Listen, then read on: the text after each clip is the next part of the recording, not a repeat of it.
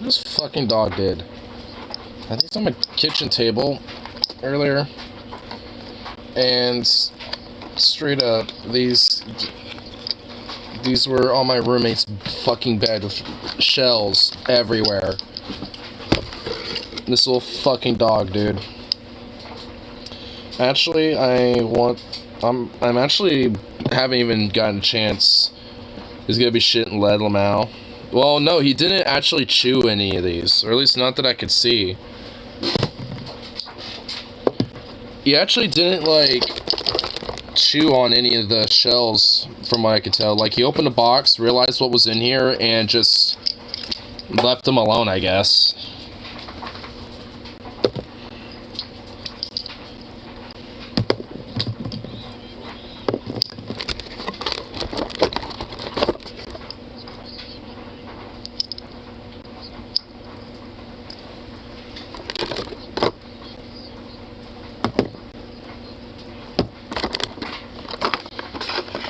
Just also make sure that they're all still okay by looking at all of them. This is my quick little inspection. Not all of them fell out, so these last ones in here actually should be okay.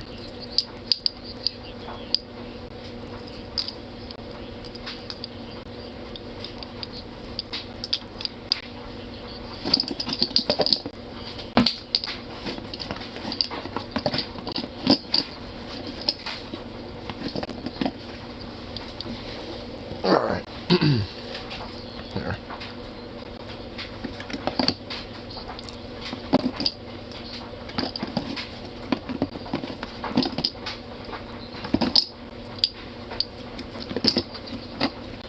This fucking dog, bro. Like, one of these days, really am gonna find him, like, dead, and I'm not gonna be happy. In fact, that's the day I'm probably gonna snap. Oh, wait, I think I found one where he... Oh my god! Oh my god. This son of a bitch, dude. I mean, that doesn't weaken this at all by any metric, but still. Let's see if they made it into the Crowder Zone. They made it to the Crowder Zone. When I got off work, they started getting into it. I'm actually technically listening to the Grease Trap right now. Alright, I got all the shells.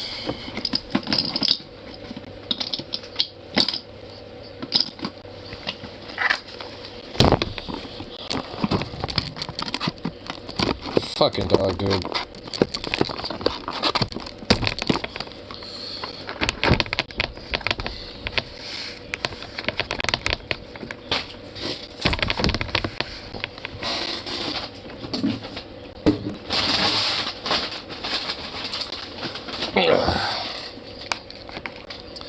Dude, the Grease Trap is pretty good, I'm not even gonna lie.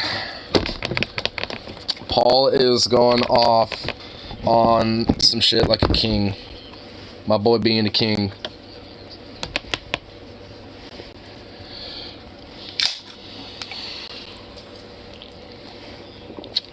Basically, Paul was saying, like, somehow somebody in the Grease Trap got him to talk about Ukraine, so He's being like, of course, Ukrainians have a right to fight, but we should stop interfering because this is all like, massive American expansionists and shit, and all those weapons are going to be used against Ukrainians that we send over there because of the right-wing militias and different groups that are going to take advantage of the power grab after shit blows over with the war and stuff, amongst other things. And I'm just sitting here just like, damn, king. I love the idea that also because, like, the virtue that, like, Russia has, like, more right-wing militias or, like, organizations working with them, like Wagner Group or whatever the fuck, means that somehow Ukraine doesn't have any at all, or they're exempted because, they don't have as many, and it's just like, what? It's like, sure, maybe they're exempted from being guilty of, starting the war in the first place, but that doesn't mean they can, like, be guilty of, like, other actions. Because, of course, they could be guilty doing other shit. I mean, obviously, Ukraine's not guilty for defending themselves, but how they do so, I guess, can definitely be guilty or not. Not that it has, like, anything to do with guilt anyway, but...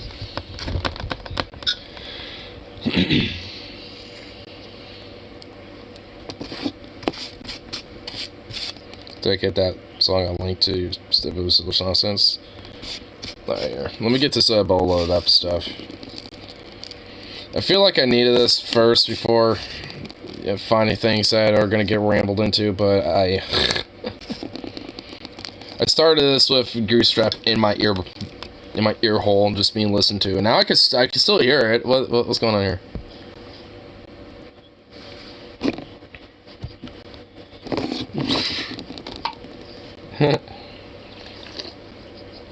Yeah, it's some good shit over there.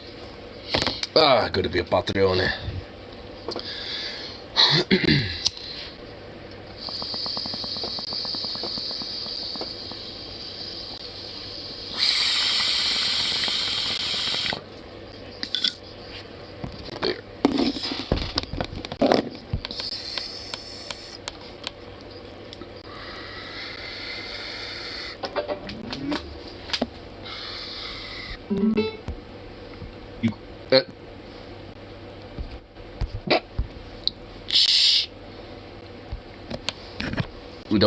We don't need a Paul going off on his tangent.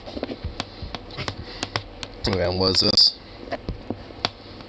Just makes me mad these days. Mr. is okay with giving us a weapon to eat Russians. Honestly, I'm kind of surprised it's not the other way around. I mean, and honestly, like, I'm honestly kind of surprised he isn't on the position of, like, we should go in there and be, like, third-party peacekeepers and, set up our own shit or whatever. Fuck.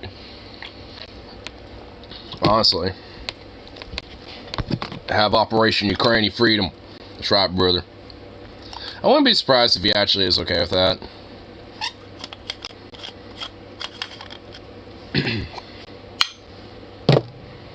Oh, here, let me, listen.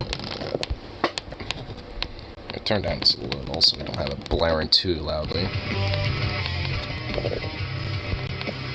Still believes in Cold War propaganda. The Soviet Union will be back in any, like, in 5 minutes now, like within the next 5 minutes, like, yep. Once it strikes midnight, Soviet Union coming back. Like, honestly, the USSR is not a thing that's returning. Like, I mean, honestly, realistically, actual, like, Russian Empire, like a Tsar Empire, would be far more likely.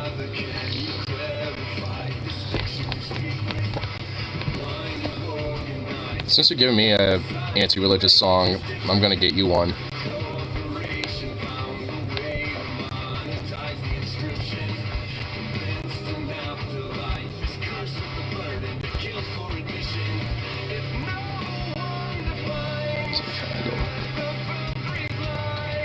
There it is. Sweet.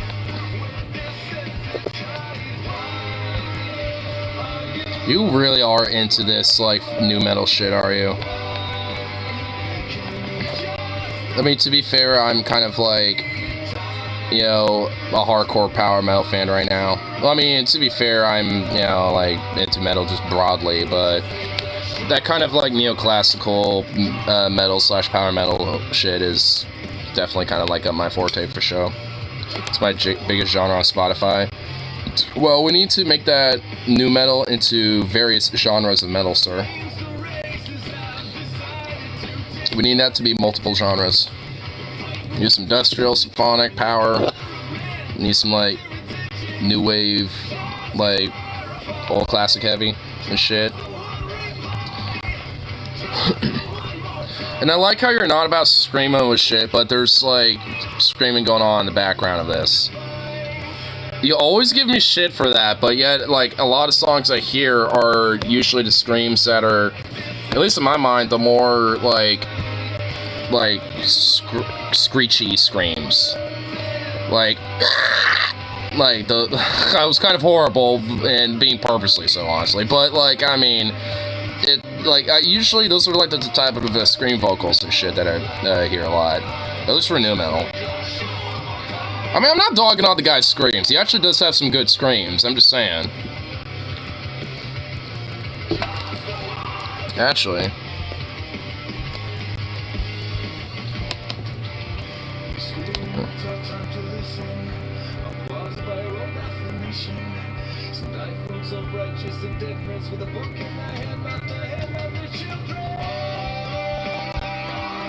I actually got 2 anti-religious songs I can pull up. One of them has, like, a lot of growls, but the other one doesn't at all.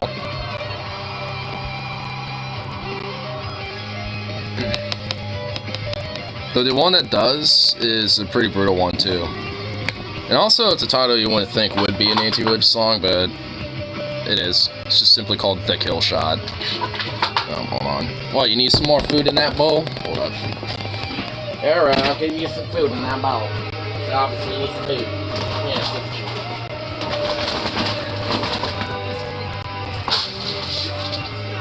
Here you go. And some water. We'll refresh this.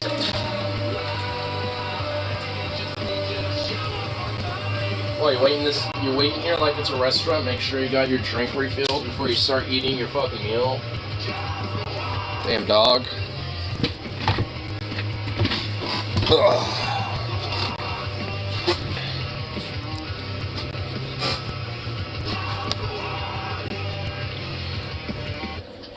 Oh shit, fuck. Oops. Well, whatever. I guess it wasn't near the end of the song, but I accidentally, like, clicked away from it. Fucking hell. Yeah, whatever. I was clicking on to the one I wanted to get to. Love that not some die with a book in their hand. Not the hand of their children. Actually, here, let me think. It was a bad song. I mean, new metal isn't, like, my primary source of, you know, metal listening, so it's not, like, the biggest thing that I'm into, but it's definitely something that I like. There we go. That should be the non-music video version, so I ain't gonna have that weird little thing. There we go. What the fucking... Would you quit? There we go.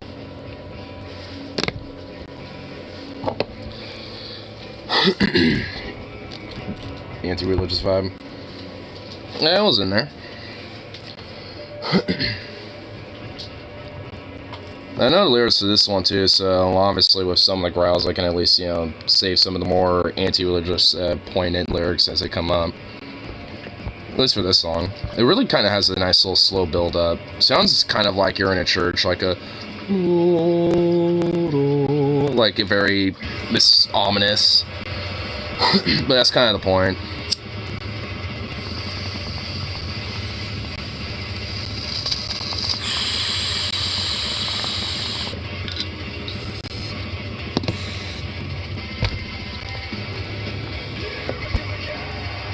Soften you on it. Well, the thing, at least with this, it's more like a growl. Everything you say is a lie. Everything you are is a lie. And I am here. Serves this ties.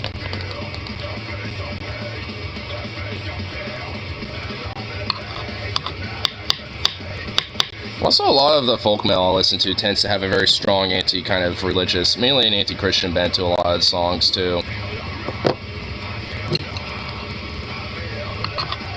Like the band Instafirm that I listen to, that kind of delves into like some Finnish like folk stuff. A lot of the songs that they delve into also have like some anti-religious messaging in them too.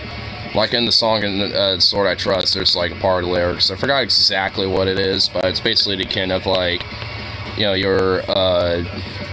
you come to basically saying it's like come my lands, you know, spreading a lie and basically trying to like kind of like unconform. I'm actually just trying to find the actual fucking lyrics of it, where it says.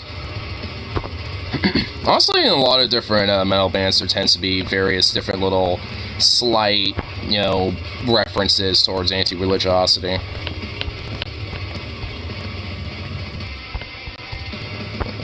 In my Sword I Trust, yeah. There we go.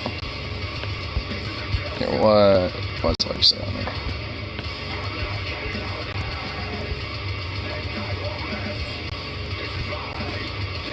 Oh, here we go.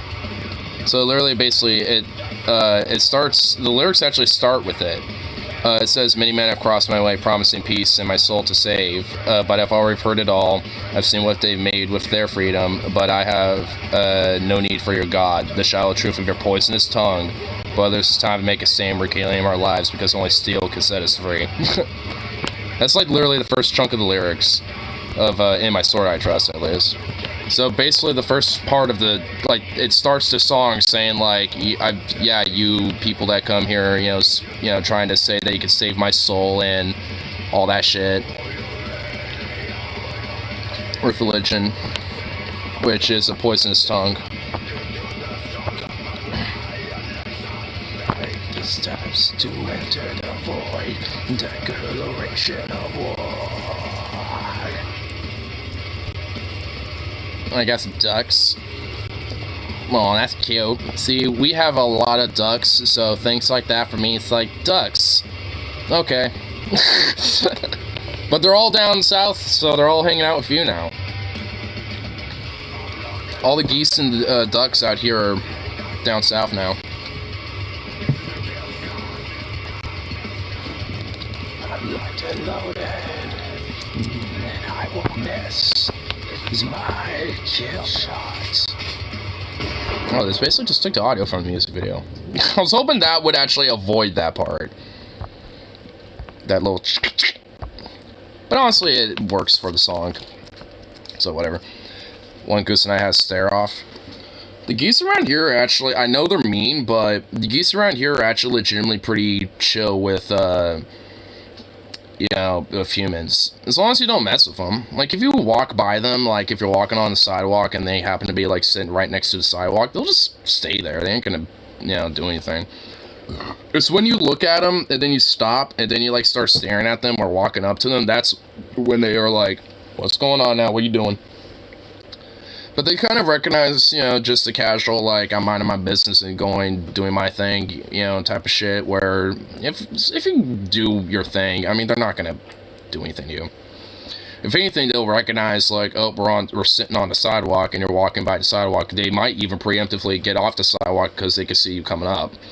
Like, they're actually pretty smart. Like, geese are very smart. You, like, I mean, especially for being just, like, big, annoying jackasses at half the time. That go, huh? A lot.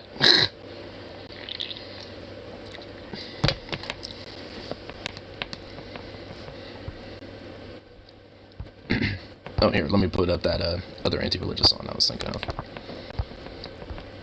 This one's definitely, because this one's just very blatant.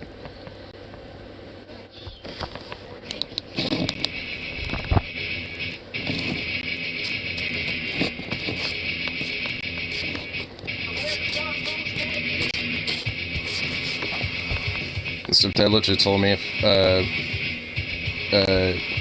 he was a little sad he won't see me in heaven because I don't believe. I can't tell if that's an insult or not. He's one of those evangelicals. He thinks you can only get to heaven through faith. So hypothetically, Hitler could be in heaven if he repented 2 seconds before death.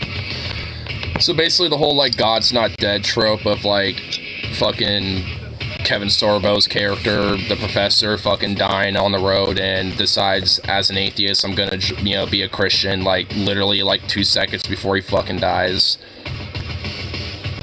You just reminded me of that fucking movie, dude. And I hate that movie so bad, it offends me.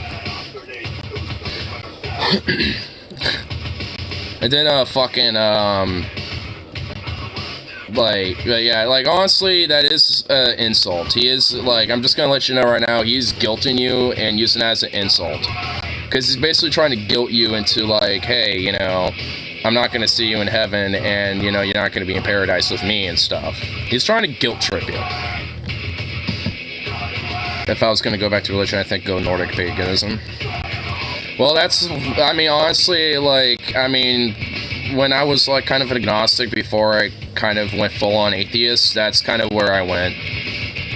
Though, to be fair, though, like, at least with Norse paganism, like, there's at least cool shit you can learn from that, honestly, and also, like, the afterlife, even if you're not going to Valhalla or whatever the fuck, is actually not bad. Like, the different afterlives, you know, that you can potentially have, like, you know, either, for Osgod, in which, actually, there's 2 different halls, and actually, Odin doesn't, get, the first pick, his wife Freya, does. So, actually, the first half of the slain in battle, don't go to Osgod, they go, or they go to Osgod, but they don't go to Valhalla, they go to a different, hall. They go to Freya's hall. So, and it's basically kind of the same shit going on there, but it's actually, from my understanding, a little bit more badass. You know, so, like, the Valkyries, you know, basically, you know, depending on Helheim. Helheim is, Hell's realm. So, one of the bastard children of, Loki. That's her realm. And also, in a way, it's, like, the 9 worlds, I guess, in a way, it's kind of referential to our 9 planets in our galaxy. And Midgard would be Earth, basically, essentially. And I guess, I mean, like, in a sense, figuratively, like, I mean, Yggdrasil could basically just be, like, the sun, you know, that kind of connects all the planets, because all the planets orbit around the sun. But, I mean, the sun is also its own thing. Like, it's actually a god that's being chased by a wolf. And the moon is also the same thing. It's actually Sol and Mani. Or Sol and Mun. And then it's Skald and Mani that are the 2 wolves that chase him. And that's why, at least in Norse mythology, it's said that, you know, the sun and the moon have their cycles. Because basically wolves are chasing them, which actually is pretty cool. I mean, at least they understood that, yeah, the sun and the moon kind of circle around a little bit, you know, and they didn't, and yeah, they thought, yeah, the planet was kind of the center of everything, but still.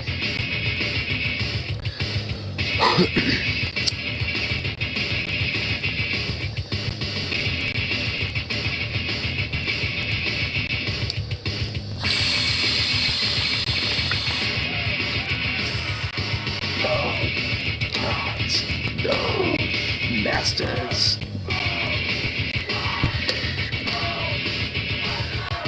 No gods. No masters. Throw it away.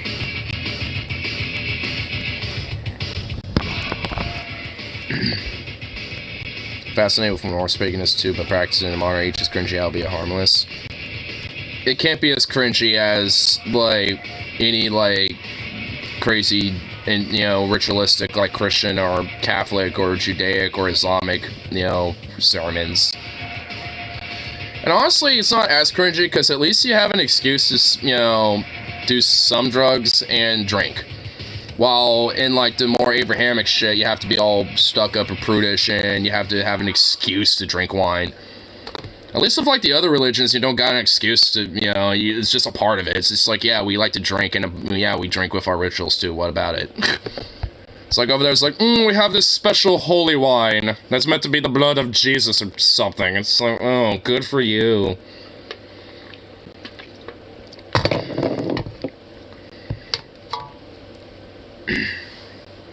I'm sure Norns have religious excuses to have orgies too. I bet. Ericasu is cringe, you're not Viking. Then Viking blood. I mean, I technically do too. I'm, Norwegian. I got, Scandinavian blood in me. But, I mean, I don't really, like, hold, like, some specific, like, weird, like, attribution to that. It's like, yeah, I got some Norwegian, I'm, like, 20-50% something Norwegian, quarter Irish, and the rest of it's just, like, a mixture of Northern European muddery. Like, I mean, for me, that's not exactly, super special. It's cool, but... and some of the shit that came from those cultures is cool as fuck. Like, a lot of Celtic druid paganism and shit is pretty fucking dope. A lot of, like, the woad paint and, like, a lot of Celtic knot artwork and shit is pretty fucking awesome. And they also had I mean, it's not really mentioned a lot, but they actually had a pretty sophisticated knowledge about, like, making roads and shit like that as well. I mean, not like the Romans at the time and shit, but they had their own, like... abilities and means to create those type of things, and had their own version of like, being able to like have some basic forms of water filtration and shit like that. So Christianity isn't cringe. It is. Christianity is cringe. I mean, I guess yeah. I mean, I'm not saying otherwise. I mean, yeah. I mean, honestly, like, practicing any religion, as far as I'm concerned, is cringy as fuck. Like, I mean, it's, like, regardless of really what it is. Some might be at least a little cooler, because there might be, like, some cool, like, like, traditional, like, beats or something going on, like, Nordic chants of, like, oh, boom, da tong, oh, boom, da pong, or some shit like that, and then you got, like, a bunch of meat and... like, sex orgy gonna happen later or something like that. People take a shrimp. It's like, at least that's a little bit more fucking cooler than just like, it's like, yeah, it's still kind of cringy, but whatever. At least there's something to that, At least there's something more fun, with that cringiness, because, again, you were saying, like, earlier, it's harmless in comparison to a lot of the more mainstream cringiness. For me, it's just like the metric of cringe, I guess. Like, how really cringe is it? And honestly, it's just like, it's not really comparable to the cringe, that can happen with a lot of the, like, Abrahamic beliefs and shit, especially with how prevalent it is.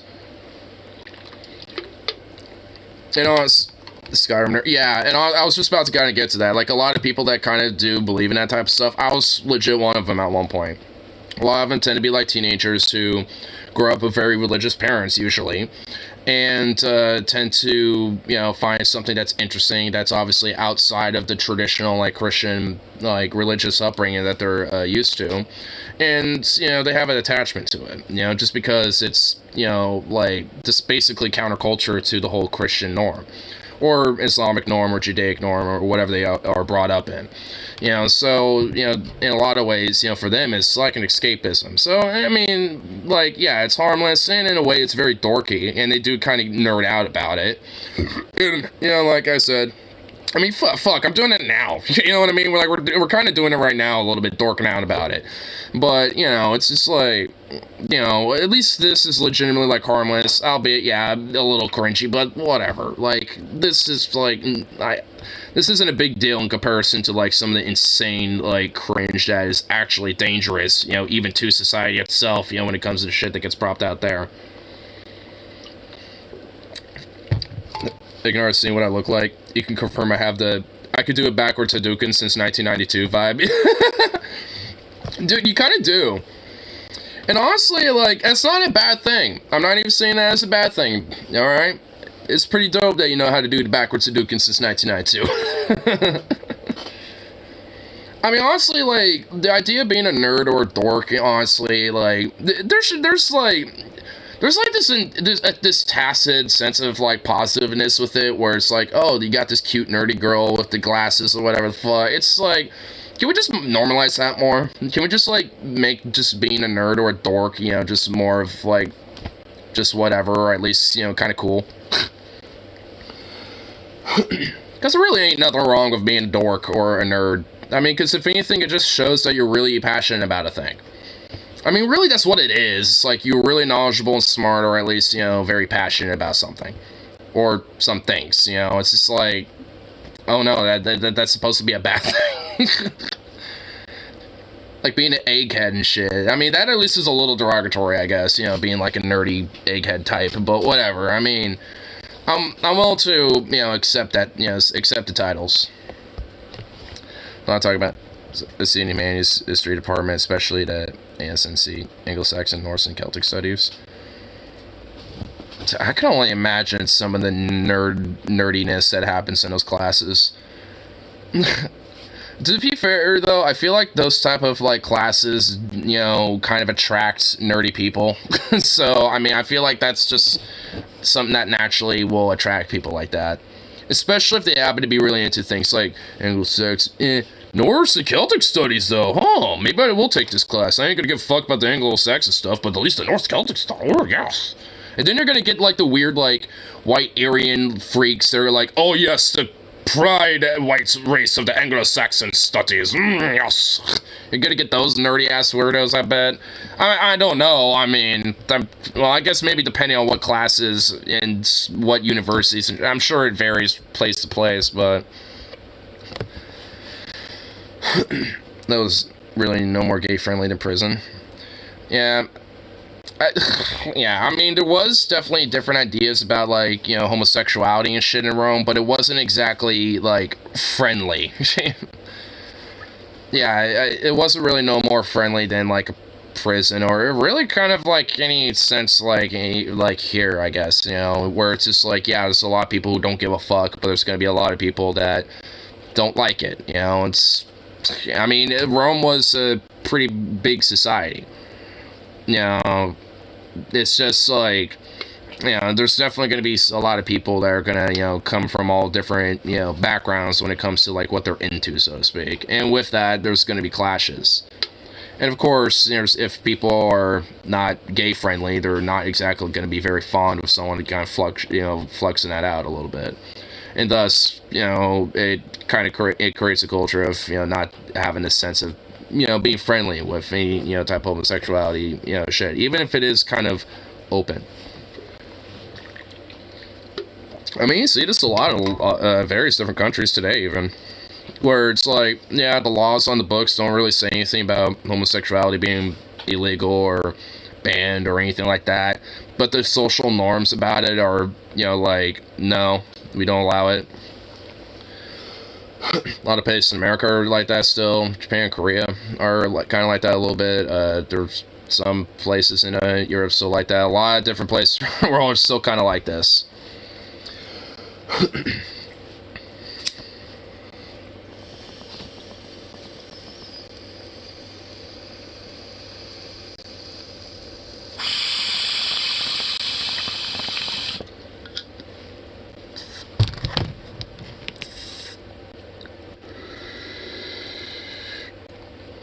To be frank, we need to spread the myth that Greeks are butt-banging each other when not fighting. It'd be hilarious if my stepdad caused me and gays fucking are. Yeah, didn't I get a fucking 357 Magnum revolver to my fucking head? Oh, what a great, great fucking hilarious idea. Oh, and you too, by the way. You know what would happen.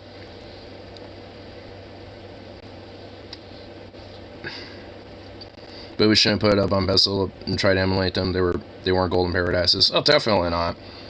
But that goes on, like, both ends of the spectrum. Whether it's, like, people on the right that thinks, you know, that's, like, you know, the pinnacle of, like, the Western society, or people that are trying to, like, you know, say it was, like, pinnacle of, like, progressive democracy or whatever. Like, on either end, like, yeah, they shouldn't, like, no older society should be put up on a pedestal. Like, I see that sometimes even with, like, Mesoamerica, but it's just, like, Aztecs literally, like, ripped people's hearts out and cannibalized them as they shoved them down, like, the steps after they ripped the hearts out. Like, bro, like, do you really want to, like, you know, try to put that on a pedestal? It's metal as fuck, I will admit. Like, it makes for a badass metal cover and shit, and, you know, and can make some awesome metal songs and some albums off of that, but, like, fuck, bro. Like, as, like, an actual society, I mean, goddamn, bro. I don't know about that. I mean, granted, like, there was insane, impressive things the Aztecs have fucking did. They built a city on a goddamn lake, for fuck's sake. I mean, it's like, there's some insane, impressive shit they did. But, I mean, we also gotta be a little real about it, you know what I mean?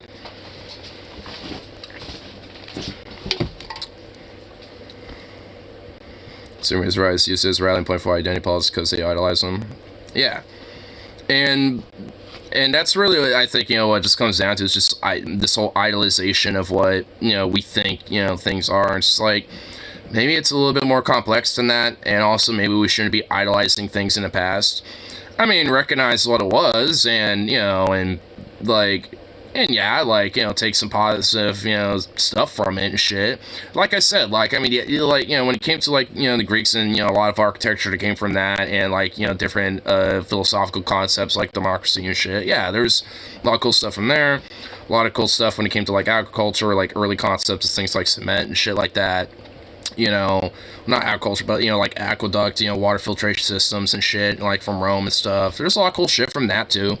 And, you know, like with Mesoamerica, like, they built a fucking city on the lake. I mean, like, that's just, you know, I mean, that's pretty badass in itself. And they had, like, no, like, sophisticated tools to do it either, you know? It's just like, damn. Like to see the Romans try to do that without sophisticated tools. I mean, they probably could, but, I mean, sure. Still, if they're still American idolized, New Mexico were pretty goddamn brutal, so brutal neighboring ethnicities allied Spanish. Yeah. I mean, that's what I'm saying. Like I was saying earlier, they were fucking brutal. Like, they literally, like, ripped the living, beating hearts out of people to, you know, sacrifice them to the gods and shit. Like, I mean, they were definitely a, you know, brutal people in a society for sure. Albeit impressive as fuck, but nonetheless, I mean, there's still plenty of things that don't need to be, you know, revered about and shit. You know, so, like, but that just shows that, like, there's a lot of, you know, various different things, you know, about all societies and shit, you know, like, you know, that have some really cool shit about it, but at the same time, some fucked up shit. You know, it's just like, and, like, every society, every culture, every empire really is not that much different, and it fluctuates. Like, some empires have far more worse shit in, you know, in their history versus good shit, you know, and while maybe some other empires have some probably more cooler things, you know, dotted throughout its history in comparison to worse shit, but nonetheless, still probably overall bad. You know, so either way, it's like, you get this all the time. I mean, that's why, you know, idolization of, like, different societies or empires and shit or whatever the fuck, you know, and civilizations, you know, to me, it's a little silly. It's cool to venerate some stuff about it, you know, like, and shit, you know, like, oh, this is, like, some cool stuff that, you know, this society did and whatever, like, that's, yeah, like, I'm not against that part, but to make it, like, some sort of, like, you know, oh, an absolute and idolize the entirety of it, it's a little silly. It's like, you know, with the Vikings, for example, it's like, yeah, there's a lot of, you know, cool shit that I definitely, you know, like, revere about, but at the same time, they still had slavery. Not every, you know, like, tribe of Vikings and shit were very women-friendly, despite shield maidens and even, like, female chiefesses, you know, being around and shit. Like, some of them were very subjugatory, you know, towards women and stuff. Some were very very homophobic as fuck, while some weren't. I mean, you know, so it's just like, yeah, they weren't great either. In fact, you know, there was a lot of them, the Danes especially, with, and, like, especially notoriously the Olms Vikings, that were pretty brutal, and it's where a lot of that whole, like, rape and pillage shit came from, with the stereotypes about them and shit. Well, most of them, like the Norwegians and, like, the Swedish Vikings and shit, were primarily more like explorers, traders, and, like, you know, just, you know, like, traders, or, like, seafarers and diplomats and explorers types. Or at least with the Swedes, you know, they actually were going more, like, eastward, so a lot of them actually became mercenaries, you know, and in fact, a lot of them became, like, the Valygods and the Mikkelgard, which is actually known as Constantinople, or Istanbul today. And what they did was basically they traveled all the way down to the Volga River to the Black Sea, went south a little bit, and stumbled upon Constantinople, and what they thought was Mikkelgard, or at least that's what they called it, and I forgot the full story, but basically, like, the king at the time that was there was really impressive, like, how, like, you know, like, with their, you know, some of the weapons and kind of, like, their bulkiness and shit, and, like, kind of how brutish they looked. So, and also of how different, like, they were obviously, like, Snow White in comparison to everyone being a lot more Mediterranean or brown in color, you know, where they're at. You know, so they're just like, whoa, these are some different people. Let me have these guys as my troops. You know, let me hire them. And of course, you know, they accepted and ended up showing their prowess very exceptionally. In fact, it became like some of their, you know, favorite guards at the time.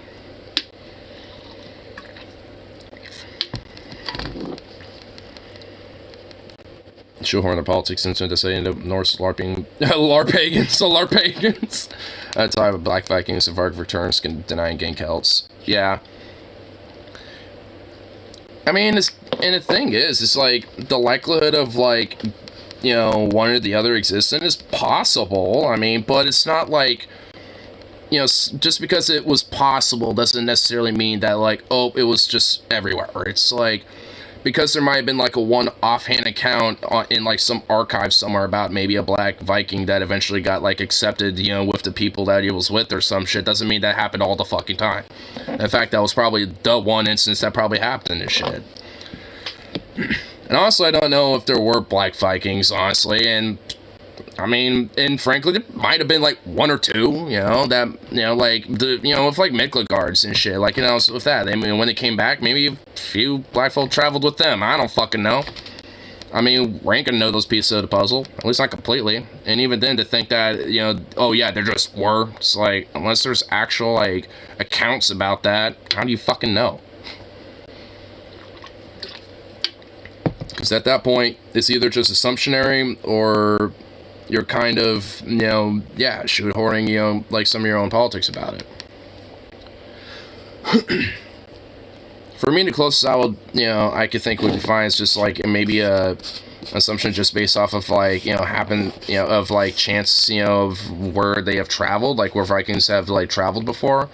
Like, because, I mean, there's at least accounts about how far they went, and there's at least accounts where they've gone to even, like, you know, the Iberian Peninsula, so it's not like they would not have seen black people. It's like, but the idea that, you know, they would have came back with, you know, those said Vikings, you know, and joined them or something, it's not really likely. I mean, it's not like it's impossible, but it's not likely.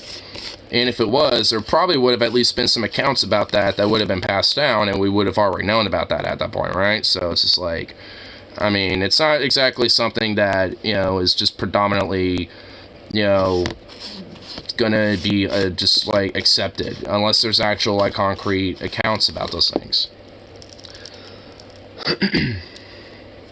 Want to shoehorn something and use some... Oh my god, Venom, Jesus Christ. To be fair, you are crossfaded, though. I'm trying to get there. Well, I am kind of there a little bit, but not entirely. No more thirsty posting, Lamau. You're fine, bro. You're good. We're off the bones. Thanks, purchase. Have blonde hair, blue eyes. Isn't that a little...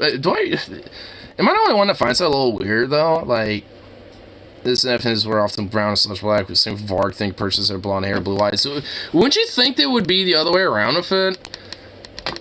Like, because that's what I find interesting. It's like, yeah, because I know, like, Varg and a lot of other, like, weird, you know, white supremacist types, you know, like him, kind of refer to, like, a lot of persons as, like, some, you know, partially as, like, you know, OG, like, whites in a way. With the whole, like, Aryan thing, at least.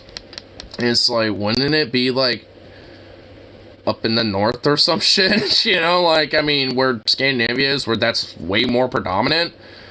Or, like, you know, in the Germanic, like, Central European area or something? Like, I mean, but I guess not. But if, a lot of people that claim the dishes Norsemen were brown and black to begin with. That doesn't even make sense, though. Like, I don't even think, like, the Sampi and, you know, and, like, some of the, like, the most far than northern, like, indigenous peoples that live in, like, Scandinavia and shit like that. Like, I don't even think they're, like, necessarily brown and shit, but I don't fucking know. I mean, that doesn't make sense. Because, I mean, there's straight up, like, evolutionary, like, reason why, you know, people that live more, like, up far north and shit, at least, you know, when it comes to, like, in a lot of northern, like, mainly, like, mainland Europe and Asia and shit, the reason why they tend to be a lot more white in comparison to people from, like, the equator is because of sun exposure and shit. Like, and people with lighter melanin, or who are, well, white, you know, are white because it's a way to absorb more sunlight, you know, so they can absorb more, you know, energy from the sun, basically.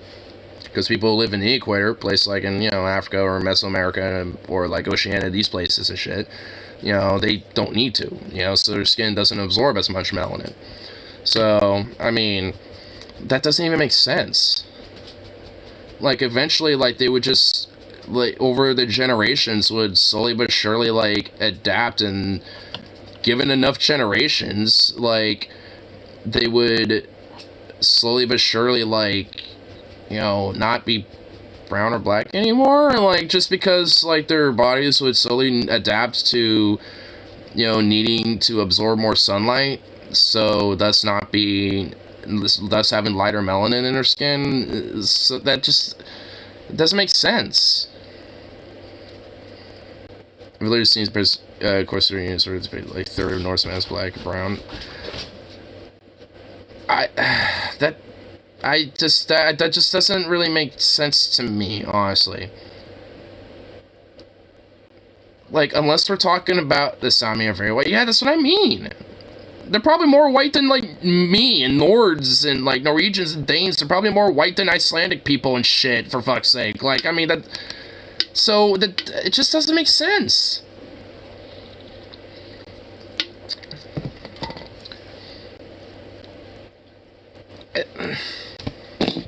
Okay.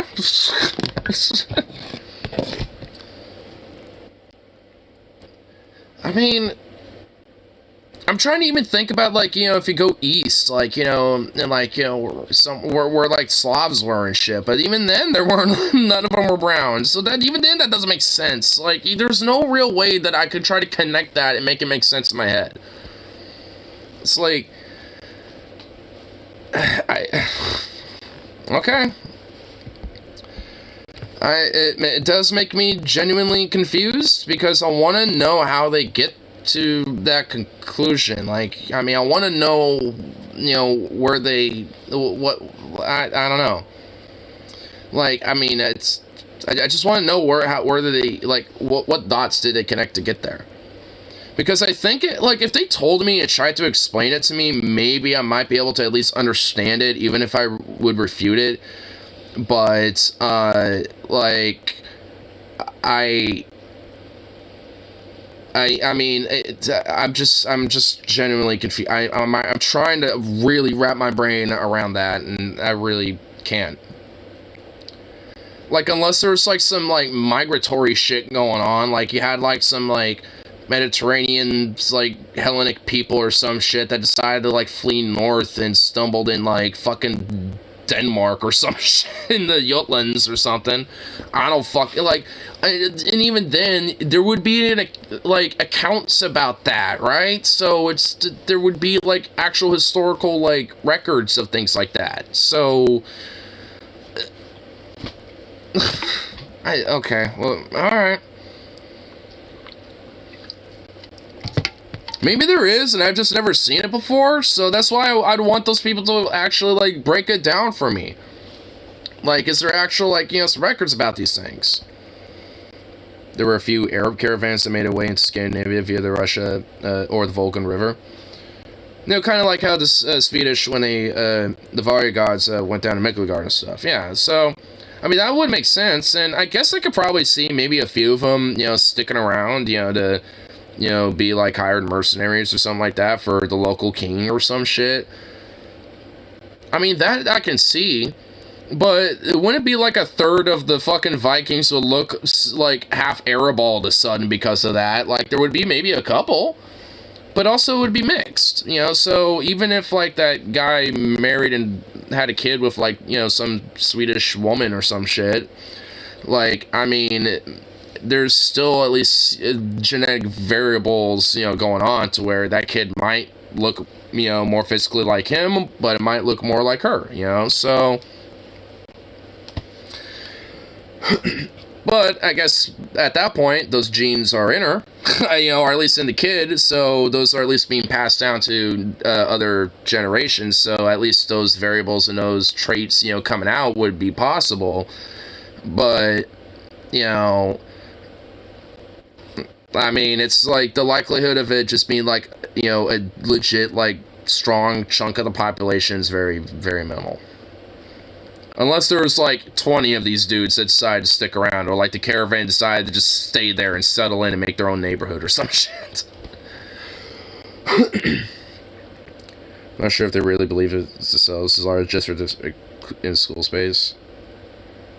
Well, I mean, even if it's for that, then they probably wouldn't really give much of a shit about, like, the actual presentations themselves. They would just, just put it out and just go with it. I mean, so they wouldn't put that much effort to trying to do the whole, like, diversity thing either, I guess, if that was the case, if they really give that much of a shit about the presentation. I don't know. Well, again, I guess you would have to, like, find those same people that made those presentations and have them, like, come in here and, like, explain it to me or something. But that would be really weird. It'd be like, hey, remember me from that one class, like, a year or two ago? Oh, yeah, what's up, bro? You want to come in on a stream I'm on? Wait, what? Huh? That would be a little weird. A stream? What? Wait, what?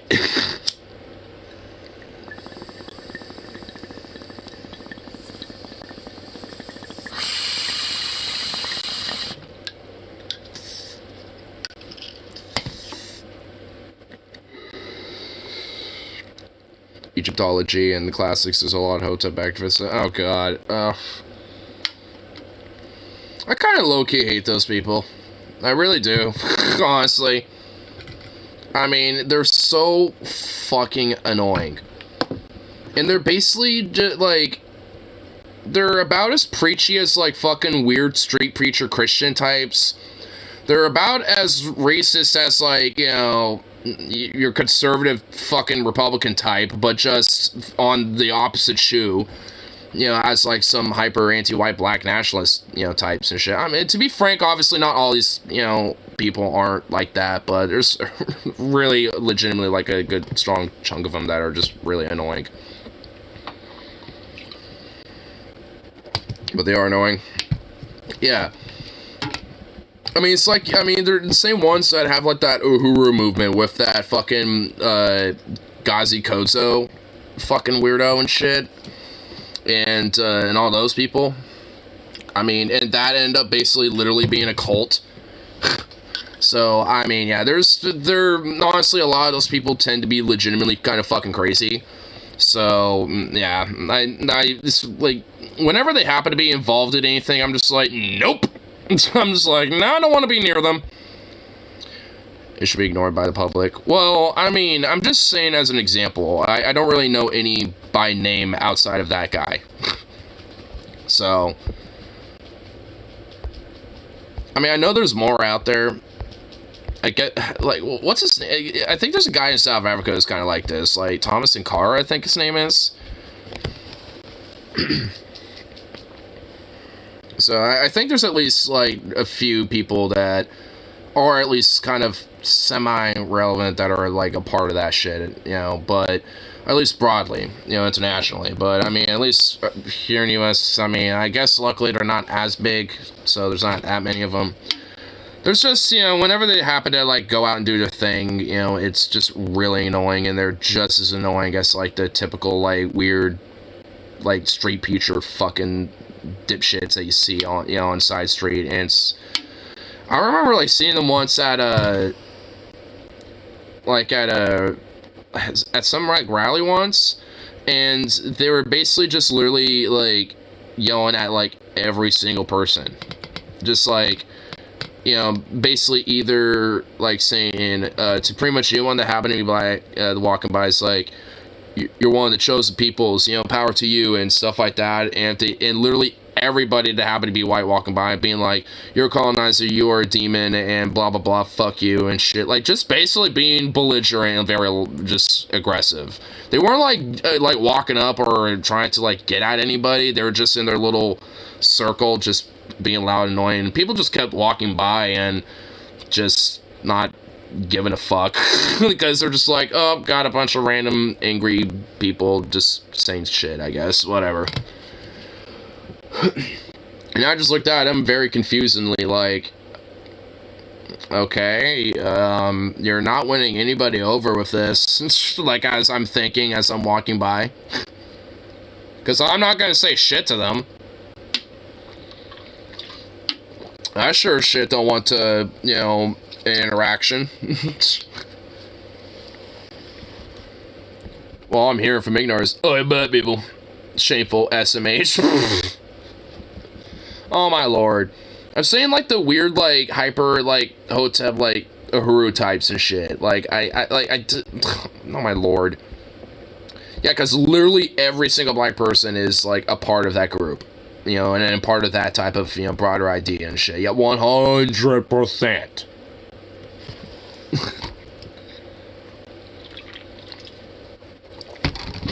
By the way, if anyone doesn't even get the satire, of course fucking not, I don't believe that.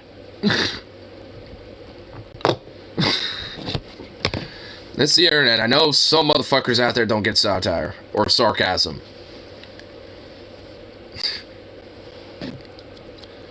Farks and coaches of the coastal crap. They're doing it trying to get centrist right-wing and white city blacks. No, I know why they're doing it. Which is honestly why I think I find them really annoying and why they kind of irk me. Because it's like, phew, glad to clarify that, lol. Well, I mean, I know we all get it, but man, there could be some motherfuckers that tune in this shit and be like, oh, I wonder what this guy's about, and then hear that and be like, is this guy serious? I mean, sometimes, you know, it just has to, sometimes even for YouTube's fucking sake, I mean, it might, you know, the algorithm might see this, pick it up, and be like, hey, Speed. It's like, what? I'm not even doing, it's like, I'm not even doing one. What? YouTube? Nah. God, YouTube's censorious ass. Oh man, I'm just having micro. Not. I mean, I don't even think that's even inherently true. Isn't it like? Wasn't there like an actual study about that? And wasn't it basically found that like black dudes are basically about as average as anybody else? Like, I mean, maybe by like a. You know, maybe like a half inch or something like that. Maybe just a slightly above av, but like for the most part, not really that much different. Because I'm pretty sure like that just really is. Because honestly, like I think because I'm pretty sure it was actually. Now that I'm thinking about it, because I think there was like. So, is this whole stereotype about, like, you know, dick size with races or whatever the fuck, is it true? Because of, like, oh, Asians, people have, like, smaller dicks, which honestly is not fucking true. Just saying. And it's shown that, yeah, they are literally about as, they're within the same average as, you're about, you know, the same averages as, you know, your typical averages. And I think, you know, for, you know, like, bifolk, I think it was just, like, maybe slightly above. Guys from India are small here. Yeah, I think they, you know, did a study about, like, you know, Indians, too, and I think they were just ever so slightly, you know, below the averages, but, you know, somewhere around there. Didn't have the biggest. Well, yeah, I mean, obviously, with statistics, there's, you know, you're gonna have, you know, specifics where there's gonna be more on certain averages, you know, or above or below, but that's how they kind of get moved up or down on the overall averages and shit. I'm just saying, like, when it comes to, like, the general average, it's not really, like, as serious as, you know, people make it out to be. Obviously, that means you're more likely if you're, whether black, you know, or whatever, you know, or anything else in between, you know, and shit, it will probably mean you're gonna, like, more likely have either a bigger dick or a small, whatever the fuck. But even then, who gives a shit? It's about how you work it, you know? It's like, and honestly, sometimes, you know, for some people, there is a thing that's too big, you know? So it's just like, I don't know. Who will reject you based on, because it'll be too small, because, Yeah, and then I'll drop the pants, and then I'll be like, you want to say something about that again? It's just like, see, I mean, how's that, what? Oh my, okay, whatever. I mean, sure, yeah, I guess. I mean, I've seen various different dicks, and honestly, it's just like... There's one way. Yeah, I mean, honestly, like, are they? Like, I mean, or what? Like, what's going on with that? Yes. So, they basically just want, like, they just basically have a preference. They just don't want, you know, like, a small little whitey guy. They want a big, hung black guy. I mean, it sounds like they just have a preference. I think I just nailed what their preferences are. Just like, you know, somebody who's like, you know, a big, you know, strapping, you know, black young lad that's also a little packaged up down there as well. I think, you know, that's basically the preference of those women. Nothing wrong with that. I mean, yeah, there's nothing wrong with it. And in fact, I, you know, just kind of mention it to myself. I'm like, you know, I kind of want that. It's like, you know, that kind of sounds like, you know, a nice little date right there. You know, go out to, you know, go to the restaurant, maybe go to a bar, have a couple drinks, you know, play some pool, and head back, you know, to the pad, and, you know, have a little fun here and there, you know. It sounds like a good time right there for this hypothetical guy I'm talking about. So, I don't know, I mean, it's like, I can get it, and I mean, whatever. I mean, you know, it's not that big of a deal to me. I mean, I really... As long as it's not, like, hold as, like, some sort of, like, normal standard that society has to, like, be enforced upon, you know, like, to follow and shit, I really don't give a shit. I mean, as I say, there's plenty of fish in the sea, you know, so. Good evening, welcome to Cock Talk, where we're speaking of ignorance in the Cock Talk. You know, it's not my fault that we start talking about that. You know, like, let's break it down. We start talking about religion. We started talking about, like, how cringy, like, you know, pagan dork people can be sometimes. And then we start talking about, like, you know, not American, it's just, like, kind of human history a little bit, tangentially. And it just kind of devolved into cocks. So, I mean, yeah, like, why does these streams always devolve into cocks at some point? Like, they really do. And I don't even think Venom was the one who started it. Like, who started it, actually, this time? Like, you know, I want to actually, like, who was the catalyst for the Cock Talk this time around? Because like, was it me? Venom, okay, Schlong. Well, I mean, he slept around with various different women, so I imagine he probably, I mean, there's a reason why those women fell with him in bed. So, I mean, it's not just because he was, you know, the civil rights advocate and, you know, was like a big charismatic leader and shit. I mean, obviously being charismatic has, you know, a lot of things, you know, going for that, but, I mean, what, you think that's the only thing going on? I mean, think about the embrace, you know? I mean, it's not just, you know, the arms, you know, kind of wrapping around each other, whatever the hell. I mean, you know, at a certain point, at a certain angle, it kind of looks like, you know, it's having a little bit of a buffet. Girls size, I can speak for both the main splash share and whoever he's fucking.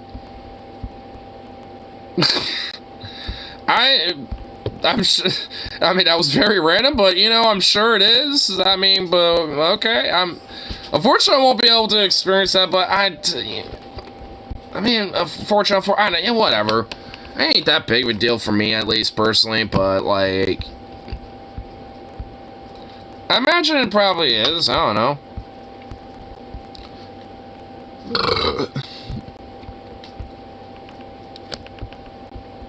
Why do fat women love me while I can't get a Skinner girl to look at me twice? I mean, because Alabama. I mean, I really feel like that's it. If I go stand so, because most men prefer in shape women. Well, that's why, you know, let them see me. Because I'm okay with it. There's a lot of skinny chicks around here, so, like, you know, thicker chicks I'm okay with. Even if that means your theater, because whatever.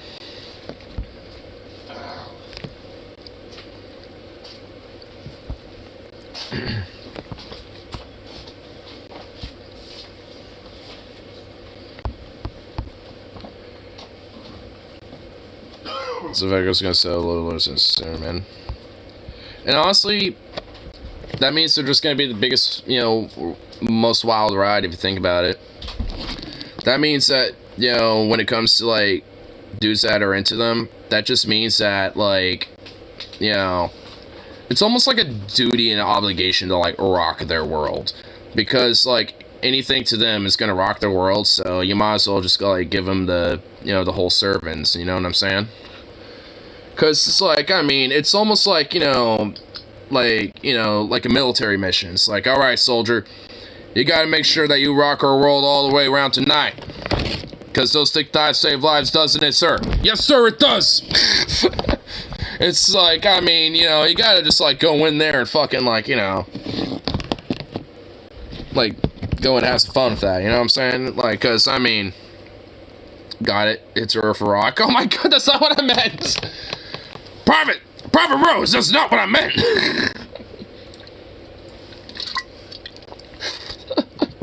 My god.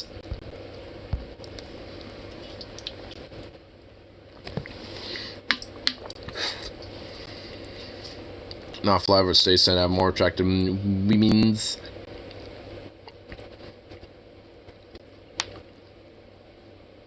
It's pretty rare for a thin girl to really want a fat guy.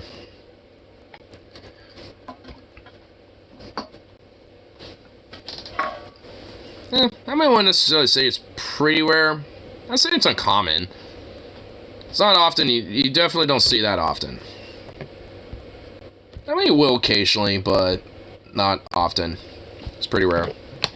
Well, again, I wouldn't necessarily say it's just, well, I don't know. Around here, it actually really isn't as uncommon, but I mean, it's mainly just because there's not really a lot of like thicker people around up here. I mean, there are, but like, I mean, in a sense of like, you know, people being overweight, because there's a lot of more like health conscious shit and all that, and up in PNW mainly, especially around Portland and Seattle especially. So I guess it's just because in general, you know, for me it's a lot more of an anomaly in general to see someone who might be overweight unless they're at like a Walmart, to be fucking frank. I'm just gonna be honest with that one.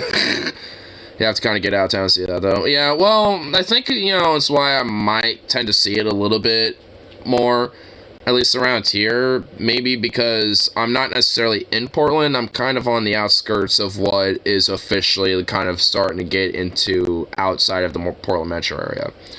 Like, once it goes more south, you know, you're going to basically Oregon City and Canby and starting to go, you know, down that route, basically. So it's like, I mean, all in all, if anything, it's just like, you know, like, for me, it's a little bit more common to maybe see someone who's definitely overweight, but it's not like, and that's kind of where, for me, it's not necessarily like, you know, uncommon, at least in a sense, because people tend to be more accepting about shit in general around up here, even if they tend to be a little conservative about things, you know, but that's, I think, why, you know, overall it's still kind of an anomaly, because, again, you don't really see him as much, especially more, like, urban and closer into Portland metro area you get.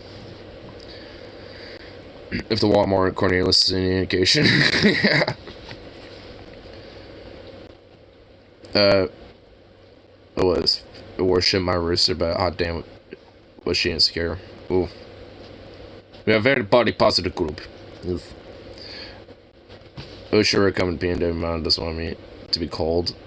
She doesn't want you to be cold? Oh my god, no, dude, it's called a hoodie. It's called jackets. Dude, just get a fucking epic fit with some jackets. Dude, what do you think we wear flannels and shit out here for? Thick button-up shirts and flannels and stuff? Like, it's not cold. Yeah, I mean, well, it's kind of cold tonight, you know. It's in, like, it was in, like, the 30s tonight a little bit, and in the 30s last night. It's been a little cold around here. But, I mean, it's not that bad. Yeah, Minnesota's cold. Like, yeah, Montana right now, cold. Oregon right now, it's not that cold, okay? Like, dude, you're fine. Like, dude, you're not gonna be cold out here, bro. Oh my god. I don't want you to get cold and shiver when we're out there. It's like, good. It's like, oh my lord. There's a lot of people that get away from the cold to get up here. Or the heat. Like, because it tends to be more temperate. Nothing's in our price range. Are you sure you wouldn't be able to find something out in, like, Eastern Oregon or fucking Central Oregon or some shit? There's gotta be at least, like, somewhere. I mean, yeah, if you're looking at, like, Eugene, Salem, Portland especially, yeah, you're not gonna find shit. But, I mean, outside of that, there's gotta be at least something out there. Especially in Eastern Oregon, if all the small towns thought of proud. Nothing that isn't lot rent.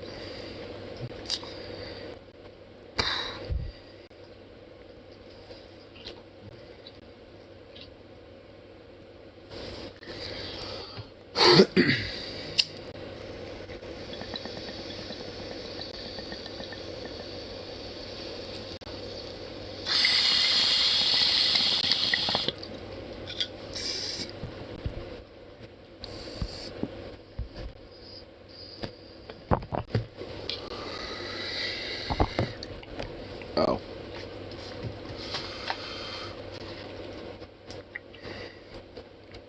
She wants to own the land. I don't know, something about me giving a good home after she passes.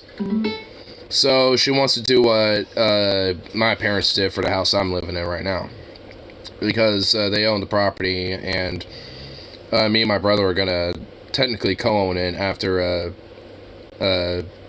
one of them passes. I'm pretty sure it's just going to be at least... how is it work? How does it actually fucking work from what I understand?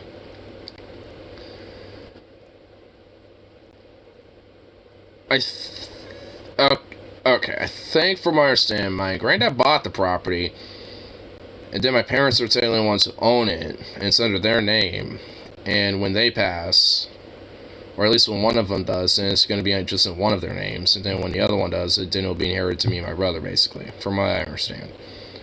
And obviously, from what I understand, my brother don't really give that much of a shit about owning it, so basically just go to me. So, I mean, honestly, like,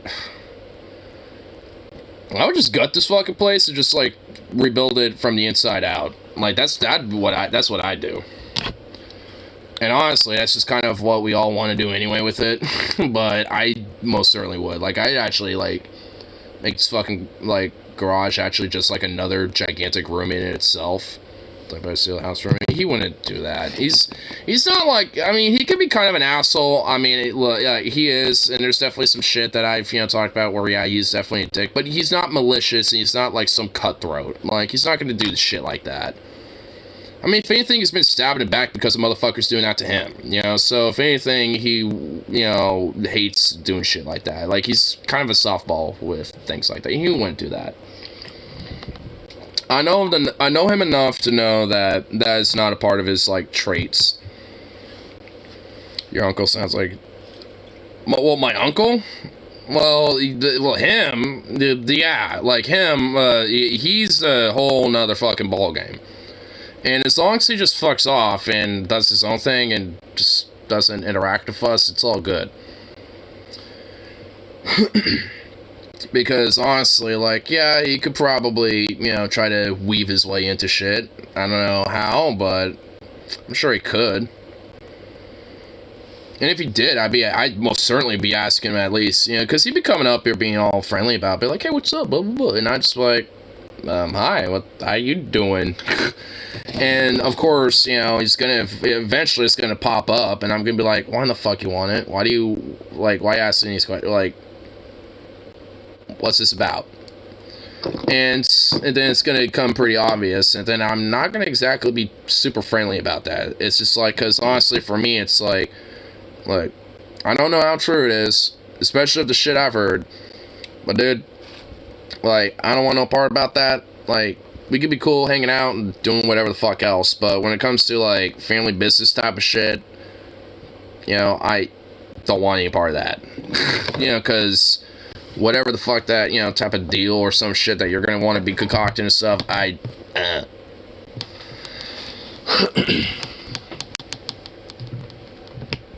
It's like, we can chill, have beers, maybe catch up and say what's up, but that's far as it'll go. And even then, I'm just being, that's just me being courteous. Like, I mean, frankly, I wouldn't want to do that in the fucking first place. But considering he's family, and at least for some reason he thinks of me fondly, I might as well keep that up.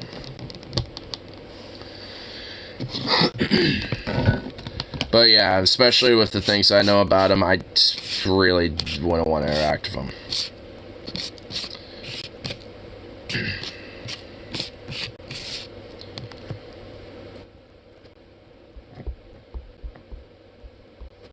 There's a couple mobile home parks in Wilsonville. I would not be in no goddamn trailer park. Fuck that, bro.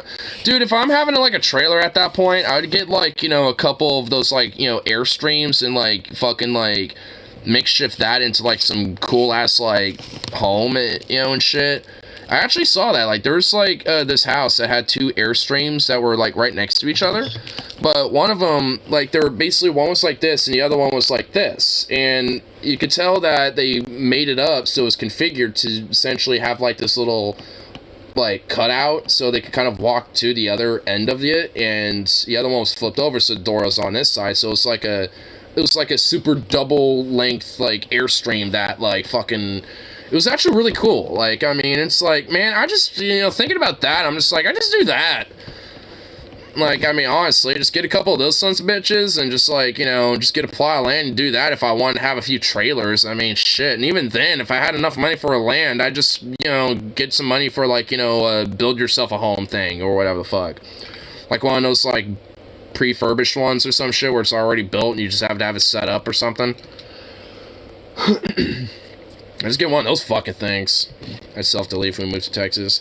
If it's Dallas, do not do that, because I got family down there, and, you know, and you would give me at least another reason to consider maybe going there. Like, if I have any fucking reason to go to that shithole state. At least then, you know, there's you. You know, it's like, cool, I got at least some family that I'm okay with hanging out with, and then, you know, my homeboy. Cool.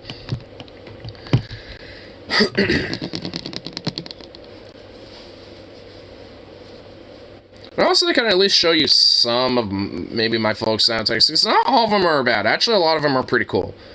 Like, a lot of my cousins are actually pretty dope. But, I mean, albeit very simple people. Like, I will say.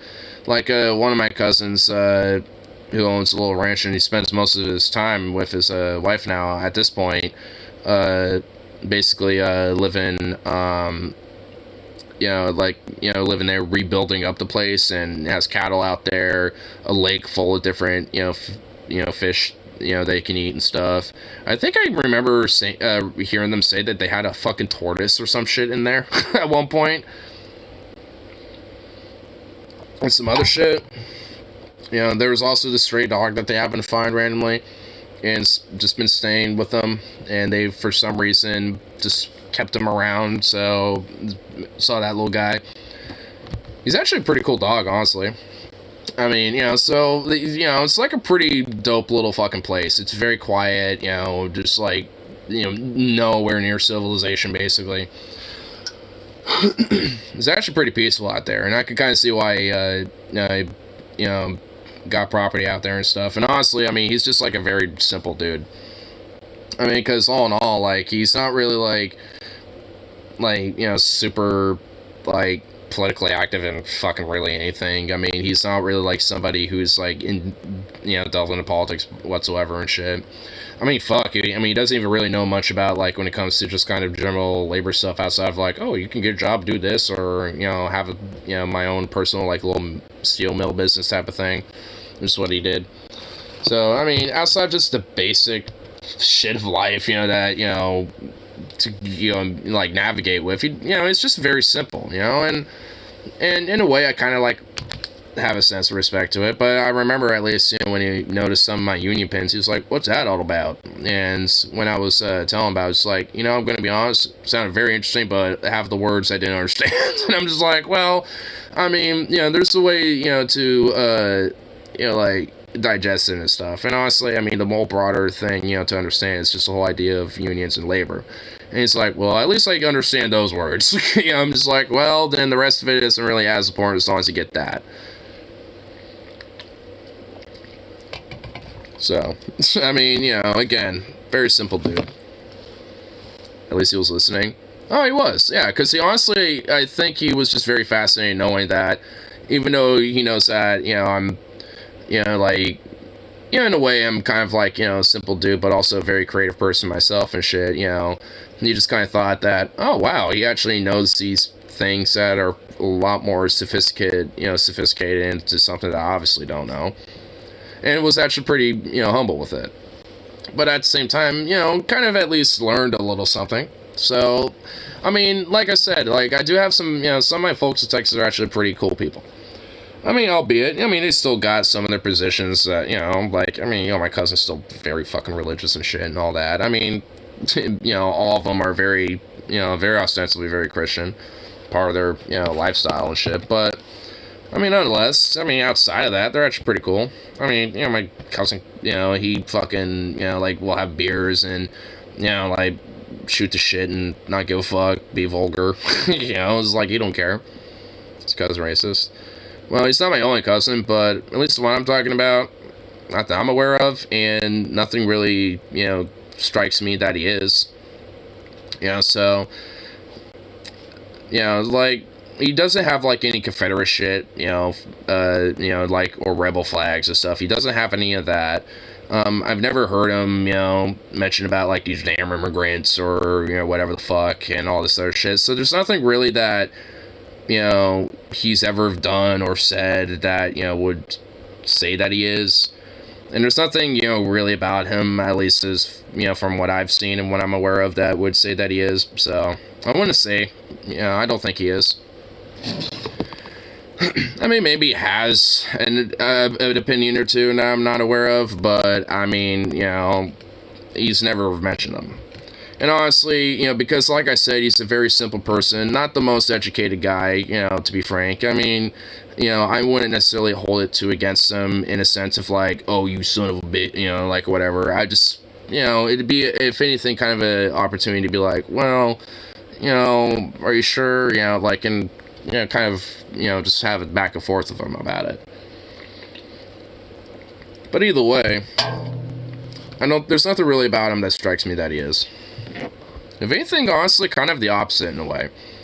Because he's actually had, like, pretty fond conversations about, different interactions of, like, Hispanic families that he's helped and stuff like that. So, if anything, honestly, from what I get, he actually kind of seems to have a little bit of the opposite perspective.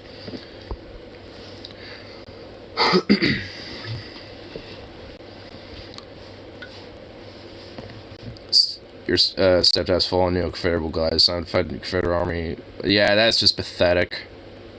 It was a light blue field of simple white star. Dixie flag was the battle flag of the Army in Northern Virginia. Yeah. I mean, the whole Confederate flag that people recognize the most of, like, the whole, like, X cross thing and shit, that came around predominantly during the Jim Crow era. Like, after Reconstruction and shit. Like, when all the statues got erected up as well. Like, a lot of those battle flags people are very familiar with, or the rebel flag and all that shit, predominantly came around during that era. I mean, it did exist in the Civil War, but that was not the main flag. The one you were talking... wasn't the main Confederate flag, like, just basically red, white, red stripe, and then it had, like, a little blue corner here with just that one star. It wasn't one star, actually. Wasn't it, like, a couple stars? Like, wasn't it each star represented the states of the Confederacy? Any more words of James Raynor? I guess he wouldn't be a Confederate if he wasn't a complete pain in the ass. Dry food Cherokee reservations around South North Carolina border. You see a lot of brown Cherokee Native Americans find about fag, unironically. That is just fucking sad, dude. It's like, do they not know where that, like... I mean, I get there's, like, a segment of people that, refer to it as, like, just simply a symbol of rebellion. But it's like, man, it's not just that, bro. The rebel flag was on Confederate money. Yeah. Yeah, like the whole, like, yeah, because I think of the whole, symbology of Virginia, with the state, because of the Virginia battle flag and shit that Carl was talking about. Because, it was symbolic towards the Northern Virginia armies and stuff with, Robert E. Lee and his, forces and all that shit. So it's all tangential around that. I mean, it was definitely around during the Confederacy when they were a thing, for sure. But, it didn't really become the most popular symbol of the Confederacy up until around Jim Crow and shit. Which wasn't really that long after the Civil War. Like, the Jim Crow era was, like, what? Like, the 10s, 20s and shit like that? Or, like, 1890s and shit? Like, it wasn't really that long after the Civil War. It was, like, near the end of Reconstruction, wasn't it?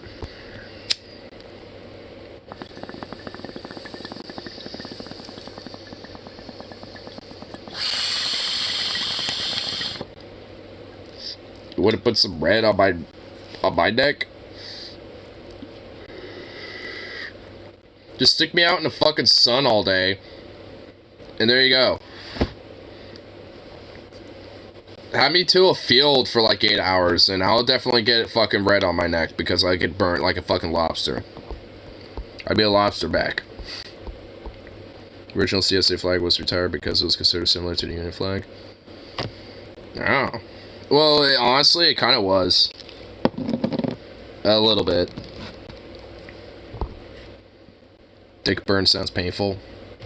Ow, yeah, that really does sound painful. And, Rose this in a link. What is this link? My little brother... Oh, I've seen this meme! My little brother, I want to be a racist when I grow up. My mom, my sister...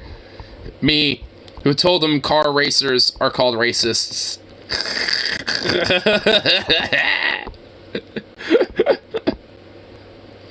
Oh my god, I have this meme, dude. It's so funny. I love this meme. Because honestly, if I had a little brother, dude, that I would do that. That would most certainly be me. I'd be the fucking biggest goddamn troll.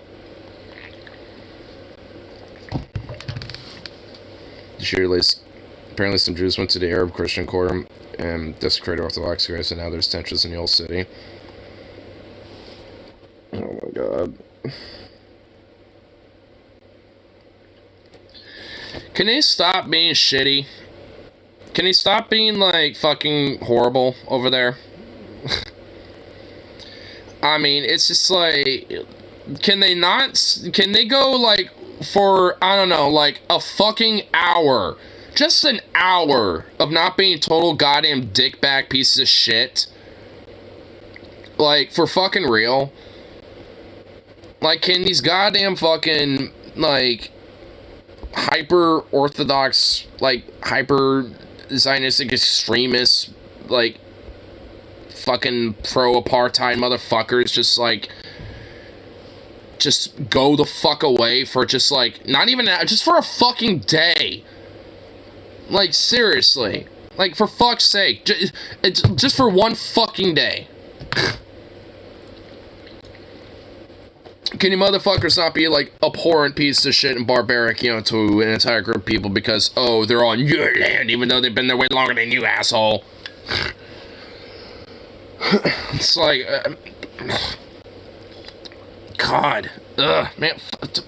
What bitches? I mean, if they're religious and go to churches or whatever, I guess it'd be a synagogue for Jewish people. Like, whatever it's like, whatever the fuck it is. Like, basically, what do you think prayer is? It's like them trying to cast a magical spell of goodwill upon themselves or whatever they're trying to bless or whatever the fuck. I mean, really, it's like, how is, like, praying basically no different than trying to cast a spell or some shit, you know what I mean? And might as well be like a wizard being like, Alakazam, Mr. Pool! Because, those people don't care that the graves vandalized. Know why? Because they're fucking dead.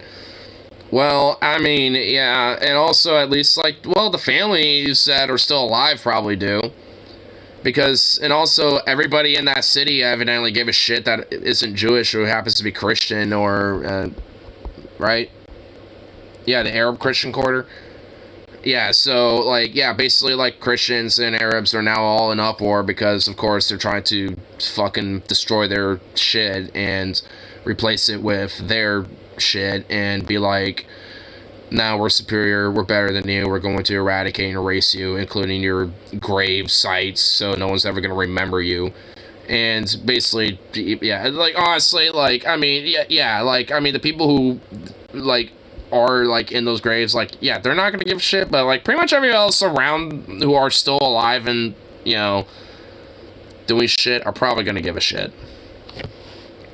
I mean, fuck, I would too. Especially knowing all the endless fucking important garbage fucking filthy, dangerous, garbage, dehumanizing crimes that they do to, you know, to do these people. I don't know what other, like, fucking vocabulary to use to, like, describe this without being, like, too visceral. I don't want to be too harsh. I don't want to be anti-Semitic about it now. Even though, like, it has nothing to do with that. It's just a fucking, like, see, that's what I hate, too. It's just, like, if you happen to criticize, you know, the apartheid and all the fucking shit that goes on, you know, when it comes to a lot of Palestinians there, whether they happen to be Islamic or not, you know, it's just, like, you can't really make much criticism about that, because, oh, what about the, you know, defense of the Israeli people that keep getting rocks and, like, little makeshift IED bottle bombs and shit like that, and and little rockets, you know, going over there and shit, and the Hamas, oh god, it's like, fuck off. I mean, it's just like, I mean, the entire literal, like, Nazistic genocide that's going on with the fucking Palestinians that the Israeli government's doing somehow, like, justified because, uh-oh, you might be, you know, an anti-Semite if you fucking criticize them and shit. It's like, go and fucking yourself. That's bullshit. It's so goddamn dishonest. So fucking disingenuous and dishonest. Because if anything, it just emboldens and enables genuine fucking Nazis, you know, because then it thinks like, oh, that means that, like, you can never criticize them. See, they truly do run everything. It just enables those motherfuckers more. When that ain't even the fucking case. It's the case that they're just doing genocidal fucking human rights violations and war crimes left and fucking right every goddamn fucking day. And, oh, well, you just can't touch that, can't criticize it. Fucking bullshit. Or the assholes. Yeah. Like, if I saw Benjamin Netanyahu, oh my god, I'd be throwing pork tenderloins all over him.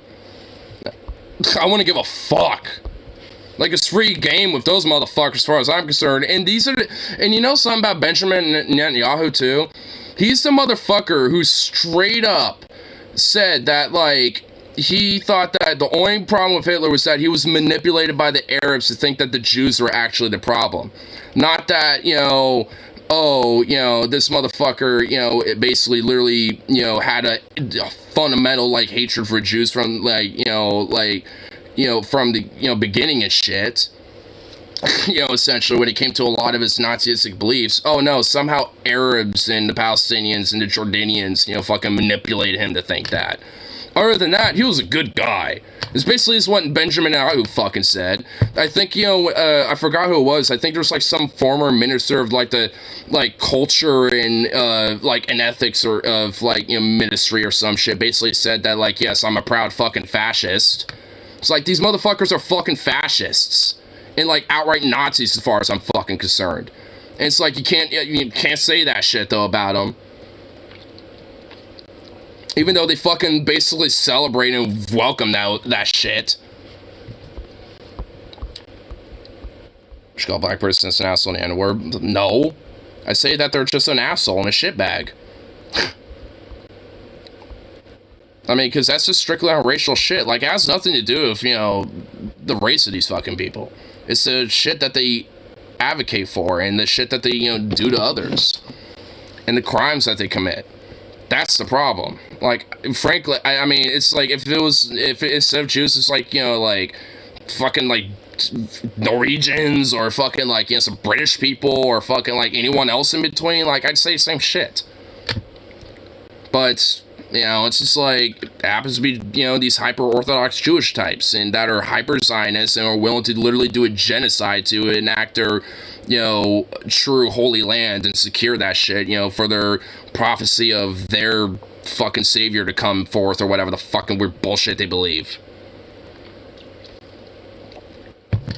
It all just comes down to fucking the poison that is religion that they all believe in. Like, I could give a fuck who they are as, you know, as their background. Really fundamentally, it's the ideology that they believe in that's the poison. And that's really the problem. Wonder what fascists ignore is up to in an alternate universe, probably hanging fascists for being gay. That target's supposed to race or creed is kind of not cool. Kind of my point. Well, yeah. And the thing, yeah, and fundamentally at the end of the day, like, you know, when it comes down to these hyper, you know, or at least, you know, when it comes to, you know, Jews in Israel that are being hyper, like, Orthodox Zionistic, I don't give a fuck that they're Jewish. Like, that's not the problem to me. I don't, like, because, like, there's plenty of, like, you know, Jewish people who are fucking dope. Like, I mean, how in the fuck would, like, someone just inherently being Jewish be the problem? Like, I mean, if, like, in an alternate universe, if Benji Yahoo was, like, some hyper-progressive or some shit, like, I wouldn't have any critiques about him. But he's not. He's basically a fascist. Doing an outright Nazistic genocide against Palestinians because he thinks they're literally an inferior group. And thinks that his people and his ideas and his ethics and his culture is superior to everyone else. That's the problem. Is that essentially, you know, he's just a Nazi, just, you know, of a different flavor of it.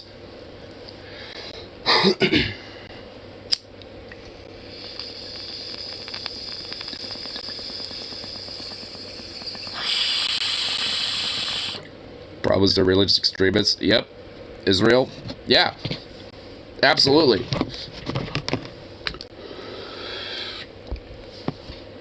I mean, they're Judaic extremists because the reason why they do apartheid against Palestinians is because of the philosophy of Zionism, which is a Judaic religious belief. It's not the only Judaic belief out there, but it's, you know, certainly one of them. There's a lot of anti-Zionistic Jews that exist out there. And a lot of them, you know, if anything, get also, you know, called out as, like, a bunch of, like, secret Nazis or some shit by a lot of these hyper-Zionistic or hyper-Orthodox Jews, too. Like, there's even a rift and shit even within different Jewish communities because of this shit. Because even there are, you know, because a lot of Jewish communities recognize, you know, that a lot of what the Israeli government's doing is wrong, but, you know, just, you know, basically get, you know, thrown on their bus. An Arab Sunni quarter, an Arab Catholic quarter, and an Armenian Orthodox quarter. Isn't there a wall in Jerusalem where Jews kiss for good luck or something? I know there's a wall in Jerusalem where, like, Jews go to and shit. Yeah, the Western Wall. Yeah, that's what it's called. But yeah, I don't know if they kiss it for good luck. I don't know what the fuck they do to it. I mean, I hate to paint with a broad brush.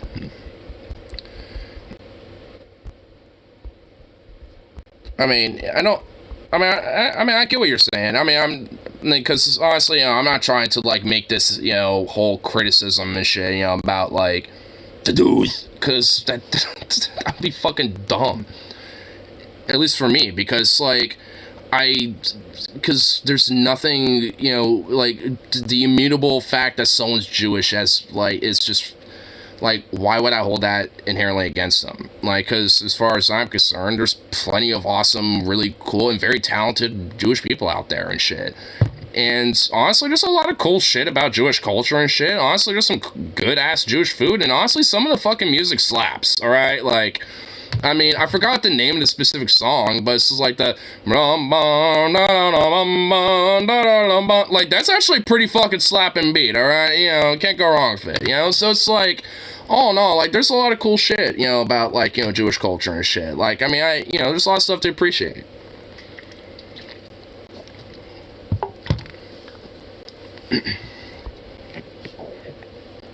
More into Qualali. Well, I don't know all the Jewish songs and stuff. I just kind of know, like, the style that it's played, you know. Now they know how to jam the Qualali. Well, okay, so it's a wholly different thing. I thought you were naming a song. Yeah, okay, hold here, I want to look this up, actually. I'm looking this up now. You're making me look it up. I want to hear it. Best of Nusrat Fateh Ali Khan, top 10 Qawwali and Sufiana songs. Okay. All right, we got this guy. Yeah, well, yeah, this is literally the first result. Here, is there a timestamp for all the songs? Oh no, there isn't. Here, I just want to find one. Does someone have a timestamp of all the songs? There isn't. All right, I'm just gonna skip randomly, and it's like 2 hours. There ain't no way I'm listening to like all of this. I just want to listen to some of this. We'll skip like halfway. We'll go to like 55 minutes. Here we go. I want to listen to some of this. Oh shit.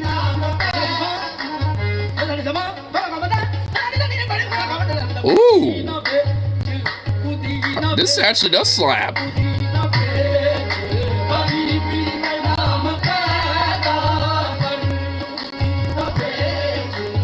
This sounds like almost like a mixture of like all sorts of shit. Like, I mean, it sounds like Arabic, but also sounds like it has like a lot of different like Africana like style beats going on there. Like, there's a lot of shit going on with this. This is like a major blend. No offense, but man. I mean, I just skipped randomly. It's like literally like some random. It's in the middle of a song. Like, I mean, you can't really just like, you know, just make a total consensus out of just like, you know, one, like 20 seconds basically.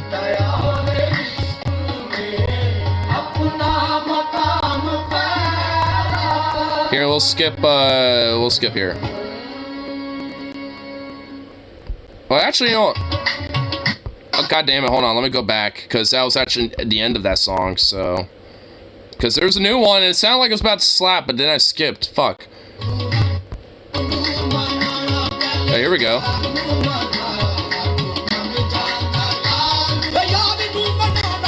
Ooh.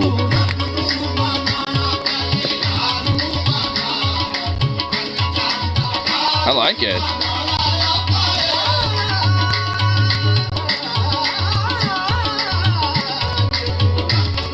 Well, I mean, for me, it's a certified banger. Sounds like folk music in a different language. Well, that's basically is what it is. You just described all folk music. Like, folk music is just music from, like, different cultures and languages. Like, that's just, you just described folk music in a nutshell.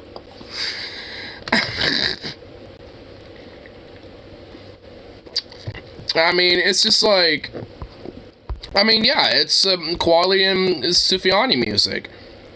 Or Sufiana? Am I saying that right? Sufiana? Or at least, I know it's at least Qawwali. Or Qawwali. I feel like I'm butchering it no matter how I try to say it. But either way, I mean, I dig it. I think so. Qawwali. Yeah. I mean, either way. I mean, I've heard a lot of, I mean, and honestly, what I really like is that I can kind of hear, like, a way to, like, make that metal. Dude, I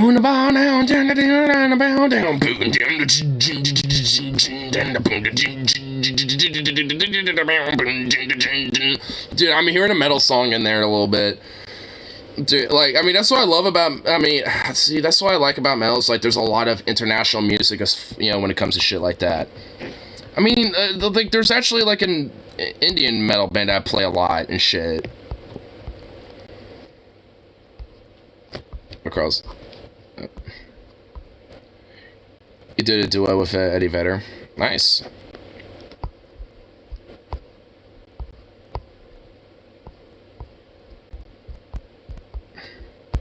There.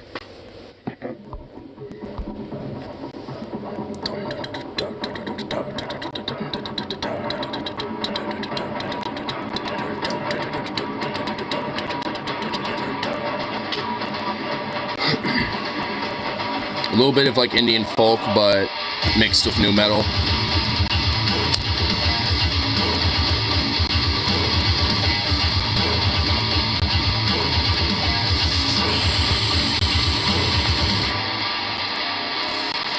I put a fist to the face of a rapist, and yeah, I take this for the viewing pleasure of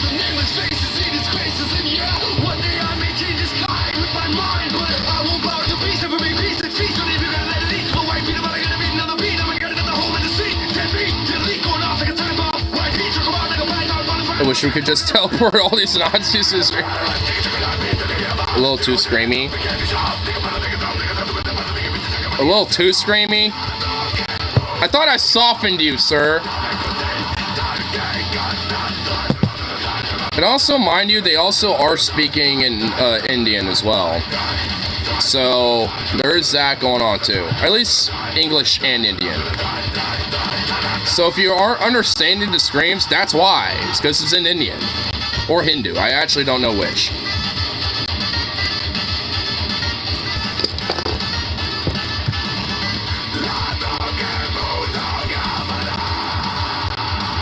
You probably want like Maori tribal songs. Oh, dude, Maori are fucking based, honestly. Well, I wouldn't necessarily say outright bass, but dude, they're awesome. If you don't like screaming. Dude, there's a fucking metal band named Alien Weaponry that are part Maori, and they do a lot of Maori-based music. It's so fucking awesome. You know what? I'm gonna have to play one of their fucking songs. And actually, I'll just show you one of their music videos, because it's epic.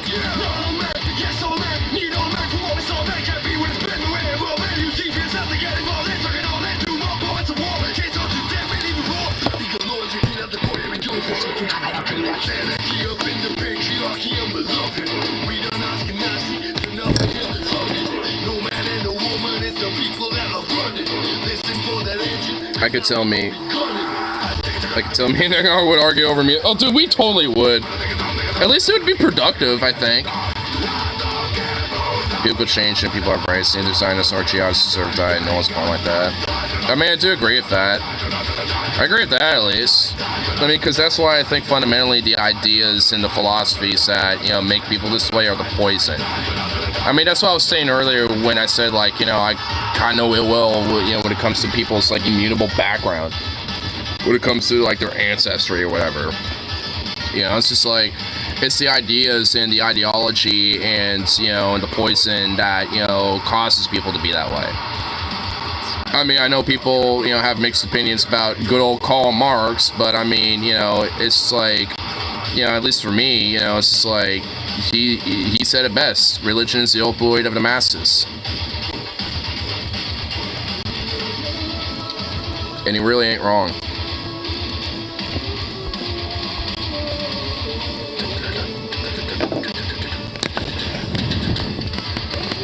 I just started my IMO. Who, the ones who are too far gone, or the ones who are actually able to be reformed? Because I do think, even for me, you know, I do think there are fascists or Nazis that can potentially be reformed. Because, I mean, there's a lot of stories about ex-Nazis and ex-fascists and ex-right-wingers that exist. So obviously it's possible.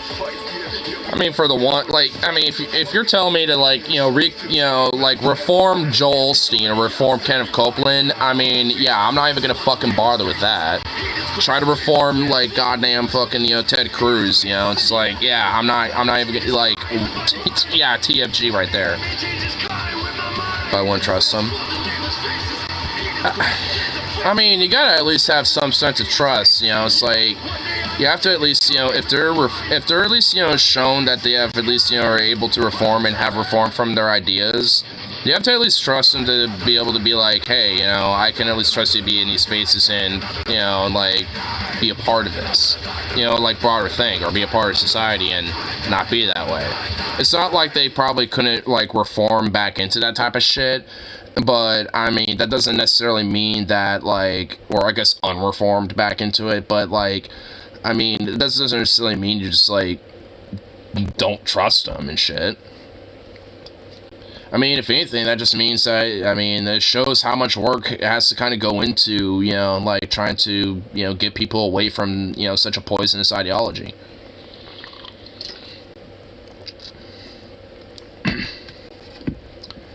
Can we trust former gang members who commit murder that we let out a name of criminal justice reform? I mean, I'd say so. I mean, like, I suppose it depends on the individual. I mean, if that person has shown reform and rehabilitation. I mean, if they're just somebody who's basically, you know, been, you know, like, committing, you know, trying to cause problems and has been a trouble child within the prison system and shit like that, I mean, you know, I don't, you know, probably not, but, I mean, that's more of an indictment of our justice system more so than anything. Obviously, if it comes to a reform system, it'd be far more based on rehabilitation, so I don't know. I mean, if they've commit to it, and they've shown that, you know, they are willing to, like, you know, take those steps, you know, towards rehabilitation, yeah, I trust them. At least, you know, enough to be like, as long as you're able to, like, you know, take these steps and, you know, continue with them, you know, for at least, you know, for a certain amount of time to get you back on your feet, then, you know, should be trusting enough to be on your own. Like, I think it should be like a step-by-step type of process and shit, you know, at least when it comes to reforming, you know, somebody like that. But at the end of the day, you know, it's like, I think obviously it's possible. And, yeah, same thing with, you know, someone has horrible beliefs and shit. If you have, I have no problem turning that around. I mean, I don't necessarily disagree with that either, but, I mean, it depends on, like, how far they're willing to go with that for me. It's like, yeah, if they're gonna say that shit, be like, yeah, I'm gonna say fucking really, and have it back and forth, then yeah, I'm gonna probably be pissed off and angry about it, but yeah, I'm gonna talk that shit out first. But if they get to the point, it's like, no, yeah, I genuinely feel that way, and yeah, now at this point, you're really making me want to do it. And it's like, at that point, then yeah, gloves off, you know, but I'm still gonna try to fucking hash that shit out first. Because for me, at the end of the day, you don't be the aggressor. You let them throw the first fucking punch. At the end of the day, you let them do that. I mean, because if they're going to try to throw that fucking shit at you, then at that point, you're just defending yourself. But as long as they don't fucking, you know, lay a fucking touch on you, yeah, just fuck them off. Leave them alone. Well, don't leave them alone, I guess, but, you know, just fuck them off.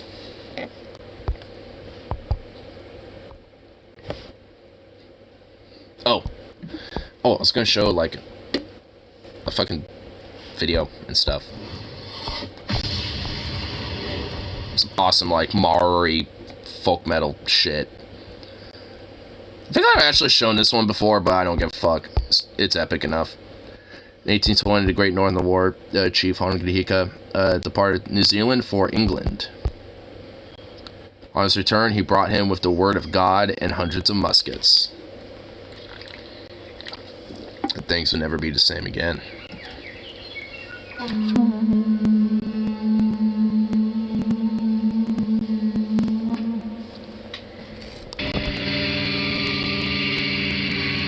Dude, I love, like, Maori tattoos and shit. They're so fucking cool.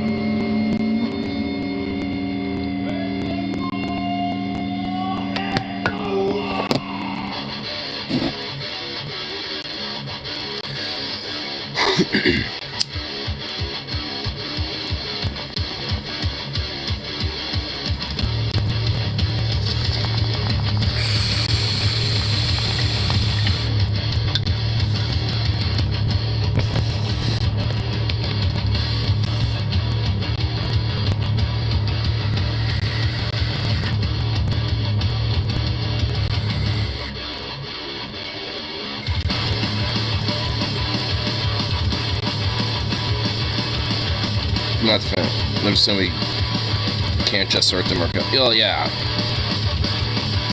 For me, at the end of the day, it's about self-defense, at least when it comes to shit like that. Like, don't be an aggressor when it comes to violence. I mean, that's just my whole thing with it. Outsiders don't have an effect on their shifting away from religious laws, so they'll have to work it out themselves eventually. I don't know, with the internet, with, like, you know, the knowledge and ability to, like, you know, discover new things, yeah, I don't, I mean, not entirely, but I mean, there's a role that, you know, like, the sense of, like, an outside, you know, players, you know, that can play effect. I mean, there's been a lot of people that have, like, deconverted from Islamism or a lot of different religions because they've met people outside of, you know, basically their world, essentially.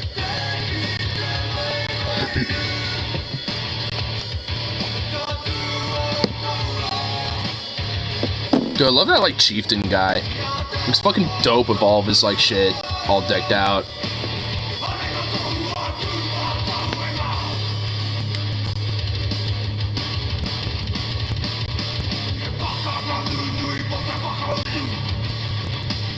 Sound like you were advocating for what Tyler what's called?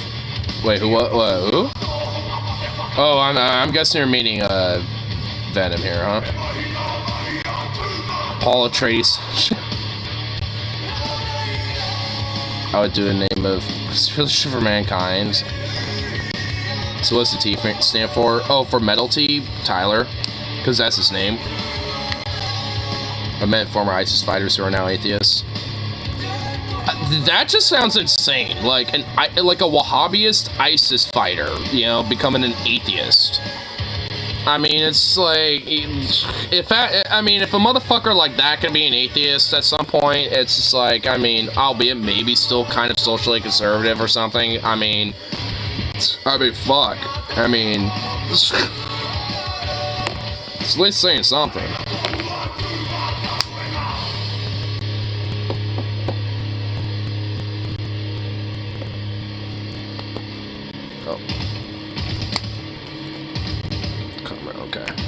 This is the, yeah.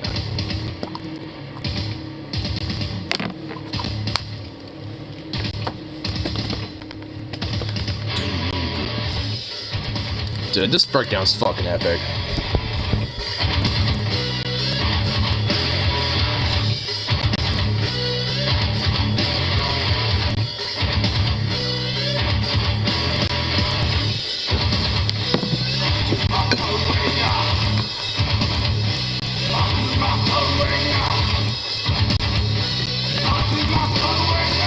Oh my god, aliens again, man? Dude, you're bringing up aliens again? Okay, what about, okay, you know what, bro? What about a fucking, like, a society that is like an entire race of enslavers and shit, bro?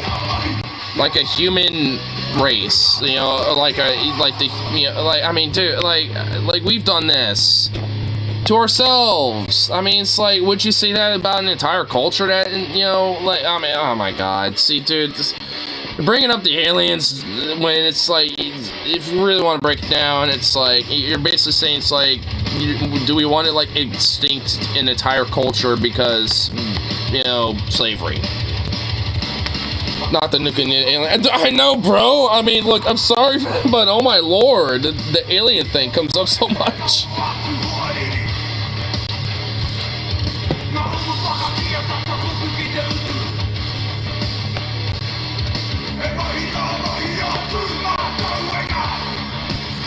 What are we going to be left with to advance?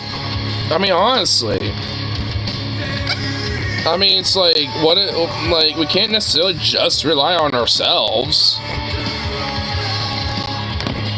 Like, I mean, we're species that are very social and cooperate and have symbiosis of a lot of different, you know, things, you know, on our own planet. I mean, so why shouldn't we expand that, you know, cosmically? But especially within our own selves, and even technologically. Because we already are doing that technologically, so why not just continue to expand that? Some new biological abilities. Well, you wouldn't necessarily be able to do that without technological symbiosis, because of things like transhumanism, you know, would kind of help expand those abilities. Which also includes, you know, but not limited to, potentially, you know, advancements in things like AI.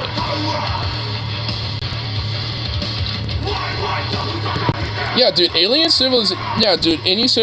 civilization that meets us, like, us fighting against them is fucking a moot point. Because they're just fundamentally superior against us, because they're, I don't know, intergalactic beings while we're stuck on a rock. So, I mean, like, what are you gonna do, you know?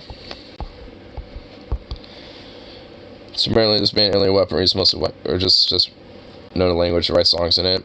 because they're part Maori. Like, they have, yeah, they're from my, also part of that is because they have, like, Maori blood in them, from what I understand. And also, and also part of that's because New Zealand also, part of their education system also teaches about some of the indigenous history on top of just, you know, the regular, you know, like, typical history about, like, you know, how the whites got there and stuff and all that shit. Assuming Earth's diseases don't kill them first. Oh, you don't think they have, like, contingencies with that? Like, you know, fucking suits? Like, it's kind of Native American smallpox. Yeah, because they didn't have the technological, you know, like, shit when it came to, like, you know, preventing themselves from being exposed. Isn't that what happened in World of Worlds? With, like, what, with Earth's disease? No, well, what happened, I think, with that was eventually, like, humans, you know, like, eventually, you know, like, the humans eventually, like, get some of the technology because they were able to at least destroy some of, you know, the alien tech and shit, and able to repurpose it. But I don't remember. Was expecting to be Maori. Yeah, I don't know if all of them are, but I know at least some of the band members are. But yeah, I don't know if all of them are, though. I at least know that one of the band members, actually one of their mothers was actually on the in the music video, and I think it's because she has part Maori in her. Along with, I think, with one of the other band members. But I don't know if all of them do, but I know at least, you know, some of them do.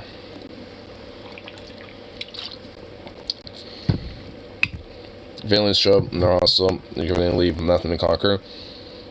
Oh my god. At least we die like the warrior race that we are? What the fuck is this, dude? Like, what? I'm just like, what in the... Are you willing to destroy ourselves? Yes, he literally just basically said that. At least we die like the... What are we, fucking goddamn Klingons or something? Puck tuck! Today is a good day to die. It's like, oh my god. I guess we're Klingons now. We are now Klingons. I kind of want to make it with a hot alien babe. Maybe we don't nuke them right away. Yeah, maybe I want to maybe I want to be a sexual experiment for the aliens. Maybe I want to embrace that, okay? I'm not saying a fantasy at all, okay? I'm just saying, you know? But not from my fellow man. Then for what? I guess. I don't, like, I don't know, never mind. That's... If I'm a warrior, Ben Shapiro, bacon a turkey as a chef. Yeah.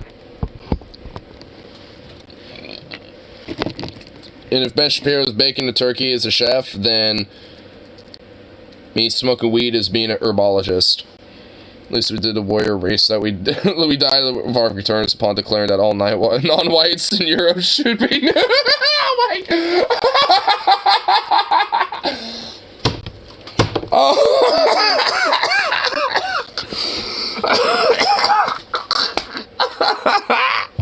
Oh my god, why does that sound like something the Varg Vikernes would unironically actually fucking say? Like, oh my god, like, why does that unironically sound like something Varg would say, though? At least we die like the warrior race that we are, as he declares. Oh my god, it's making me fucking snort, Jesus. Oh my god, alright, that one really legit kind of got me fucking just, like, in a doozy. Oh my god, holy shit. Oh man. Alright. Fuck. Wow.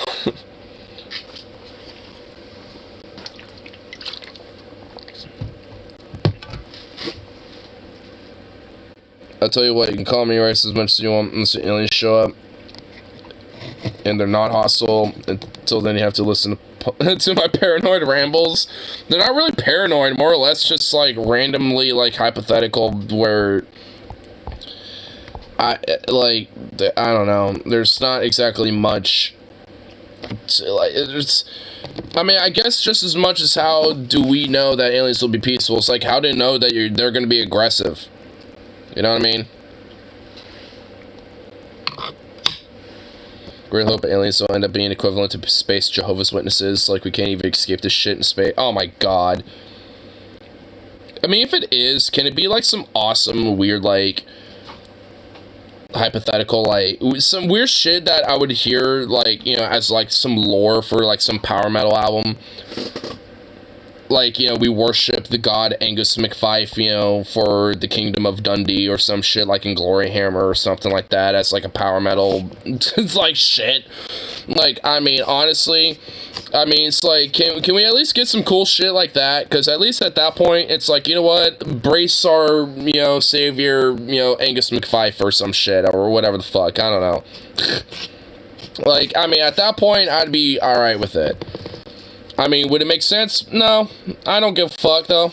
And, you know, it's like, evidently, they're intergalactic, they're traveling the fucking galaxy and shit, like, evidently they know more than us, and they're, you know, so, I don't know, you know, at that point, at least they might have a little more credence. Oh god, not this again.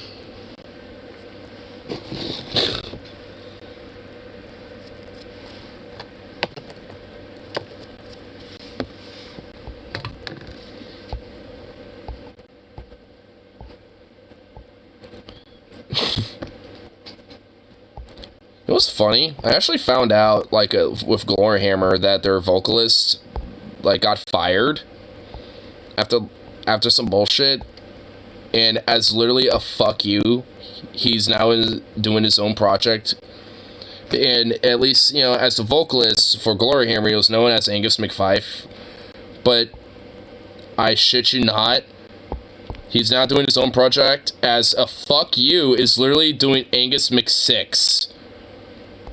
Like, he's not even hiding it at all, dude, and I fucking love it. It's hilarious.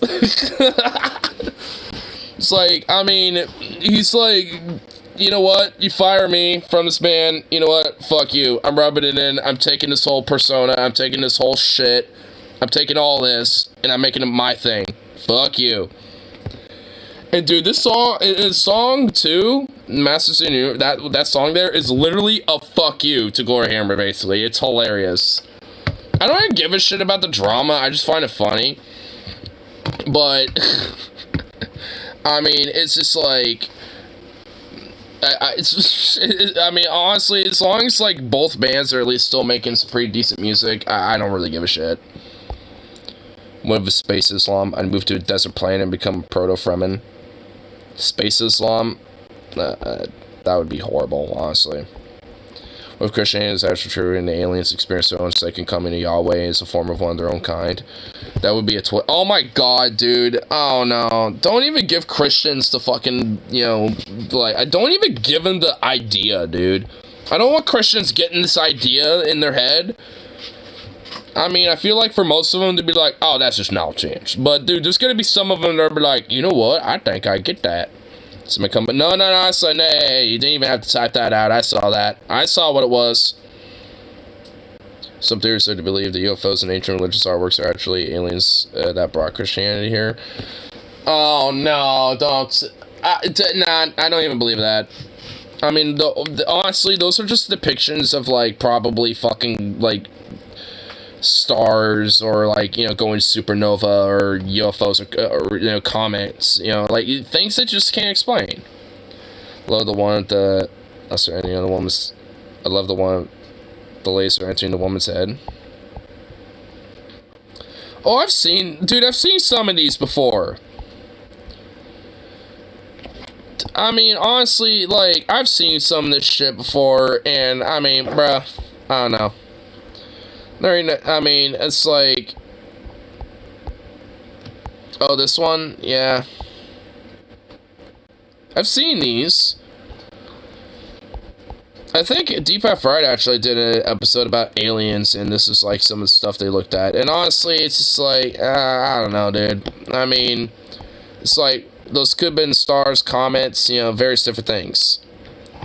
Probably, but what if it wasn't? God damn it, why are we doing this? Jesus fucking Christ. Jesus fucking Christ, he's an alien. Sure so hope not, to be honest. Yeah, I really hope not. Anyway, you want to hear this Angus Mystic song? Because it's honestly pretty hilarious. The music video is honestly pretty ridiculously cringy, I'm not even gonna lie. The CGI is insane. Like, it is... I mean, it's honestly pretty typical for a metal music video when it comes to, like, CGI. But who cares?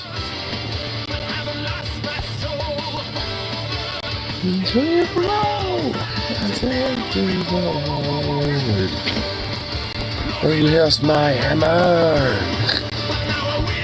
Dude, I love it. Glory left my hammer, dude. Dude, this is such a fuck you. I love it.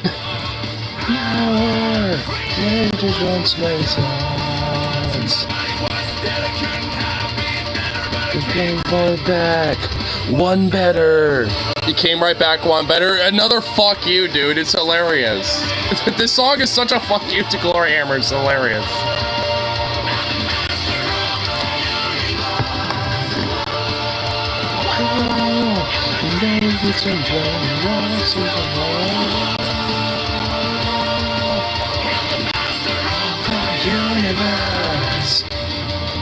This came from Venom. Stop it, sir.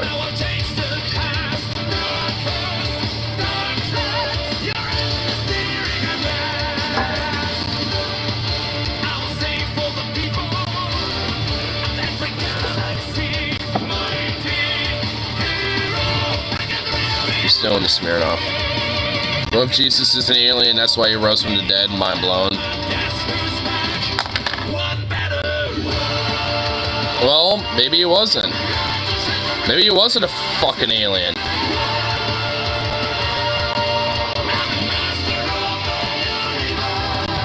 Maybe he was literally just like an ethereal being.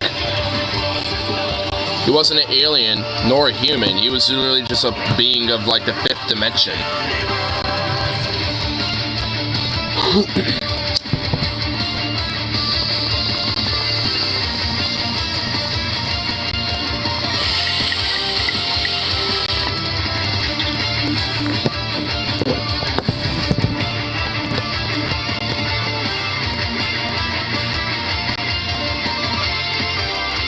George Christos DeSantos, Anthony Duvall. Like, what? I love how that guy can basically literally lie about his entire existence and just like walk his way into Congress. It's like, you fuck. Would you do drugs with me off of JoJo's horse? But what? No. Why so specific with such details? Like, why? What?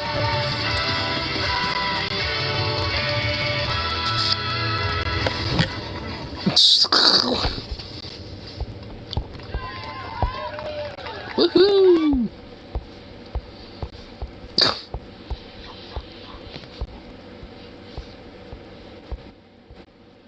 I was saving my ass, but I don't want coke stains on my skin. Coke stains? How could you get stains of coke on your ass? That's... Okay, I could be killed for sharing this, but y'all deserve no truth. Back in ancient times, there was an alien overlord named Yahweh in a faraway planet, Bethlehem, and he had sex with Mary. So Jesus is a half-alien hybrid. Damn! Fucking mind blown, bro. Mine is truly indeed blown. Here. I need to go to the bathroom real quick. I need to spring a leak. So I'm gonna leave you with this. And I shall return.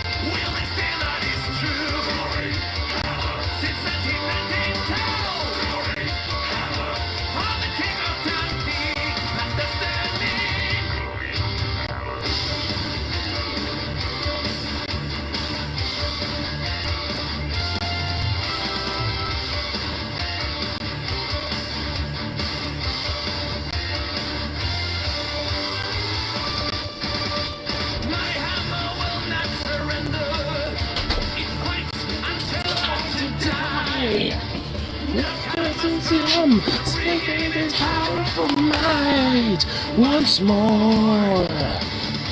Just illusion.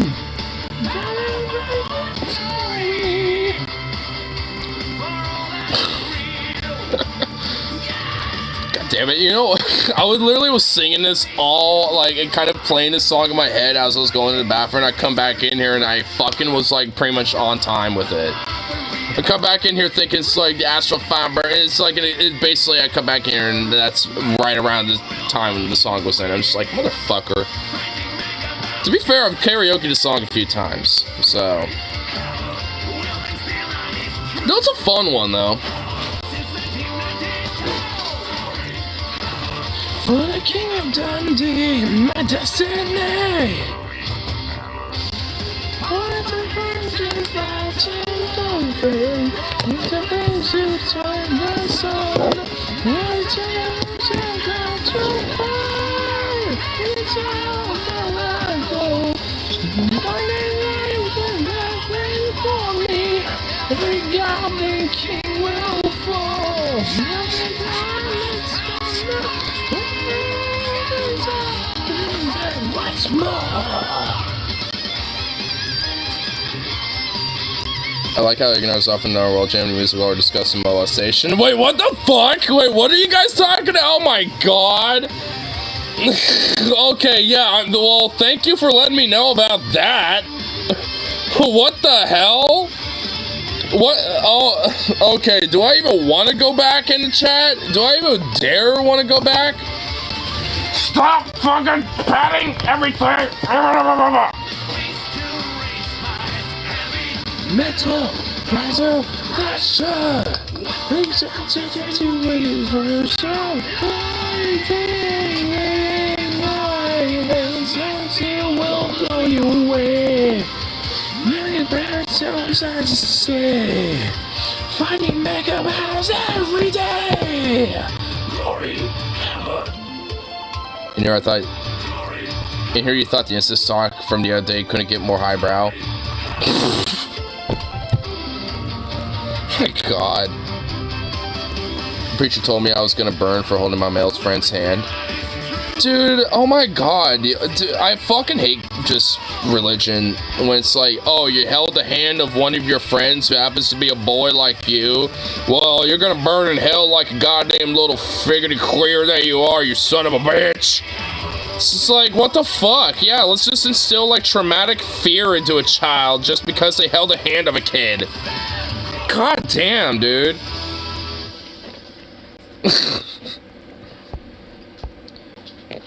Stop, I can't laugh. I'm sorry.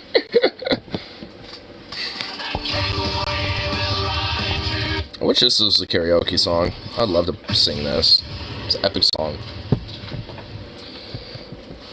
Because I want to just, like, rub it into fucking Jordan Peterson.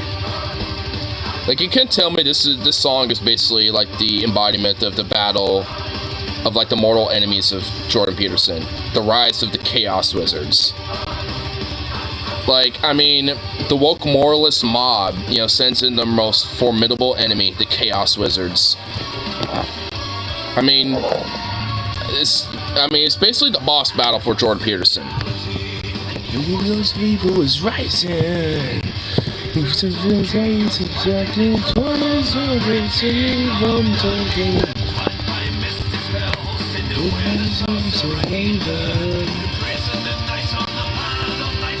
I know he joined the Daily Wire. It's all of course, yeah, because of course he has, basically, you know, yeah, of course. For them kingdom realize through the dark galactic skies, intertwine the thorns or the Chaos Wizards rise.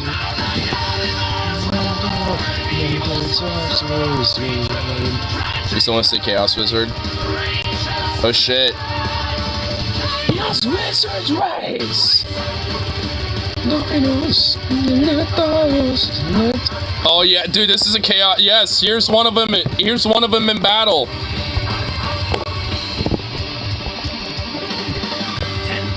centuries ago. Yeah, we're playing this, dude. This fits too much.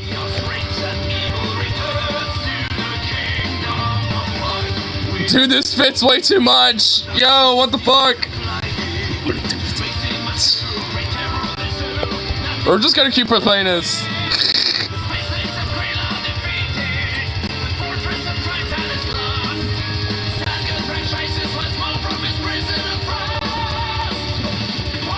Can we realize through them dark galactic skies with the sands from the frozen for that chaos wizard's lights? Dude, look at him! Look at him go! Dude, it's so epic. Dude, that's too awesome. I'm giving that a like. That needs it. Centuries slumbered somewhere. Now free once more.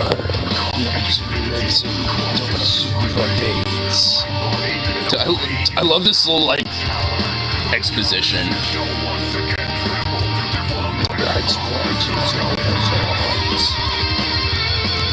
I think about it in the straight section. Honestly, it's kind of dull after a while. That's why the bi life is the best life.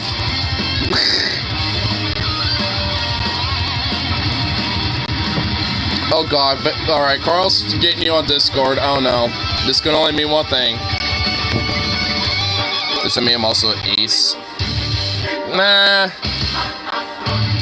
Dude, you're like throwing off so many like I wanna fucking have hardcore cock in my dick, in my fucking face, in my mouth, and in my ass and everything. Like, I mean, it's just like, I don't know, bro. How is pansexual different than bi? From my understanding, pansexual is basically more about like the personality more so than like the physical preference. But I mean, is meant to include other than male and female. Well, I mean, the thing is, like, I also include like trans people and non-binary and pretty much anything else in between, but I consider myself bi. So, like, see, I don't know. Like, I see that's where it, I guess that I technically am pan, but I don't know. I mean, it's like, I will admit, like, pansexuality and bisexuality, like, the differences between the two seem so like so little that, I mean, because they're very similar, that I just don't really, I feel like it's just like, you know, another way to say that you're bi, but you just kind of, you know, don't really give a shit much about like the physical preference part. It's just like you care more about like the personality part, but that's just how I've, you know, taken it. But I mean, for me personally, it's just like there's a lot about like physical elements, like, you know, whether a man or a woman that I like, you know. So I mean, there's, you know, elements about that I guess kind of, for me personally, I guess would kind of get in the way, you know, for me being pan, I suppose. But I don't know. I mean, yeah. I mean, I guess from what Carl's saying, it's just a lot of it's just kind of semantics. I don't say pan is basically bi online. You'll catch a lot of shit. I'm not trying to say it's basically, I don't know, we'll see, I don't know, dude. I mean, it's like, I'm saying this as someone who's fucking bi. It's like, I can't really, like, if they're gonna try to get me at that, it's like, well, I'm bi myself, so fuck. I mean, it's like, don't get at me for this shit. Like, fuck you. It's like, goddamn. It's like, I could get it if it's like some straight guy or some shit, or like some straight person trying to say that or something, but I don't fucking know. Like, that's, I mean, to me, they just seem similar enough to be, like, there's basically mainly, like, one or two differences that distinct them from each other, but I don't know, like, and really, I don't care. I mean, it's, like, it's not that big of a deal to me. I guess, you know, with that, I'm basically bi and pan, you know, because, like, either way, it works for me. I like watching big Urams. Yes, I think yes. I mean, the way you just that was just so fucking, Jesus, that was so vivid.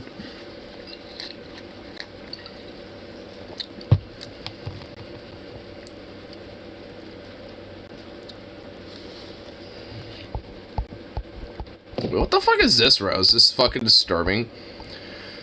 Selling chicken teddy bears? Wait, what? Don't, that's made out of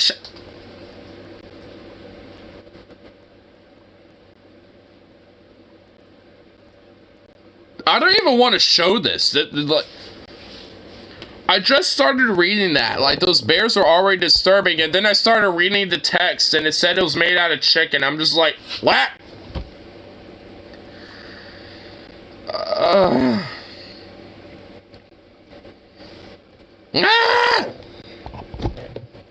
I don't even want to show that, dude.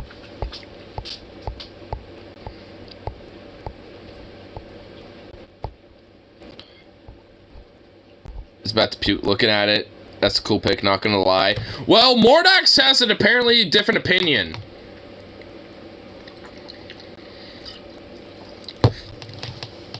Check a link before last. Oh, you had another one? That's a furry, what do you think? Wait, what is this? Therapist, BDSM cow isn't real, he can't hurt you. BDSM cow. I don't even really want to show this either.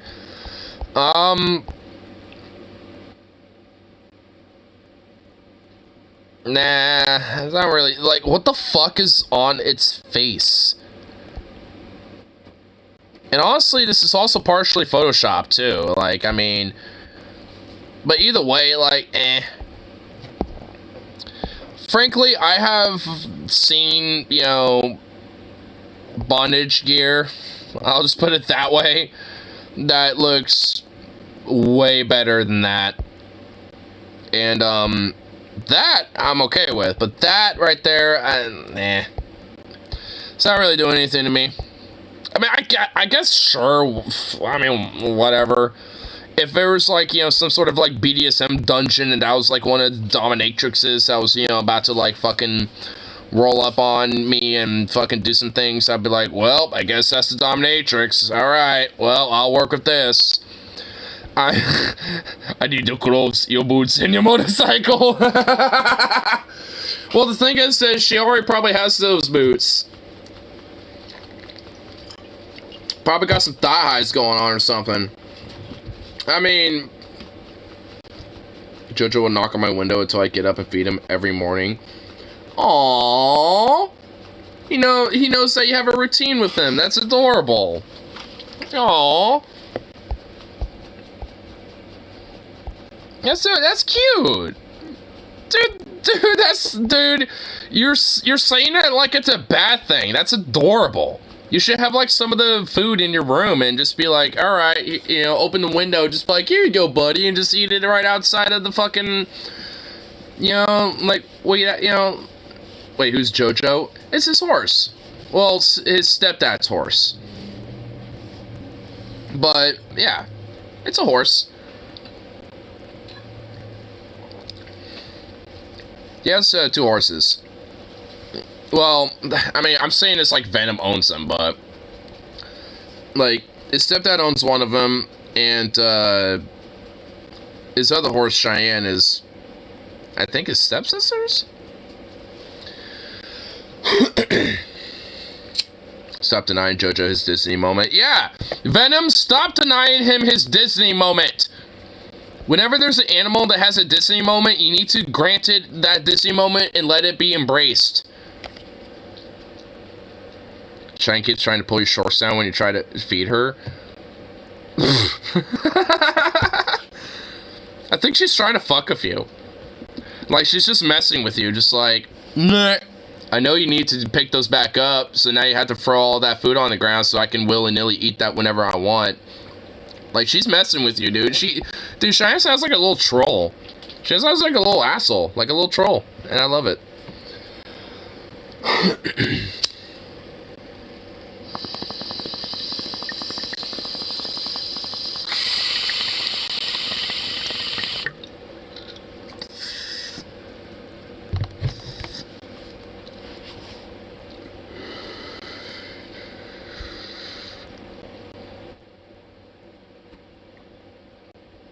Carl, do I even want to ask what that means? Because I am distinctively remembering an H3 video that had that acronym involved.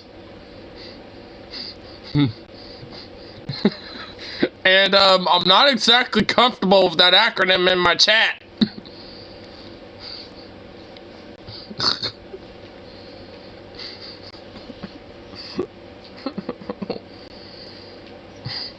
Also, did you see India passing laws banning Muslims from marrying Hindi women?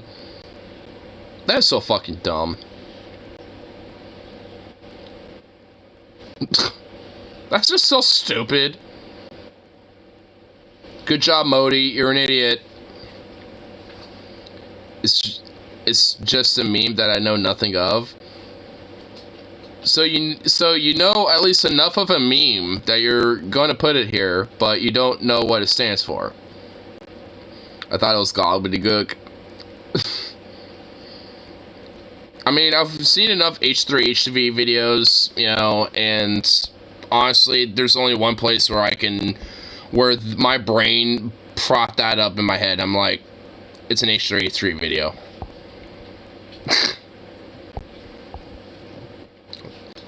So it's just like, oh.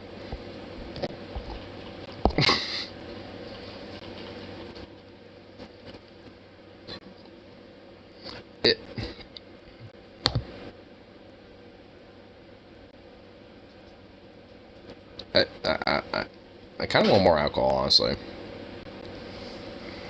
Oh, what time is it? Oh, hey! It's still the time where I could buy some. Alright, democracy is in action. I will let democracy say if I shall get more alcohol. I'll let democracy speak its tomes to me. And let it give its verdict.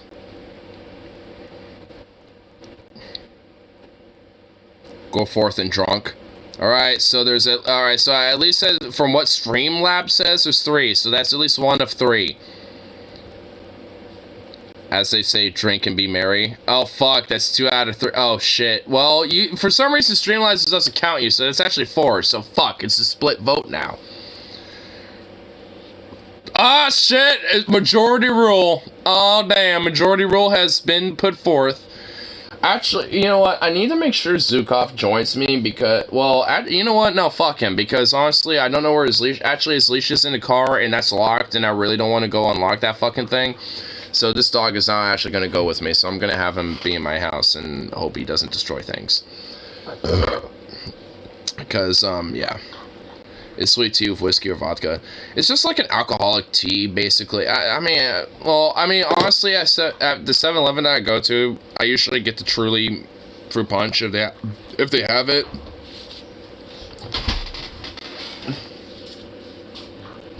You know what? Could I actually get a ride? Could I make this trip to 7-Eleven so much fucking quicker? Wait, you know what? Wait, hold on. Is that shit track? Not quite. I'll put it on for a little bit more. Would you be cool for a drive to Sevies? What? Would you be cool for a drive to Sevies? To do what? Go to Sevies? I'll grab you a snack or something. So you want to go to where? 7-Eleven. Okay. Oh shit! Hey! But you gotta let me have a smoke first. I don't give a fuck, that works. Riding straight shit, dude, we just made my trip to Sevi so much. You know what? Then he could be in the car and then I don't have to worry about anything. Yay! Woo! I'm in a car! I mean, honestly, movie to watch last night. Take our life pets too. I'm in a car. The dogs are sticking their head. You actually watched that movie?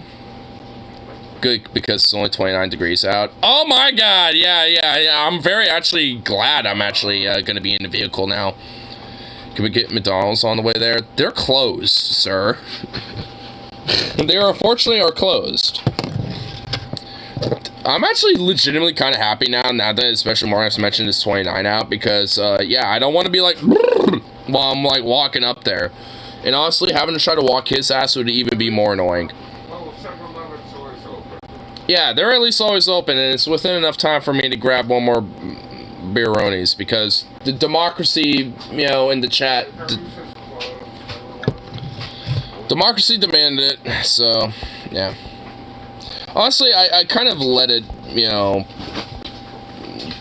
kind of go forth, so whatever. McDonald's here is open 24/7.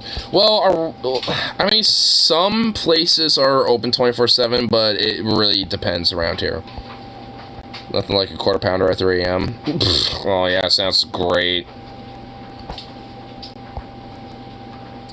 I've walked like 2 hours in below 30-degree weather. I had to thaw out in the store for a bit. Damn. I mean, we've had some pretty crazy winters where it would get, like, icy and cold and snowy as fuck and shit. And, you know, and honestly, I feel that, because I've done similar things. I'd kill for some nuggets right now. Dude, honestly, low-key, though. But I got some fucking pho, though. I got some pho. And that shit is gonna be banging. I like some teriyaki noodle stuff that I bought and was pretty good. I ate that shit and it's gone now, but that pho is gonna be amazing. McDonald's nuggets are pink slime. Don't, hey, hey, we're not supposed to know that. I kill for pink slime right now. Oh god, gross, bro. Chick-fil-A nuggets are a solid piece of quality chicken. That is true.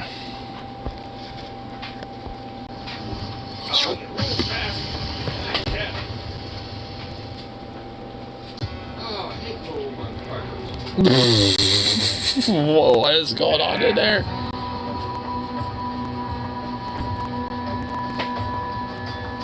Battle's about to begin in there. Something happened. Ah, I hate police.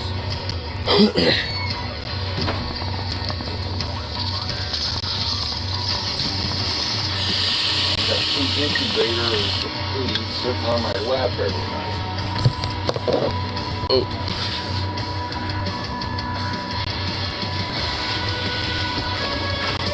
Oh, Zukoff looks excited and ready to go.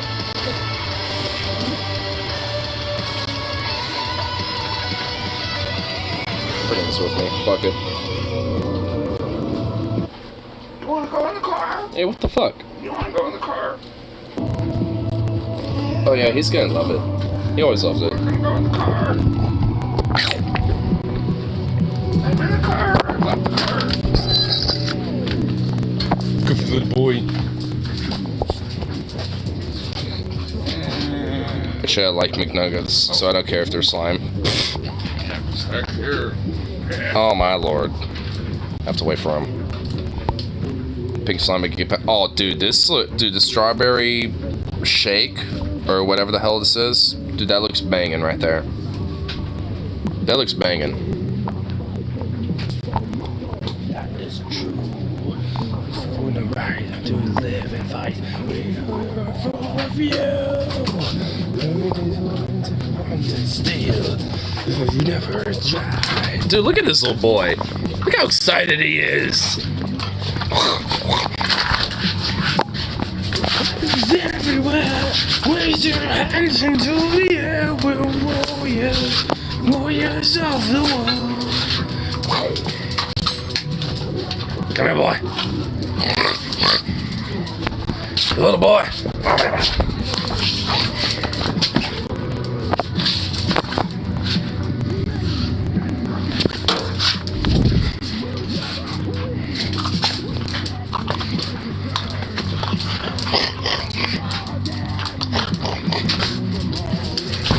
Oh shit.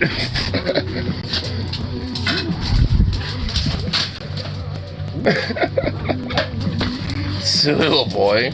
Oh, that's why I kept cooking over all day. Half a bone. It's actually that little baby football that he shredded apart. Oh, the stuff in the house was half a bone. Oh my god, this little boy. Look at him. Little mutt.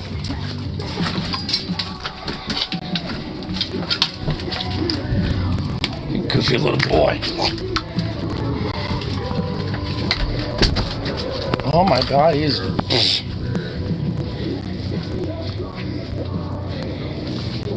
Most things that are, quote, good for you, I hate because it tastes awful to me.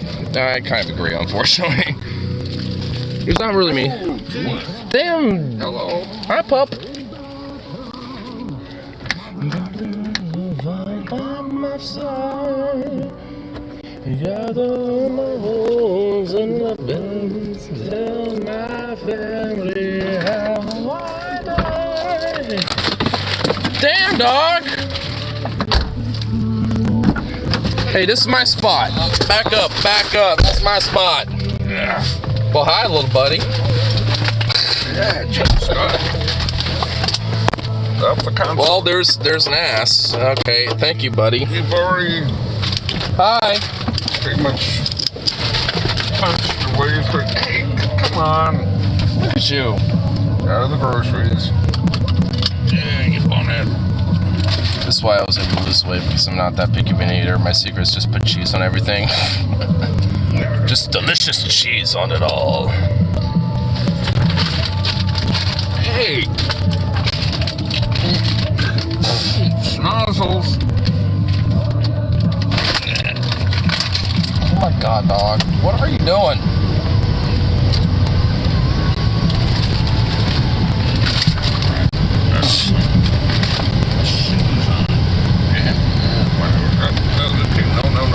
No. I'm a incredibly picky eater. If I don't like the texture of something, I won't eat it. I'm kind of the same way. Honestly, that's kind of why I don't... What the fuck are you doing? But, Whatever you're into, get out of it. I mean, it's just stepping on everything. But, yeah, honestly, for me, it's just like... That's honestly why I don't like most cheeses. Just because, like... I'm not really a fan of the texture of cheese. Especially processed cheese. Like, I like very creamy ones. Like, those ones were okay. Our cheeses are great. Or not, like you say, processed cheese, like American cheese. Yeah. American cheese sucks. For real, though. Havarti's actually pretty good. Like, I like, we actually, in our... Yeah, Havarti's good. Well, any of the foreign cheeses are good. Yeah, I mean, you know the, like... You know, in our department, we got, like, that, like, steakhouse any cheddar, and then, like, that New York garlic cheddar and shit like that, you know, like, in our department for cheeses you can eat. Like, that shit is actually legit pretty fucking fire, especially on a burger. Or, like, you know, in strips, you know, in, like, a hot dog. Like, that shit's actually pretty good. Or, like, in a wrap and stuff, so... There's cheeses I like, but... it's more of like an additive. Like, I don't really want it like on its own, especially. Like, Havarti on its own, I'm not really a fan of. Chill out back there. I mean, there's just a lot of stuff back there. He's just gonna be stepping on shit. Look, yeah, I don't want to. Oh, dude, yeah, Gouda, like extra aged smoked Gouda. Dude, the way you said that. Gouda Dude, is Gouda one of the is, best. yeah, dude, Gouda is the shizzle, bro. Dude, that shit be good. And we are indeed is. So I'll stuff you in a pocket, and I'll go grab my things. Sick off. We're both saying it at the same time. You little baby, look at you. You goofy little thing. Want some like jerky or something? I can grab like a bag of jerky or something. I was thinking like a... Oh, you're gonna go. Water. Oh, well, this poor dog is gonna be in here by himself. Oh, he's gonna be... I'll be quick, at least, so I can be back in here. Zukov, yeah, you're gonna stay right in here, baby. I'm gonna actually have to be right here next to the door for a second. Oh shit, oh shit, oh shit. There we go, okay. Let's be quick. Oh my god, that dog is staring right at me.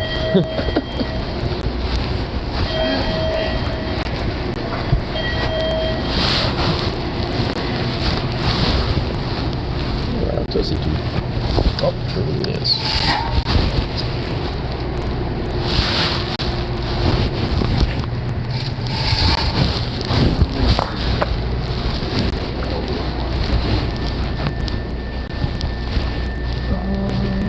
I think I'll definitely grab some more jerky for show. Had some jerky earlier and those were bomb, so. Ooh, that's good. Yeah. Good for that. And that. Here we go.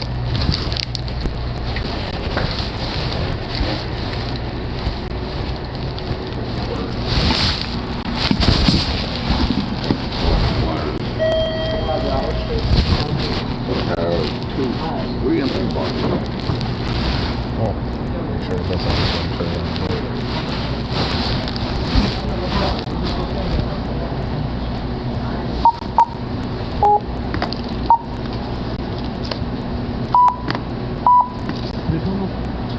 Oh, that's separate. Huh? Oh, that the water's separate. These are separate? The water's separate, yeah. Put it all together. Yeah, that as well. That's all that. Now I'll pay the rest of the card.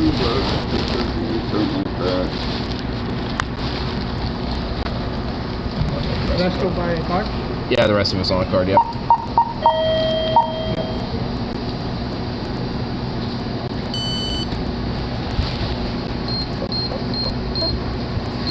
All the number on the back and get into the card.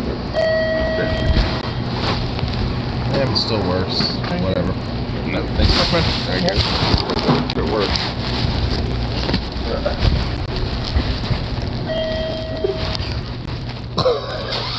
That dog stole my seat, that little asshole. Look at him. Hey. I have to get, okay, there we go. Hey, no. No. No, don't take off that. You're breaking that. Oh my god. A little savage. Yeah.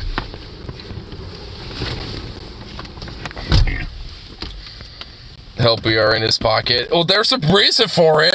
Yeah, let me just, like, show the interior of a 7-Eleven. Yeah, okay. Let me just, like, show people randomly. Yeah, look at you. Oh, well, now we can't look at you. No, what's the... No, Hey, what the fuck? No, down. Oh, You're breaking my console here. Oh my god, this little butt. He's such a fucking little nub. Bye. Ridiculous. Hope I was convinced two of my coworkers were living in my attic. Wait, what? Wait, what the fuck? Wait, what? That's so random. What's living in his attic? Two of his coworkers? He was convinced at one point. One of my... Wait, what?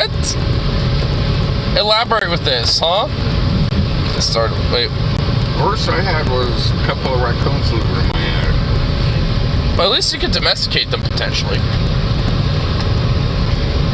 Until the animal control came and took them away. It sucked. It's like, you're taking these cute little baby raccoons. And no, you're going to go kill them. I'm just like... I mean, that's a little bullshit. I mean, at the very least, they could relocate them. Like, if they're still young enough to where they need to be taken care of a little bit, just take care of them enough to where they're, juveniles, and just let them out in the wild. There you go. Yeah, Oh shit, is that one of my coworkers? My roommate, he discovered them up there. It's like, got a whole buttload of raccoons. That actually was one of my coworkers. He's just chilling out there. What, a raccoon? No, one of my buddies works over at my department. Yeah, he lives over there. You happen to be out there. Dude, we probably would have, in a way, if we were walking, we would have probably been chatting with him for a minute. Twice pissed me off. Once was the raccoons. Dude, what are my other... And the other was a great big box of kitties. Aww. Well, I mean, they probably would have been put out for adoption or something like that, For a box of kit, I mean, for fuck's sake. I mean, no way. The guy at the animal deal said just like that, we're gonna, if they look sick, we're gonna put them down. No. That is some bullshit. Cute little faces. I mean, What do you mean? That basically means that they were too lazy to want to actually, like, take care of them, and they didn't want to, like, put up with the effort. I mean, that's some bullshit.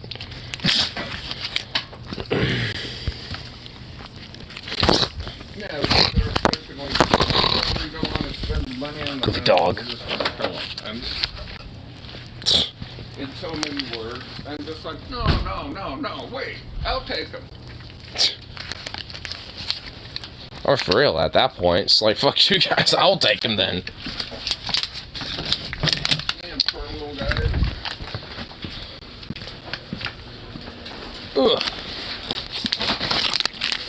Ugh. Got some jerky. Hell yeah. And, of course, got the what democracy has said. I actually got 2 of these just in case, but I don't think we're going to drink both of them.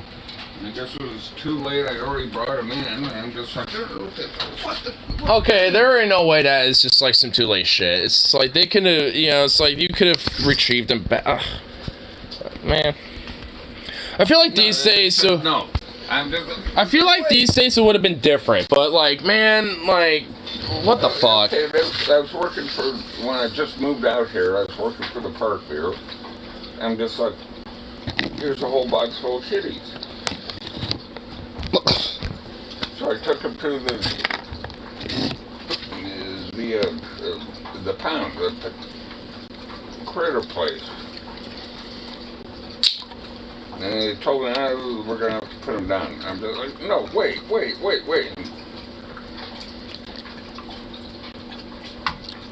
And I was like, look, now it's Spider-Man, it's too late. Abandoned kitties.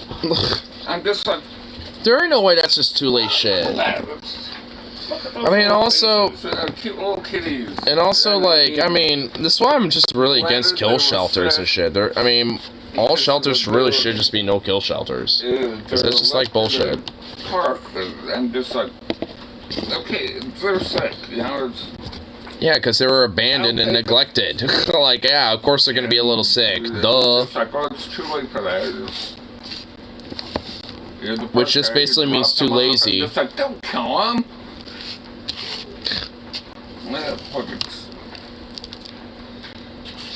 I'm never going to the pound with a box of kitties again.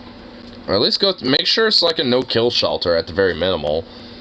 I mean, because honestly, that's what, you know, shelters should be, and like pounds should be. It's just no-kill shelter. Taking the whole box full of them. Just 1 or 2 of them.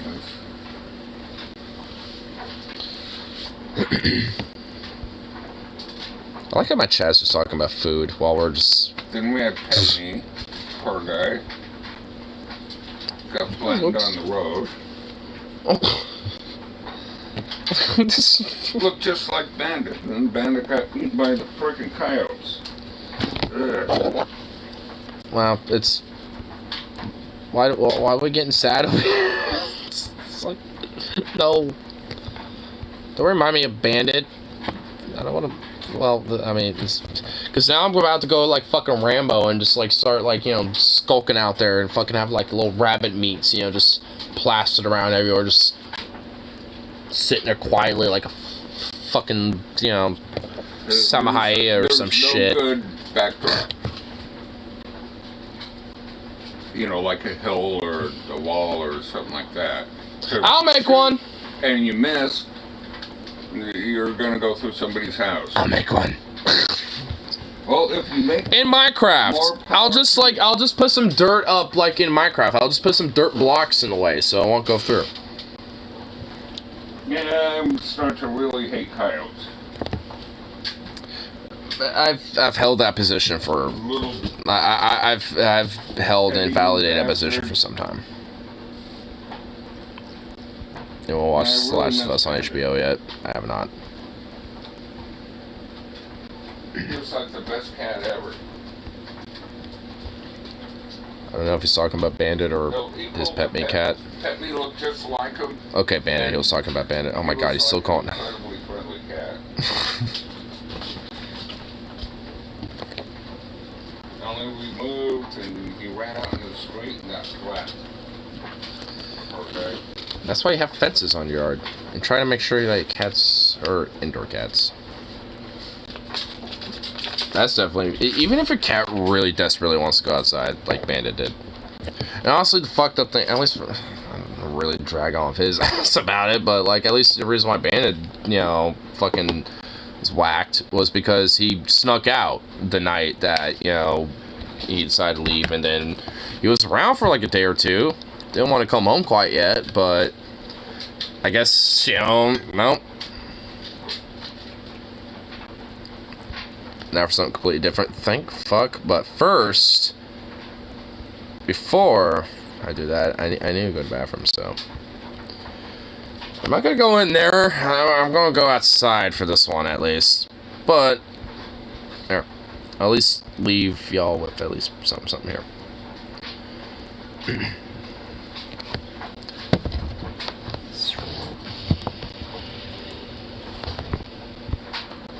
It's loud. Okay, it's not that loud. Alright. And also smoke a bowl real quick.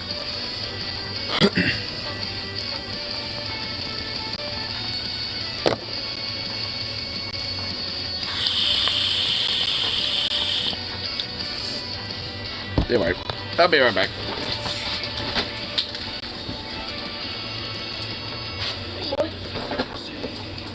I'm going this way. I got a little psycho mud.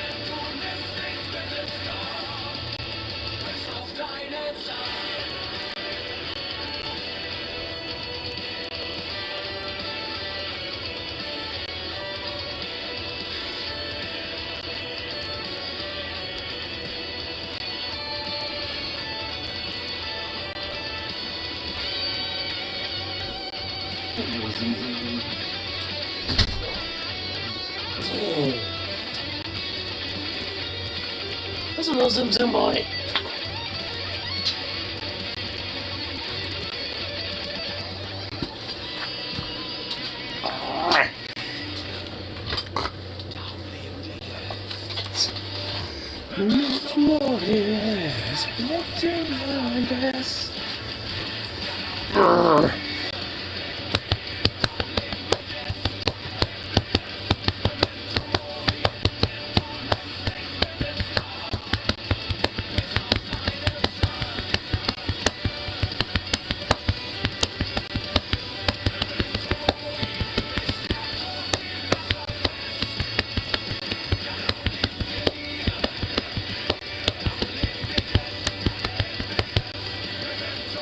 Yeah. Little chunkus boys.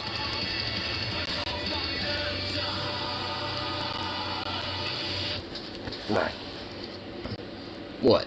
What? What? Me.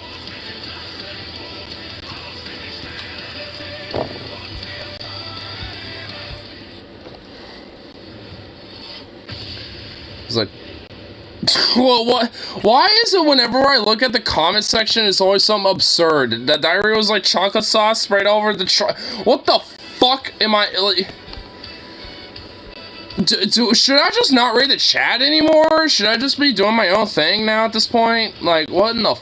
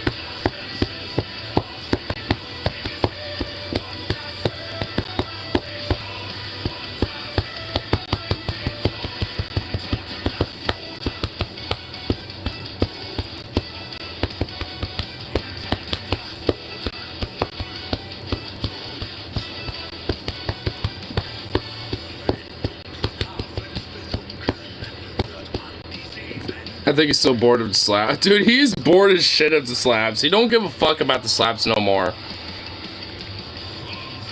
He doesn't give a fuck no more.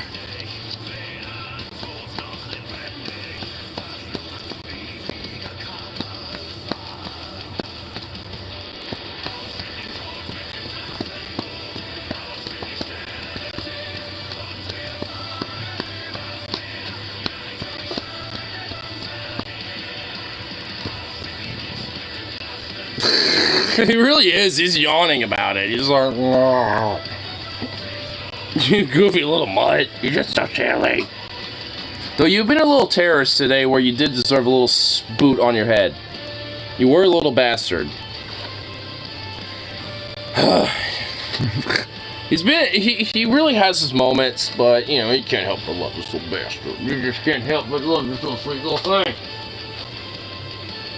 Even if you deserve a real, legit, serious boop on the head.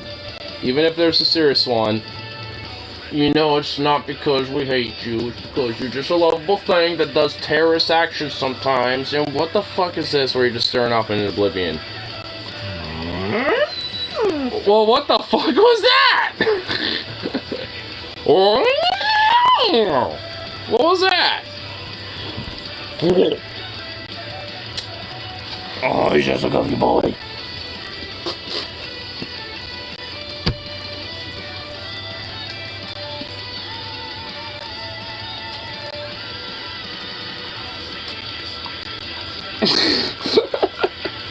You're just a silly boy. Just a goofy boy. There you go. What? There you go.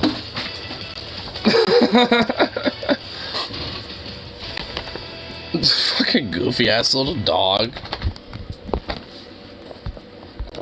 Zugov just reminded me of this before you see the other video. The dogs do when they stare at nothing.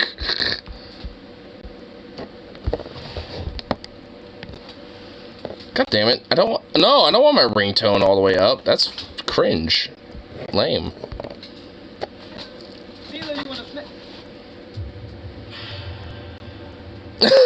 that basically is him. That's Zukov in a nutshell.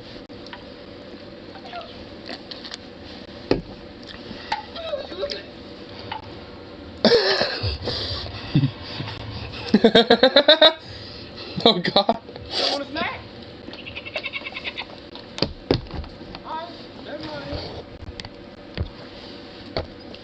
How in the hell does that, like, I just want to up the volume for fuck's sake. Like, how hard is it? I just want to do that. I don't want to, no. I just, you fucking blast it. You know, just so we can. Mila, you want to smack? I just realized there's actually that one guy that I reference a lot when it comes to, like, soldier culture. That sure rhymes. What you looking at?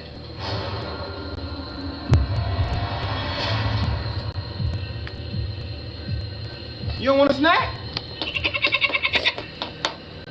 Alright, never mind then. Oh,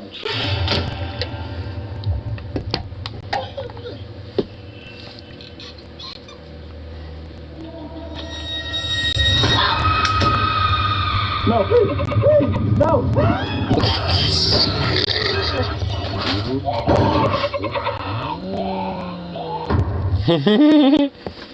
The guy should rename himself to Entertained.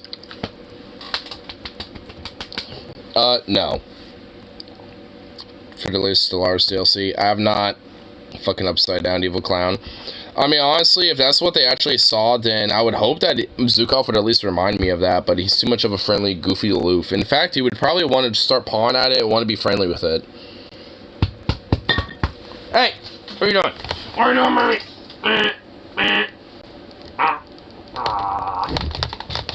Yeah, I just clenched my jaw upon your fucking head. I have bit upon your head and have clenched into your flesh. What shall you do? What shall you do? Contemplate on the tree of woe. I actually did. I just went like...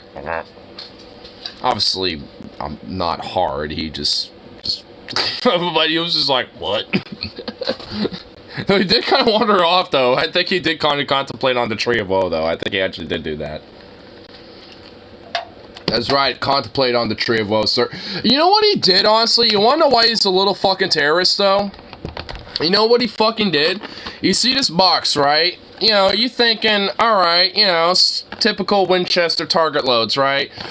You know something here, right? You know what he fucking did? This motherfucker started chewing into this fucking box, and when I came home on my lunch break, this fucking box is on my goddamn couch with these goddamn shells sprawled everywhere. He didn't chew on the shell. Well, he kind of like, he like bit one and didn't realize, nah fam, and then ignored them, but it didn't mean that they were sprawled around everywhere. Now, they're not damaged or nothing. I did inspect them, you know, earlier here, actually, just when I started stream, actually. But, yeah, so the shells are fine. But he got into the box thinking there's, like, because, you know, when you shake it, it sounds like a box of treats or something. So, obviously, this motherfucker thinking there's food in here. Really bad. Yeah, like, it would have been, I don't even know how he got to this fucking thing! That's what I'm wondering. Like, they were on a shelf, just, like, chilling, and then he, like, snuck into it, like, oh, what's this? Knocked it down, and then, like, grabbed it, and I'm just like...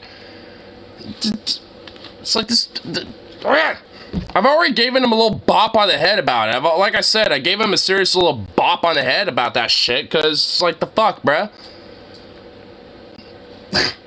I mean, so at this point, there's no reason to, you know, try to discipline him about this at this point. He ain't gonna fucking know why. But when I found it, I showed him and been like, no, and boop, bopped him on the head and to let him know about it. So hopefully he doesn't do that shit again. And it's like, I mean, oh my god. I mean, and the stupid thing is I've had these, like, on shelves and, you know, just chilling, like, on my counter and stuff before, and you would never touch them. So I'm thinking, honestly, probably just assumed that they were, like, a box of treats or some shit, and then, like, when they sprawled out everywhere and started sniffing them, and then, like, grabbed one thinking it might have been a treat, went, nope, that's not it, and just, like, wandered off. I'm thinking that's what happened, but still, it's just like, I don't, no. And I feel like, you know, yeah, no. This right here is a no. Don't have those fucking ears up. No. Oh yeah, those eyeballs fucking like lit up as soon as I said that in that tone. Yeah, you know. As soon as I said no and shook that at him, he was just like, oh shit, he knows. That's why he keeps doing it. Now, when I, like, bop him on the head, like, I mean, it's not like when I kind of, like, bop him when I'm, like, you know, beating it to the song or some shit, or being goofy with him. I mean, I give him, like, a where he's like, ah! Where, yeah, it kind of snaps to that. Like, I mean, it's not, like, actually, like, you know, like, hard or nothing, but it's just like, no! You know, it's that type of shit. And it's like, you know, and then I kind of, you know, hold him down a little bit, and I just, like, you know, kind of, you know, let him know where he's kind of, you know, pinned and submitted, basically, and say no, and then show, and usually I have the thing in my hand, and I say this, no, and then I give him one more little boop, you know, no. And then I let him sit there and usually kind of goes and like, and then goes to his little chair over here. Michael Vick on his dog? I mean, honestly, not really. I mean, like, I don't want to, like, give an example because he's not doing anything, you know, wrong right now. But, like, if he was doing something bad, like, I could show you example of, like, boop, just one little boop. And then that's it, you know, or usually 2 at most if it's something really bad, you know, but usually I just give him 1 boot. I have him, you know, pinned down, you know, and just like, no, and let him know, and that's it. Like, I mean, that's about as far as it will ever fucking go, and then I'm just like, and then I deal with his fucking mess. I ain't gonna be fucking, like, hurt my damn dog. That'd be fucked up. I may let him know where he's just like, okay, fuck, alright. To that thing I got into earlier, don't do that again, you know? It's like, imagine when he does when the camera is off. Yeah, when I'm at work, dude, it's... Dude, when I try to go to work, like, crop dust and assert your dominance, I do. I mean, but the thing is, when I'm at work, he knows that I'm gone, so this is when he takes advantage of the shit. So it's just, I mean, that's the fuck thing about it. It's just like, I mean, that's why I call him a little anarchist. Like, I knew that, you know, with his personality, I just knew that was going to be something about his behavior, and here we are. So it's just like, I mean, I knew it was going to be, you know, something I had to deal with in him, because he's got that same rebellious nature like I do. But he's also friendly like I can be. And this dog is a little too much like me. It's a little weird.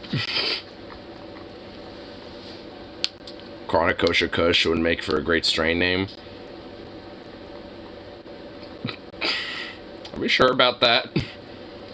You have to pronounce with a guttural silver. Chronic Kosher Kush. Chronic Kosher Kush. But then you have an acronym. It's like because then it's just like, yeah, I want some of that. But instead of saying the Chronic Kosher Kush, you're going to shorten it down. But guess what it's shortened down to? You're not going to call it the CKK. Just saying. I'm just being honest, okay? I mean... They can't call it Girl Scout cookies anymore because copyright. That's why they call it GCS. They usually acronym it, and they usually say that the lettering is GSK or simply just cookies. But honestly, there's a lot of hybrid strains, so they can kind of get away with it because of the hybrids. So they could call it like Girl Scout Gorilla or some shit, or honestly. Well, yeah, you just corrected yourself, but honestly, I have unironically been in dispensaries where it's GSK. Number 5 or, like, number 4 and shit like that. Like, I mean, I've seen it both ways. But either way, like, I mean, there's ways to circumnavigate it.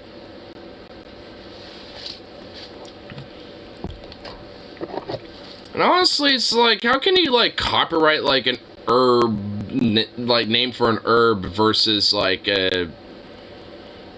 You know, like a cookie. Because, I mean, like, there's different names for, like, copyrights that exist, but are for different things, right? Like, I mean, like, I'm trying to think of an example. Actually, there's actually 2 metal bands named Venom, funny enough. But there's a slight difference. One of them is named Venom Inc., or basically Venom Incorporated, but it's because like they used to be one band, but you know eventually there was like some rift between them, and instead of like one of them changing just the name entirely, they said fuck you and we're just keeping the name, and it ended up being a copyright bullshit. There's kind of a long little weird thing about it, but either way, basically it essentially was able to, like, allow both bands to still hold the name Venom, but one of them's just named Venom Inc., which is the original group, And then the guy that was trying to keep the name Venom was able to just keep the name Venom. So it's just like, you know, I mean, these things kind of exist out there a little bit, even though if they're slightly different. You know, so I don't know.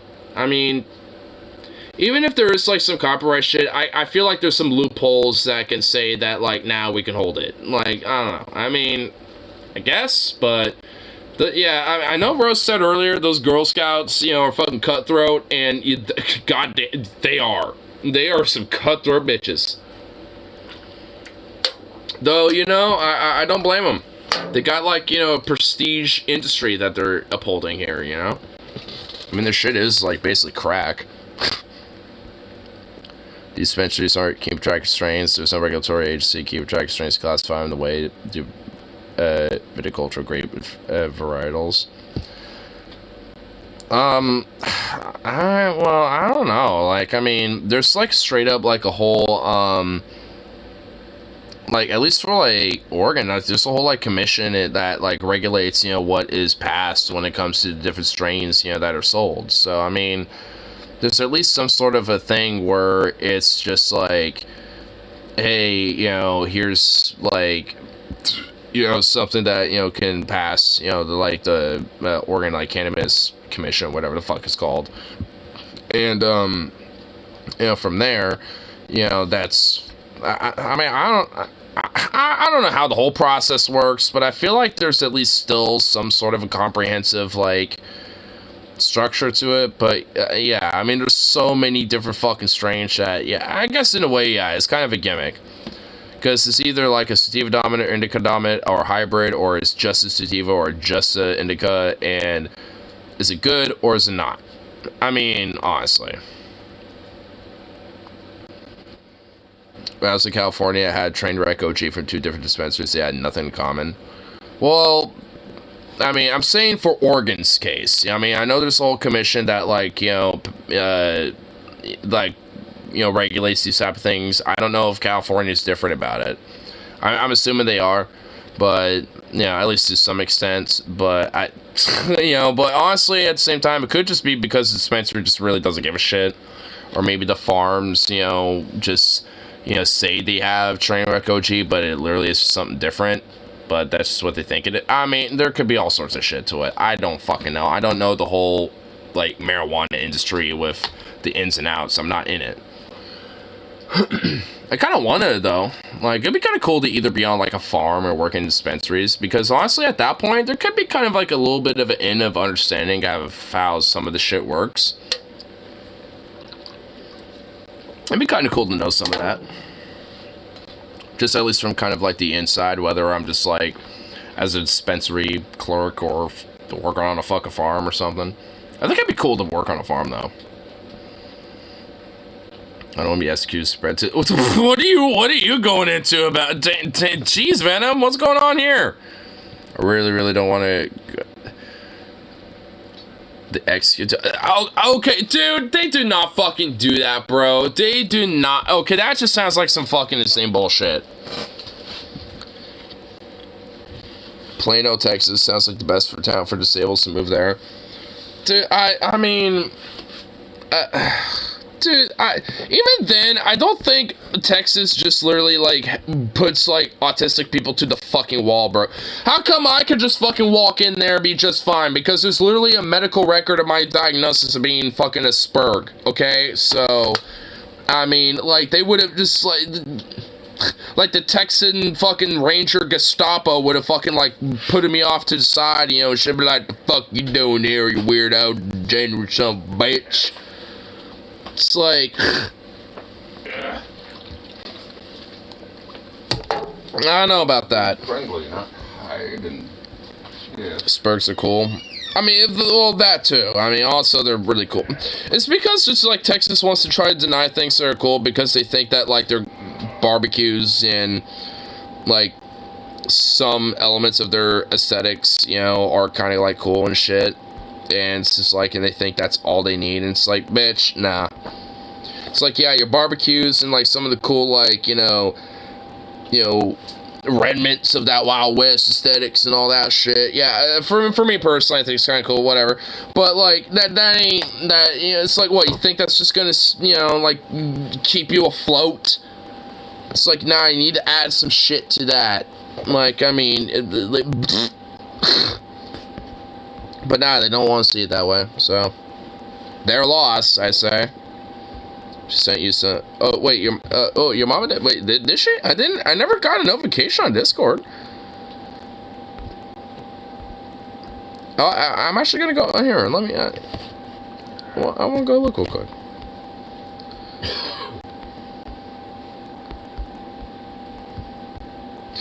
Oh shit! I think she did. She? Oh no, not yet. Not that. Honestly, I totally forgot to reply to her last thing, so I need to get back to her anyway, but... yeah, she hasn't sent me anything yet, so... Honestly, I'm kind of bad with replying to people. I know, I kind of feel bad. I'm not trying to, like, you know, blow her off or anything, but, you know, just... other shit, you know, it's kind of been... in a sense, so it just hasn't really been a good, like, opportunity to, like, respond to her. Did you know that in a pinch you can use sperm as a pomade in your hair? Venom, why do you know that? And why would I do that? I just have, like, that Aussie, like, shampoo and conditioner. I just use that shit. And it works just fine. So, and honestly, that's technically like a women's shampoo and conditioner, but I literally do not give a fuck. It works, and it's awesome, and it makes my hair fucking fabulous. And it makes it smell like kind of like coconuts. You read it on Wikipedia? Bullshit. I do not believe that, dude. I'm just gonna be honest. Yes, everyone likes cum. What about straight men? They don't. I mean, they like coming, but they don't like cum itself. Like, really? Not every. What about lesbian women? Like, they don't want nothing to do with that. So, I mean, you know, like, really? I don't even really like my own. Damn. I mean, yeah, so there's even that going on. We're just like, man, I don't even like it when I see my own damn nut. It's like, I mean, you got that going on. So I was straight. Bruh! Why? Whoa! Yo! No! Ah! Okay. I really regret reading that. But I guys had it bounce off the walls and hit your eyes. You know what's funny is I had a friend in high school that I had in band class that unironically had that happen to him. It didn't like bounce off the wall and hit him in the eyes. It was like he just happened to bust that nut, and a trajectory of one of those shots just happened to go right in his fucking eye. I mean, just straight up. And I can't even imagine how that feels, because not only is that, like, you know, a foreign, like, liquid object, you know, is in your eye, but it's like a nut. So it's like you got, like, some shit trying to, like, squirm around and, like, and all that shit. And it's gonna be there for a while. It's gonna, like, survive for a day or two, because it has, like, a sugar cocktail that can survive on for a couple days. And it's just like, I mean, so it's like, even if you wash it off, there's gonna be some remnants left up in that bitch, you know what I'm saying? So it's just like, it's gonna feel weird, and it's gonna, because you're gonna feel like, you know, some cells, you know, being like, you know, getting all fucked up, because you got, like, you know, sperm trying to get all up in that bitch or something. Did you ever come? Yeah, dude, I just stayed at home. I waited until I got home to do that shit, bruh. Yeah, like, dude, the school, dude, that is too uncomfortable. Like, I didn't even want to take a piss or shit at school, dude. Like, I did that as a last resort. If I could hold my piss or shit at school, I did. I waited until I got home. Unironically, I didn't give a fuck, son. Like, it was last second shit. Like, if it was like some DEFCON 3 level shit, like, oh, I need to go now, or ETA 60 seconds, you know, then, yeah, I'm going into school bathrooms. But beyond that, I'm avoiding that shit. You're pausing there like you're trying to contemplate what, do you not agree? Like, did you avoid the school bathrooms and, like, hold in your shit? No, I never go in the public bathroom. Well, he goes even further than that. He says outright public bathrooms. No. Honestly, you know what? I tend to agree, though. I go at home. You know, I tend to agree. But like I said, though, unless it's like some DEFCON 3 shit where it's like ETA 60 seconds, like, yeah, I'm going home. Yeah, yesterday I made that mistake. I should have gone to the public bathroom. I'll piss anywhere but poop at home. I mean, the piss thing, yeah, I mean, I will make an exception for that because sometimes, you know, it's like, it's just pretty quick and it's simple and it's like less than a minute ordeal with that one. But yeah, for the number 2, I'm waiting for that. I'm going home. Public bathrooms. No. I don't even use the coworker bathroom. But I also can just walk home, so I just do that. Got some weirdos to school bathrooms. The gap in the stalls were like 2 feet apart. That too! It's like, I don't want none of that bullshit.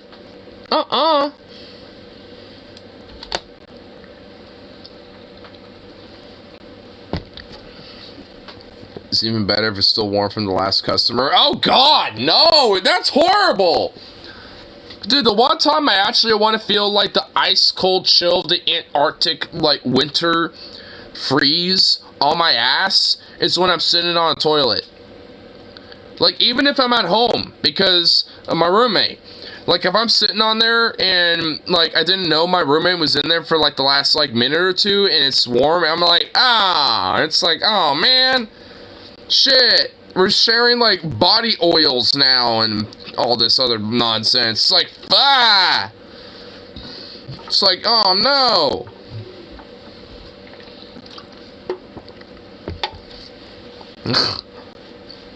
So, it's even worse when it's, like, in a public bathroom because you don't even know who that is. It's like a foreign bodily object going on right there. It's like, who the fuck is this? I'm like, whose warmth am I feeling? That's even worse. Like, imagine if you're, like, you know, doing, like, some 6-hour, you know, like, you're 6 hours in on, like, a 12-hour fucking drive, right? And you just have to, you know, go into rest stop and, take a deuce, right? And then you go in there, and you're thinking, alright, this bathroom don't even look too, one of the stalls, you open it up, and it's like, alright, don't look too bad. And then, you go in there, sit down, and it's warm as hell because someone just was in there, like, not even 2 minutes ago, and it's just like, who the fuck was this? Whose bodily, like, oils and fluids are just, like, like fusing with mine? Like, so many thoughts are going on where it's just like, it's traumatizing. It's just like, I picked the wrong one. It's like, no!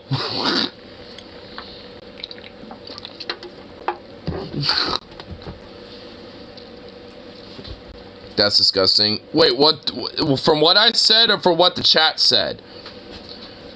Because at least one got in trouble. So it's nothing now I'm talking about. Wait, so what's going on? Dude, I am really not having a good time with reading the chat. I'm not keeping up with you guys whatsoever.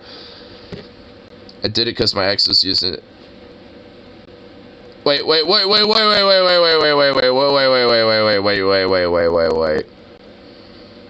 What's going on here? Wait, alright, someone...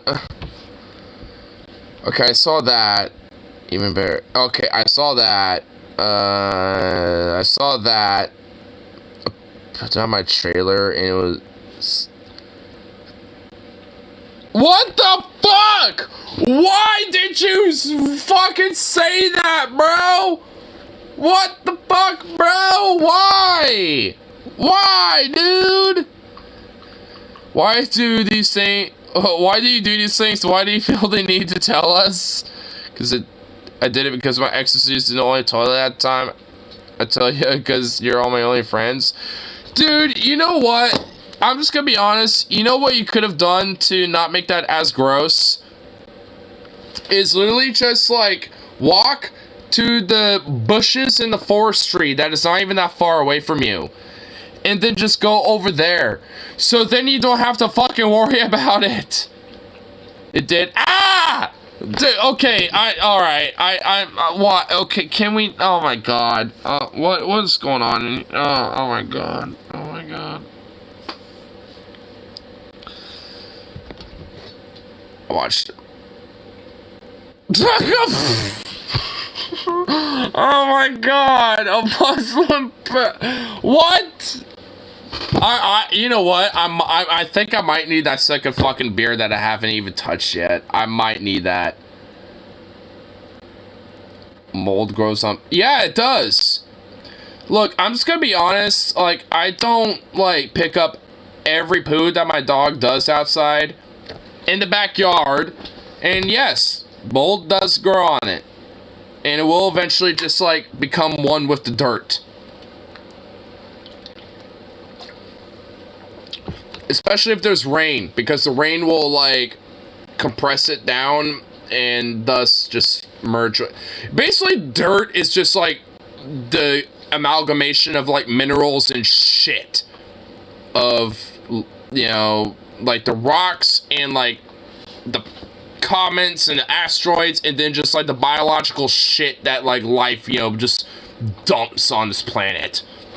And just morph it all into like one thing over like hundreds of years, and you just basically get just dirt. I mean, it's like, what do you think fertilizer is? It's like dirt. It's like basically just dirt mixed with cow shit amongst minerals. So it's just like, I mean, just saying. Like, what do you think dirt is?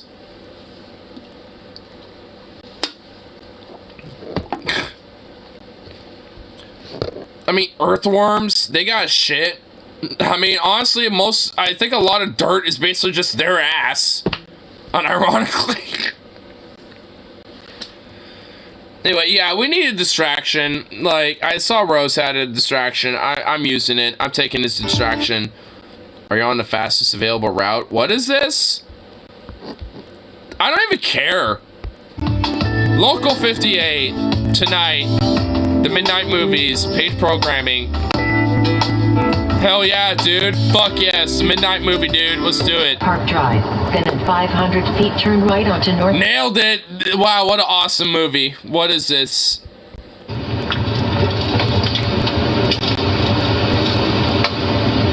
Wow, so invigorating. Wow, I love it. Awesome. Good shit. Wow. Phenomenal. 10 out of 10. Best movie I've ever seen in my life. Better than any film better than any film that has ever been made ever. Better than every film combined. You have to let the whole thing play. Do I really want to?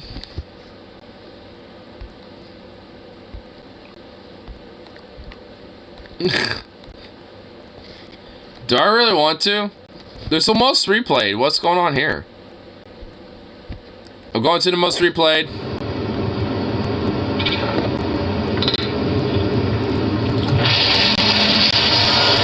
Rerouting. Make a U-turn. Your destination behind you. Rerouting. This is ear rape. I'm sorry. What's going on? Your destination in 250 feet. Rerouting. Your destination within 50 feet. You will arrive at your destination. Huh? Okay, maybe I should.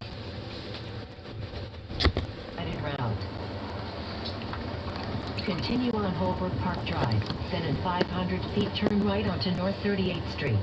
You will arrive at your destination in 2 hours and 28 minutes. Do I have the patience for this? I mean, it's less than 4 minutes. I mean, my brain is starting to be ADHD-like, and it's just like, patience is 0.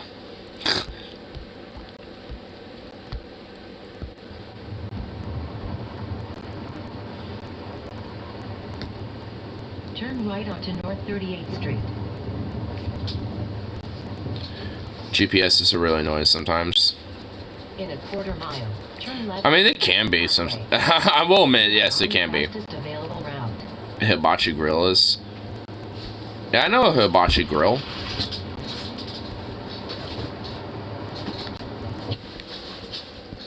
Yeah, it seems some of their theatrics get out of control. No thanks.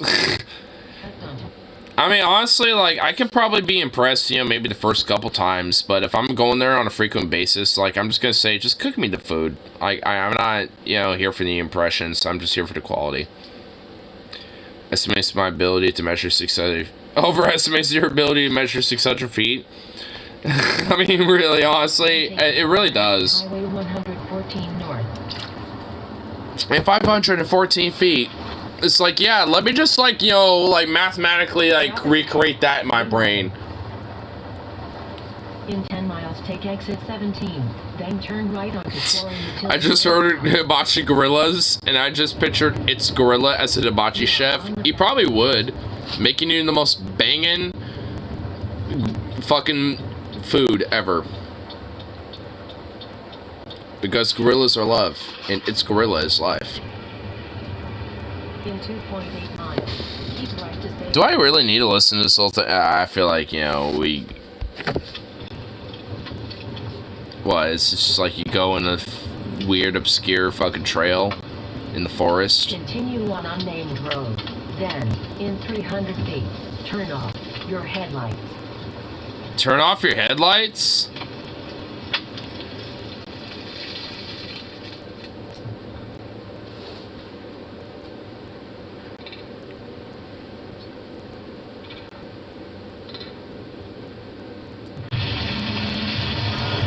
Rerouting.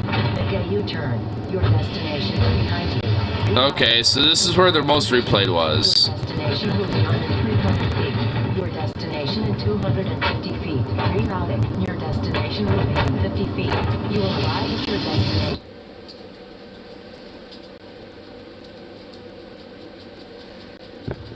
Something else happened? What?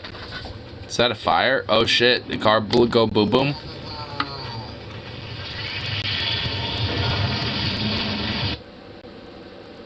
Former of a news station, some entities chasing the person in this video. Huh. Oh, so this is like a, oh, okay. Well, evidently they don't really upload a lot of content. Well, it seems like they do occasionally. Very sporadic. Huh. Weird.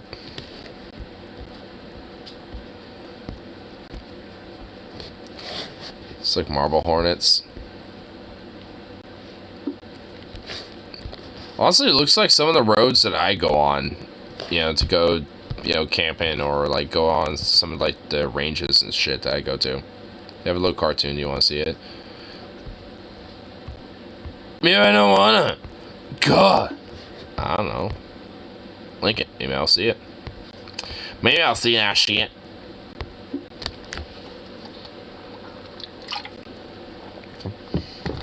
In the universe, the moon is an evil thing. Awesome. Sounds cool. I'm down for that shit.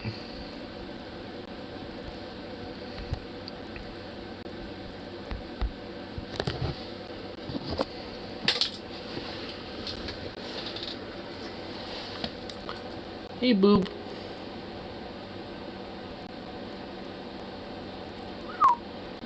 Hi. What's it doing? What's it doing, little bubba? Would you take a step back and be like, what the fuck? Here. Come here. Come here, boy. Come here. Do you not want this?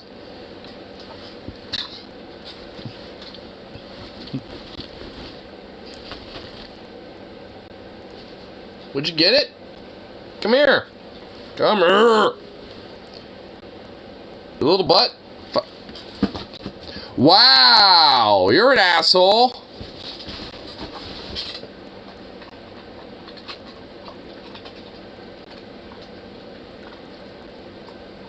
Oh, you don't want to come to me, but you will fucking eat it when it's over there.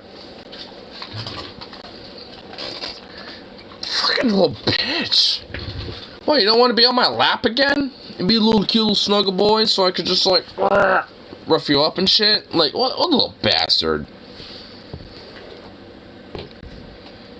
Tucker, please tell us you've never taken a bong rip without actually telling us you've taken a bong rip. Me? Tucker Carlson? No! I've taken one before, and it's the evil devil's lettuce. It is what will lead to the great replacement of the right ways because of these evil, like, MS-13 immigrants that want to just, spread their drugs all over America. I'm Tucker Carlson. Let that psychopath... Oh, God, you actually said... They hate nicotine. They love THC. Why they hate nicotine? Because nicotine frees your mind and makes you complacent and passive. Wait, what? Your power. Wait. I gotta fucking hear this. Wait, hold on. Take your hands off my menthols. Oh my god. Pure power play, banning things people like. Yeah, like marijuana. You freak. You're against that, aren't you? Here, we'll just blast it and we'll turn down as need be, but fuck. Muslim socialists and oh my god, dude. You know what? If you told that to some far-right weird, like, conservatives and shit in Florida, they unironically would probably believe that. Just saying.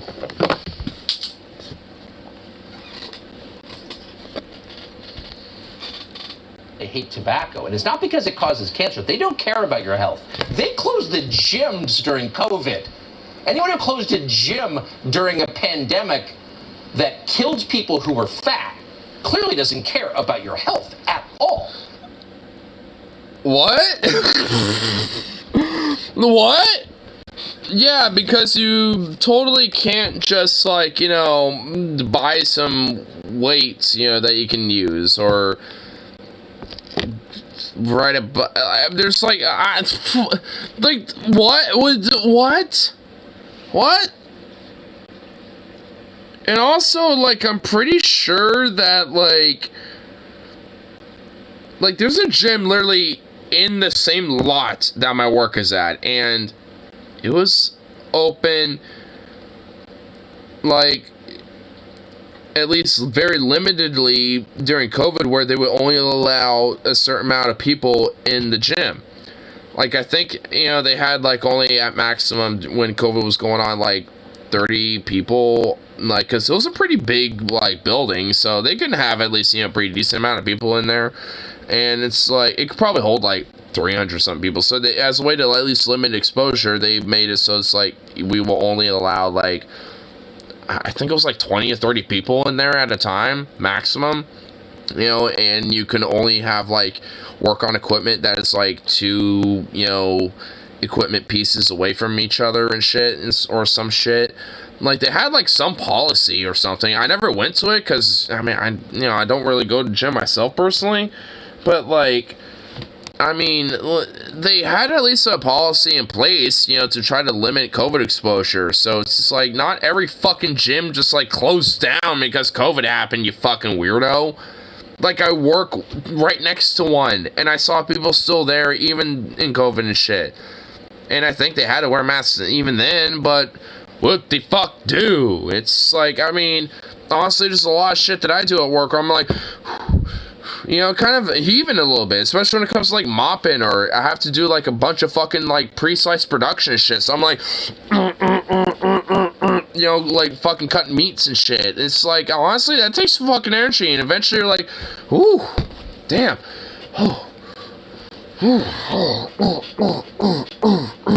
it's like, I mean, you kind of get, like, a little bit, like, like, I mean, it kind of takes some out of you a little bit, I will admit.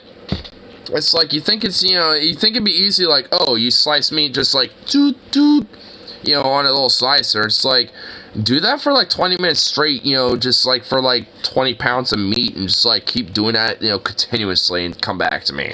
It's like, that should be a straight fucking workout at that point. And you can only do it for one arm. Like, I don't think I've seen slices where you could do it with this arm. I wish we had that, because then I could, like, you know, alternate between slicers so I can work this fucking arm out. Because I'm always working this arm out. I guess this is why I work this arm out in the morning, and then I do this at work. This one's for the morning, this one's for the workplace. They hate nicotine. They love THC. They're promoting. What about the people that like both? Like, people can smoke cigarettes and THC and marijuana too, dude, bro. Like, there's people that smoke both at once, for fuck's sake. I mean, it's like, what do you, what? They hate nicotine, but love THC. It's like, what, you want to, like, smoke your lungs out, you know, to, like, lung cancer to your heart's content? Even though, at least, you know, with marijuana, there's at least no proven basis for that. And if anything, it might actually, like, help prohibit cancer. So, it's just like, huh? Like, you really want to defend something that's actually detrimental to your health versus something that, yeah, I mean, there's some negative impacts that can happen to your health, but not for the broader, you know, general aspects, at least when you compare it to tobacco and cigarettes and shit, aren't as detrimental. Not even close. To your children, but they're not letting you use tobacco or even non-tobacco nicotine delivery devices, which don't cause cancer. Why do they hate nicotine?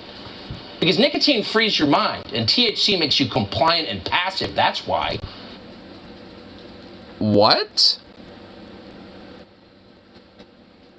What in the fuck is he talking about? Like, I've had nicotine, and I've definitely had THC for sure, like, a lot. And THC does not make you passive or complacent, for sure. And nicotine does not do that either. Like, I guess it could, but, like, honestly, yeah, THC is more of a mind freer. Like, I mean, when it comes to, like, THC, that is more why do you think some people say, like, hey, you know, take this joint, man, open your third eye, bro? Like, why do you think some people might say some shit like that every now and then? It's because, like, you're opening your mind, essentially, into different ways of, like, you know, thinking, because your brain is, you know, like, processing, you know, different different shit, you know, in a sense, because of the receptors that are being, you know, like, processing the different cannabinoids that's absorbing and shit. Like, I mean, it's a whole chemical process. So, it's like, oh no, like, how in the fuck does it make you, like, complacent, or, like, not make you, like, you know, free thinker or something? If anything, it makes you more of a free thinker. Like, what the fuck are you talking about, bruh? And oh my god, I just really, like, processed his fucking face, and holy shit, I just wanted to crush it with a brick. He has this smug look of, like, oh yes, I'm so right, and you know I am type of look, and it's just like, oh, dude, his mouth is so small. Oh my god. I need to stop processing that face. Ugh. Hate it. It's a threat to them. Why do they hate tobacco? And it's not because... I hate this motherfucker. Man, the things I could do to a son of a bitch like him. Honestly, like, the things I could do. I want to snack him in the face of dry eraser. Snack him. Snack him. Not smack him. Just snack him. Reminds me of Tate Reeves, governor of Mississippi, Muppet in human form. I feel like Tucker Carlson's more of a Muppet than he could ever be. Yes, snack. I stand by that. Hey, I won't stand by it too, as much as you are.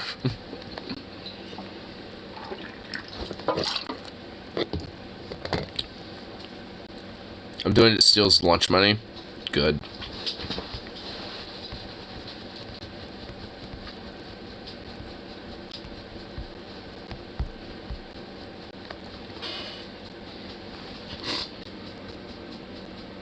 Bobo.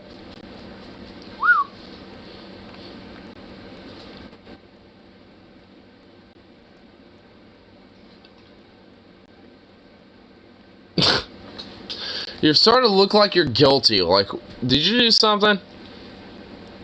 Just do a little fart and I'm gonna smell it. It's gonna smell horrible. Is that what's happening?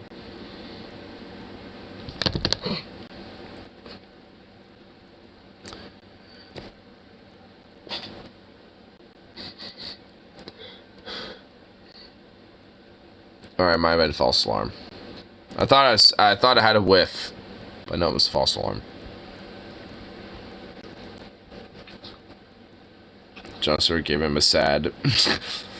Has never been the same since he was on Crossfire. Oh my god, I remember that. I mean, obviously, I don't like remember growing up or whatever, but like, I remember because like DFF did a Tucker Carlson gauntlet. Actually, you know, hold on, let me find it because I'm pretty sure like it was the first thing they delve into with this motherfucker, and it was hilarious because hold on, let me find it.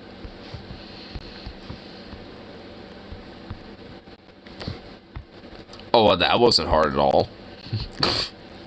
Ah!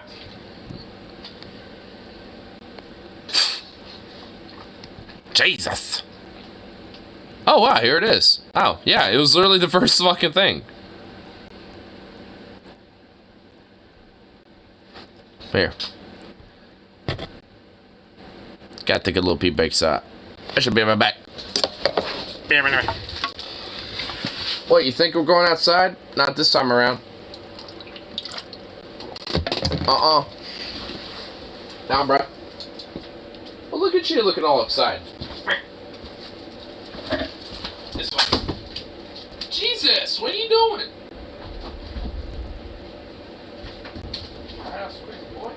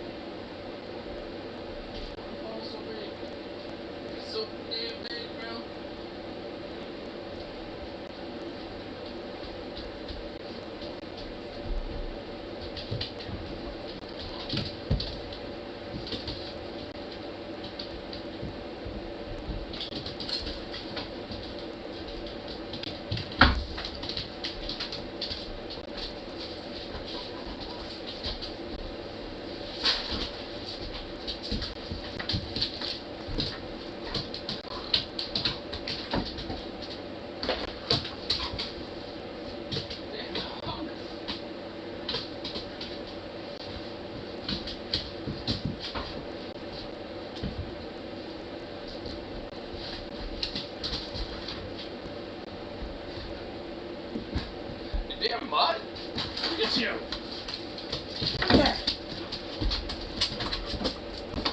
Man, you're a crazy dog.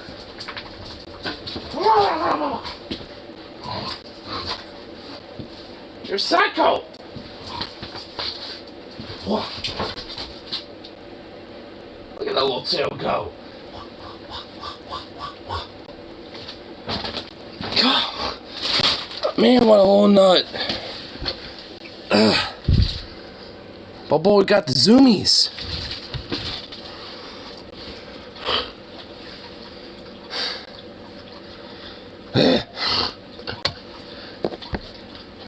Jeebus Kebebus.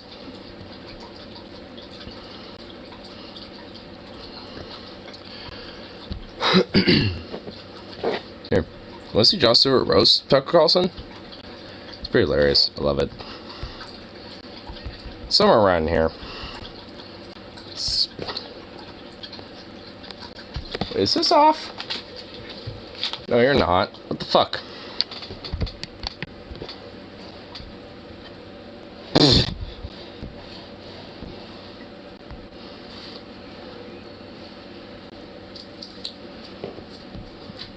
Yeah, what the hell? The fuck? Just silence. Hey! Hold on, let's do this real quick. Bruh! What are you barking about? He's already, dude, inside right now. Well, there we he's go. treading water. You can just tell. Look at that look on his face. Like, he has no idea what to do. He's like, There we go. I'm not doing the typical program. What do we do? Oh no. Jon Stewart, you fucking piece of shit. Why? Just what I wanted to tell you guys. Yeah. Stop. Stop hurting America. Okay, now and come work for us because we, as the people. How do you pay? The people, not well. Doesn't seem anything. But you can sleep at night. See, the thing is, You can sleep at night. Yeah, trust me. Like, Tucker's never lost no sleep over none of this. He definitely hasn't. Up, down, left, right, wherever he has to be. Like, Tucker's got no soul. He's got no skin in this game other than to make money. So. Oh, I mean, the outcome of his Jon Stewart dunking on him, though, that's definitely cost him hours of sleep because he's a narcissist. Well, I mean, having his pride hurt by somebody. And also considering that Jon Stewart is more revered and more loved in society in comparison to Tucker Carlson, probably has also something to do with it.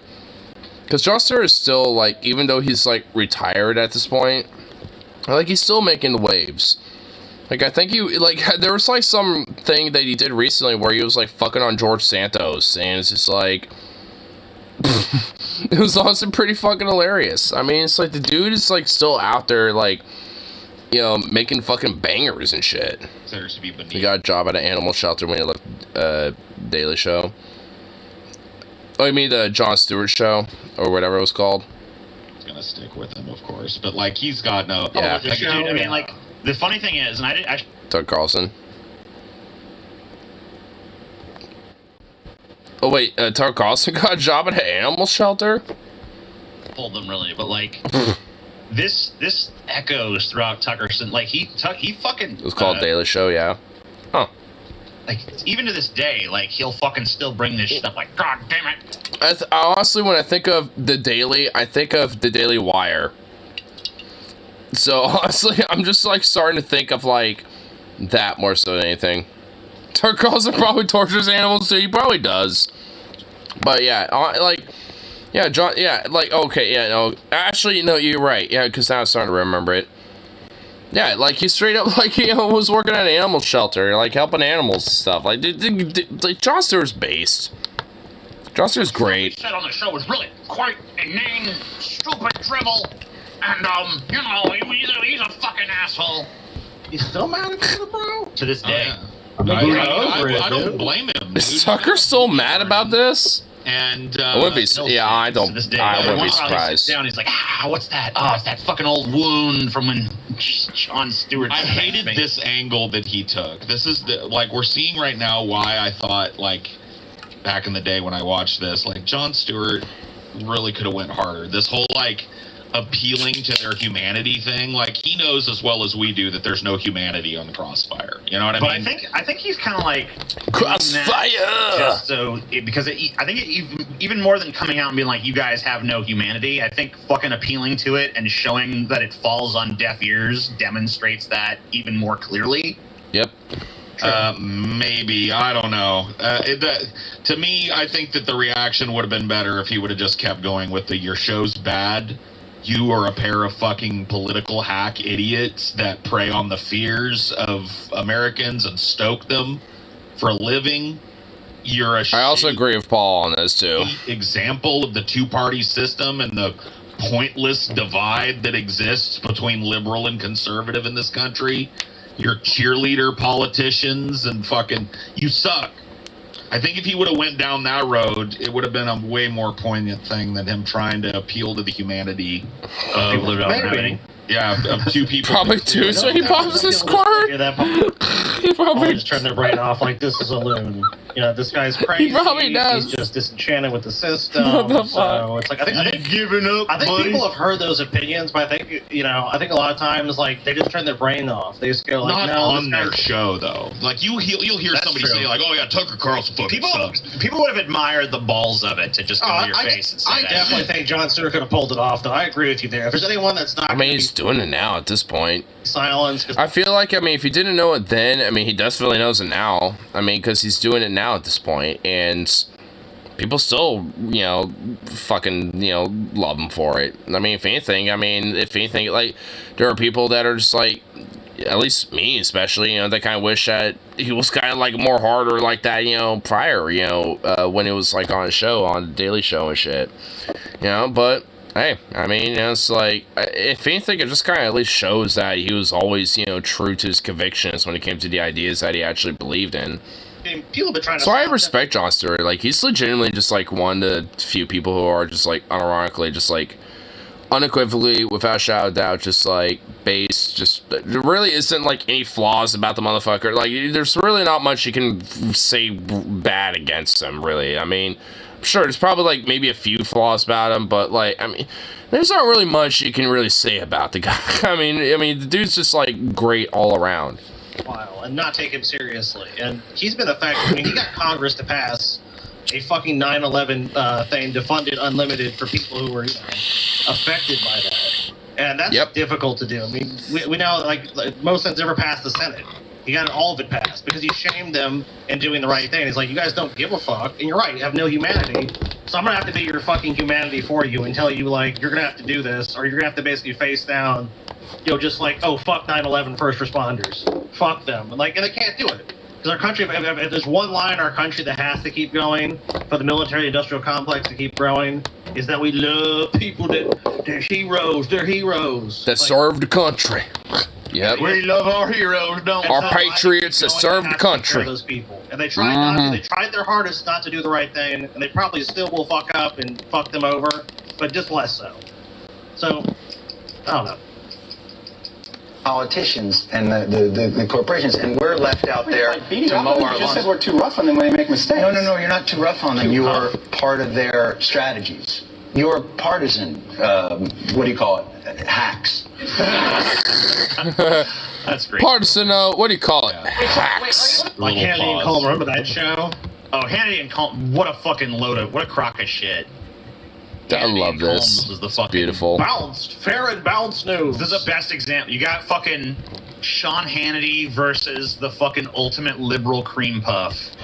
Crossfire was an old show. Like, it predates both of these around dudes. A long. Honestly, what's fucking crazy is that, like, at least in another show that, is pretty old as fuck, is Politically Incorrect with, like, Bill Maher shit. You wanna know a motherfucker that was on that show that I never thought was actually on it until, like, 2 years ago or something like that, was Jesse Lee Peterson. The beta! That guy.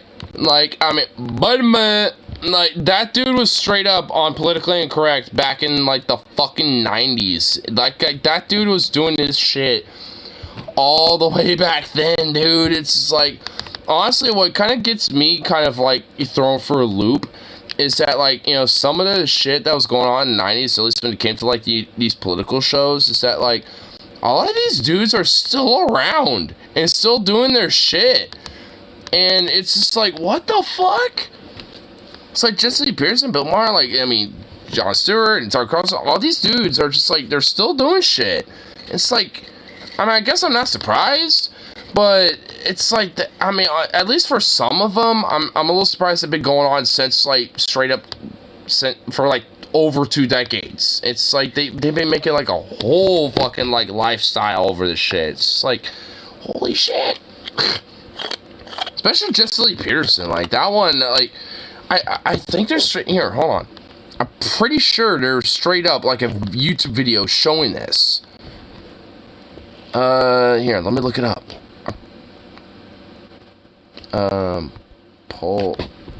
Oops. Politically incorrect, yep. Yeah. And then, Jesse. Yeah. Yep. Oh. Dude, straight up on Jesse Lee Peterson's channel, for fuck's sake. Even Jesse Lee Peterson's fucking flexing this shit. Right here. Yeah, right there. That's right. That's it right there. Dude, why does Bill Maher look like fucking Bill Clinton? I did not inhale. Alright. Hey, what's up, Jesse Lee Peterson? How you doing? Alright. You want to inhale? Oops. I didn't even mean to click that. But,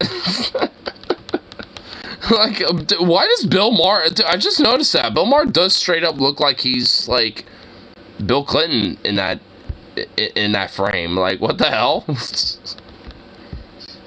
You know, Crossfire was an old show. Like, it predates both of these around. Fuck. God damn it. It's all right. I'm brain farting his name. No, Frank Zappa. Okay, Frank Zappa on Crossfire in the 80s. Oh, talking about like free speech and Yeah. music. Yeah, I think I've seen that clip actually. It's really good. I've seen that clip It's a really too. old show, and it's a really old concept. This idea of taking people with opposing political views and having them hash it out with a guest. To like, you know, it was the way that they were pushing those political buttons for people. They were still doing it a lot in the 90s and early 2000s. So, when Crossfire cable networks still dominated everything. Crossfire started in 1982 and lasted until 2005. And then it was resurrected briefly in 2013 and 2014. Really? But, I guess failed to. Oh, dude, you could totally do it now, but not like this. You couldn't do it like this. And honestly, YouTube and a lot of social media plays this kind of show anyways, because they do this shit all the time. It's like... Yeah, I was just about to say, honestly, like, a lot of, like, you know, internet platforms have kind of replaced what Crossfire is now at this point. Like, because, I mean, a lot of, like, this framework of, like you know, with Jon Stewart being with Tucker Carlson and shit, right? Like, I mean, like, a lot of this is basically just done in the framework of, like, the whole, like, debate sphere, you know, that a lot of, you know, political internet, you know, like, communities, you know, kind of do at this point. I mean, that's kind of essentially is what it has evolved into. I guess, you know, for good and bad, I suppose. Like, honestly, there's, you know, some, you know, like, political debates or panels or whatever the fuck that actually end up, you know, even for me personally, end up being kind of, like, interesting to look at and entertaining at the very minimal. But, like, I mean, it's evolved now more so to the point where it's like, I didn't even know there was, like, a attempt to bring Crossfire back in, like, 2013 to 14. But I think it's just because at that rate, you know, especially, you know, when that was kind of like the early beginnings of, you know, some of the whole, like, political debates online and shit, you know, being, like, a big thing, most people were focused on that.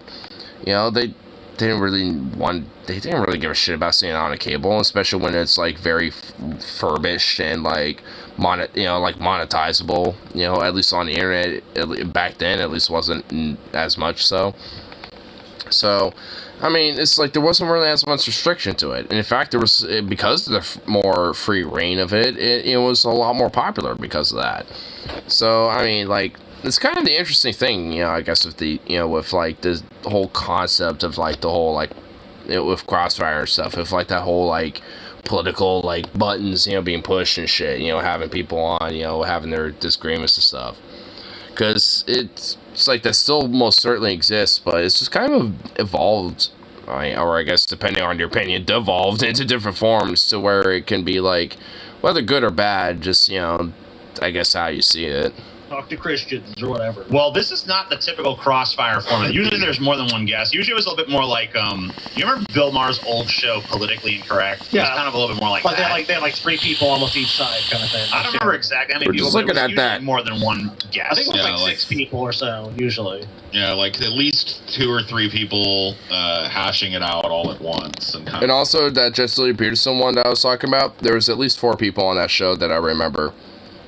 And there's like Bill Maher and then like 3 other guests and Jesse Lee with him, with the rest of them as well. So yeah, there was at least like more than like 2 people, you know, as a guest on that show. Just a big political argument on stage. Which, why not? Let me tell you something valuable that I think we do that I'd like to see you Something do. valuable? Yeah, no. I love the incredulity. I love that. Oh my god, dude, I love Jon Stewart, dude. It's like something valuable. Like, just like, here, let me just like show you something that we do that's valuable. It's like, something valuable? You bow tie wearing little bastard, really? Question. Something valuable? You? Okay. You? Maybe. Yeah, okay. When politicians, and I'll tell you, when politicians come on, Yeah. it's nice to get them to try and answer the question. And in order to do that, we try to ask them pointed questions. I want to compare our questions with some questions you asked John Kerry recently. If you want to compare your show to a comedy show, you're more than welcome to.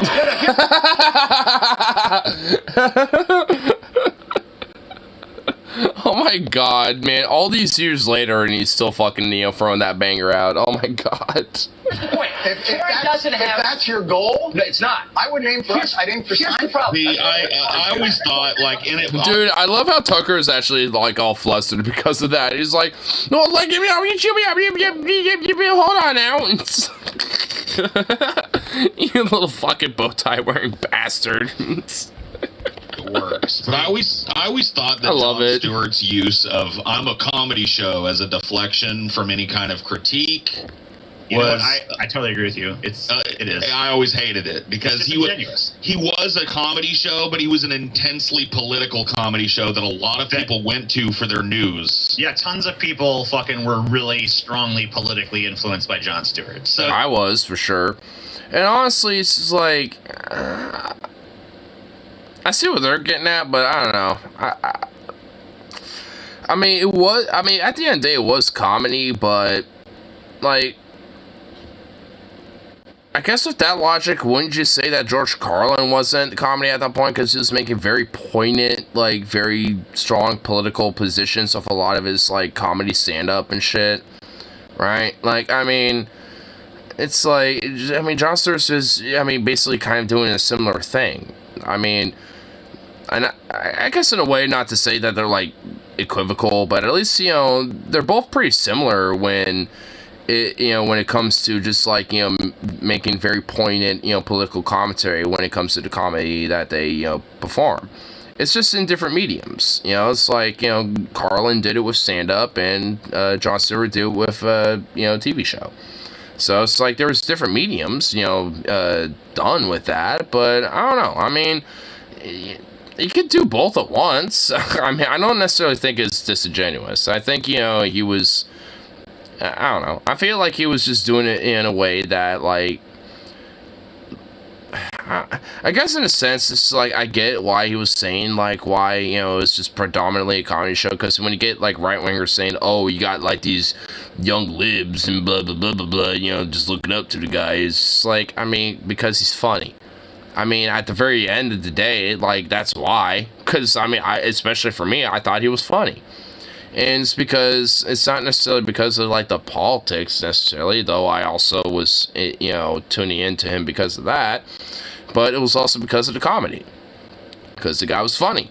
So, I mean, it could be both, I think, in my mind, at least. I don't really necessarily think that Jon Stewart was being disingenuous to that type of shit, but I don't know. That's just my thoughts of it. I don't know if they would necessarily change their mind about it. I mean, this is like, well, I guess this Mike's old. I mean, I don't know. Maybe they probably still hold the same position.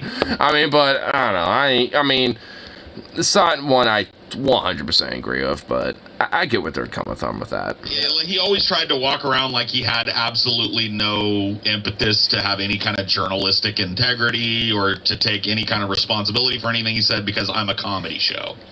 You know, and that was never the case with him on that show. I always thought that was a fucking strange line. On this show, he will come on your show. I think it was just pushing the line. Look, I don't really think it was walking some weird line. I think it was just pushing it. Well, we have civilized discourse. Well, here's an example of civilized discourse. Here are 3 of the questions you asked, John. Yeah. You have a chance to interview the Democratic nominee. You ask him questions such as, quote, how are you holding up? Is it hard not to take the attacks personally? Yeah. Have you ever flip-flopped, et cetera, et cetera? Yeah. Didn't you feel like you got the chance to interview the guy? Why not ask him a real question instead of just suck up to him? Yeah, how are you holding up is a real suck up, and I actually was giving him a hot stone massage. And, Hot stone. you know, Shut up, John. Oh my God. Or Tucker. Oh my God, I'm getting. Shut up, Tucker.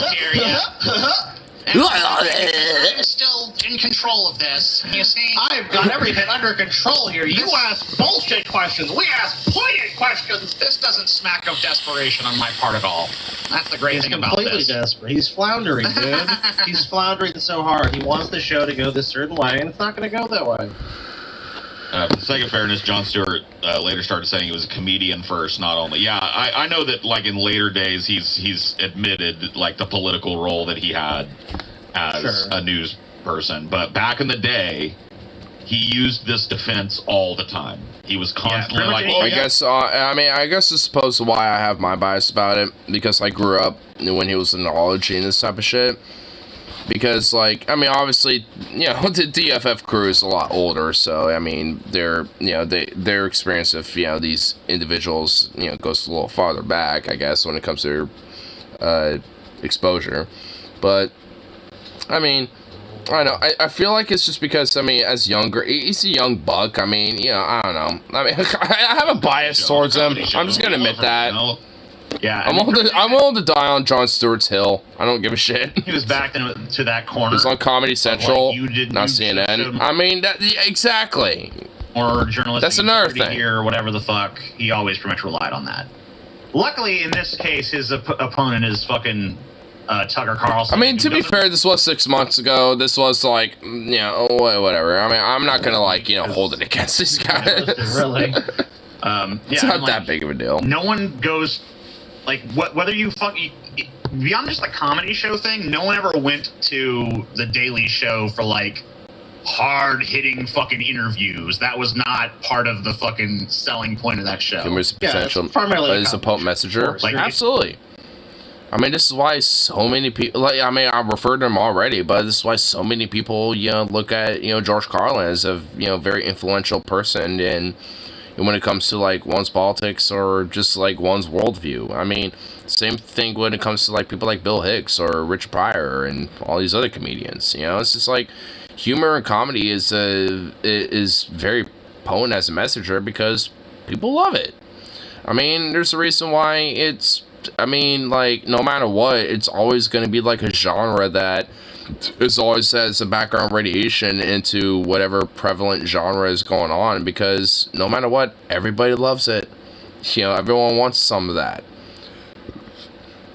Like, you know, like, for the longest time, like, when it came to movies, like, superhero genre films was, like, the biggest thing, but, you know, at least when it came to the background radiation, there was always some different genres, but one of the biggest ones, and always will be, frankly, in a lot of ways, would be humor and comedy.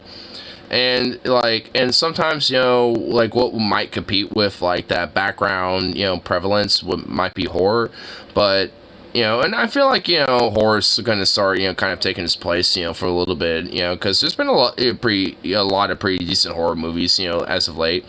But at least when it comes to, like, comedy, it's always going to be there. It's always the background radiation. Everyone wants to have a laugh, you know. It's like, it's something that everybody, no matter what, you know, regardless of political views, everyone enjoys, you know. So it's like, I mean, it's, you know, like, if somebody, you know, wants to have, like, some message, especially when it comes to the comedy, I mean, they're definitely going to seek it out. I mean, like, honestly, I remember watching Fall Guys, you know, like, with Ryan Reynolds or whatever, fuck, and honestly, you know, for me, you know, as much of a comedy action film as it was, like, there was kind of, like, a pro-labor message I kind of took out of that film, I mean, even if it wasn't really necessarily, like, the point of the film. I mean, you know, because there was different, you know, themes about the film that kind of, you know, at least from what I pointed, you know, what I noticed, you know, kind of, like, steered towards that type of direction, which I thought was, like, you know, honestly, for me personally, made the film at least a little bit more enjoyable. You know, I mean, honestly, I'm not even the biggest fan of Ryan Reynolds, but, I mean, he has some decent films here and there, and honestly, that one was one of them, at least for me. I mean, you know, and despite the trope, and like, for me, I kind of went into it thinking it was going to be kind of a dorky, weird, dumb movie, but I went into it, you know, thinking one thing and came out of it like, oh shit, my expectations actually kind of went in a way that I didn't even think of. So honestly, in a way, that movie kind of like threw me for a loop, and honestly was kind of, because of that, actually a good movie. So, but that's just me personally. You know, but, like, I mean, if you watch it, I mean, if you look at it from more of, like, a labor perspective, I mean, you might actually kind of see what I'm talking about a little bit, because there's legit, like, various different scenes in that film that kind of point towards that, at least a little bit. And, like, because I remember there's, like, straight up where, like, the Ryan Reynolds, like, self-aware, like, character was, like, basically making all the other characters that are basically the NPCs and saying, hey, you know, you can have, like, this self-awareness and ability to kind of, like, do what I'm doing. Just stop partaking in the NPC shit that you're doing and basically do a walkout or a strike, essentially. And there's also an element of that with, like, some of the game development. There's a lot of elements of that type of shit. Like I said, I mean, it's kind of worth watching a film at least once, you know, even if it's a little kind of dorky. Because it kind of is, I will admit. But, I mean, nonetheless, actually, it's not really that bad of a movie. Just because of, you know, that, you know, just because humor, you know, can, you know, be a good message, or, you know, when it comes to different ideas, or, you know, different political messaging. I mean, to bring back in full circle. You know, because, like I said, everybody wants to have a laugh. Everyone loves humor. Yeah, like, if you bring a guest on the show, it's usually pretty light banter. It's usually not, like, intense fucking scrutiny. So where it's interesting to hear you talk about my responsibility to the, you know, I didn't realize that, and maybe this explains quite a bit, the opportunity is that the news organizations look to Comedy Central for their cues on integrity. So, what I we already have done that.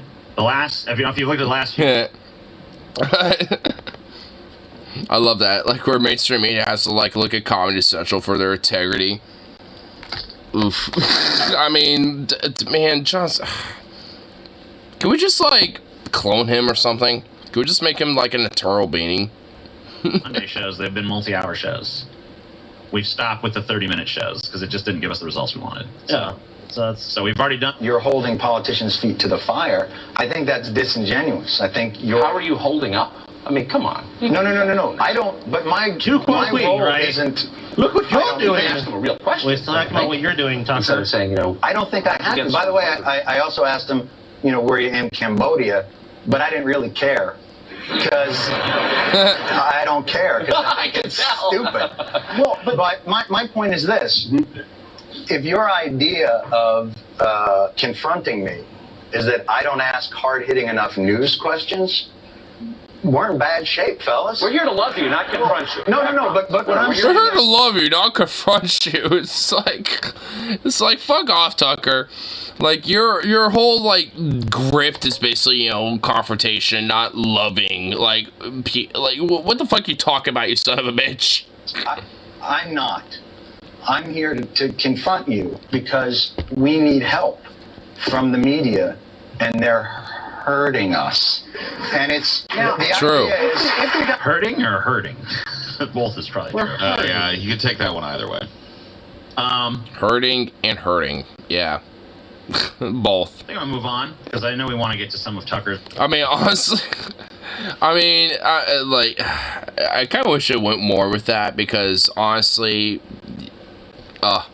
Juster 1 is just base, and just like confronting Tucker with that type of shit and just like calling him out and basically just kind of the rest of mainstream media with that type of shit is just, it's so fucking beautiful. And you really don't necessarily see that as well, I guess, I mean, maybe not.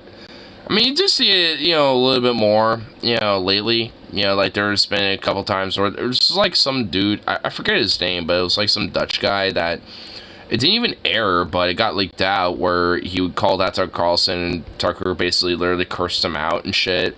And then there's like a few clips where like, you know, some lefties on Fox News have like called their shit out and everything.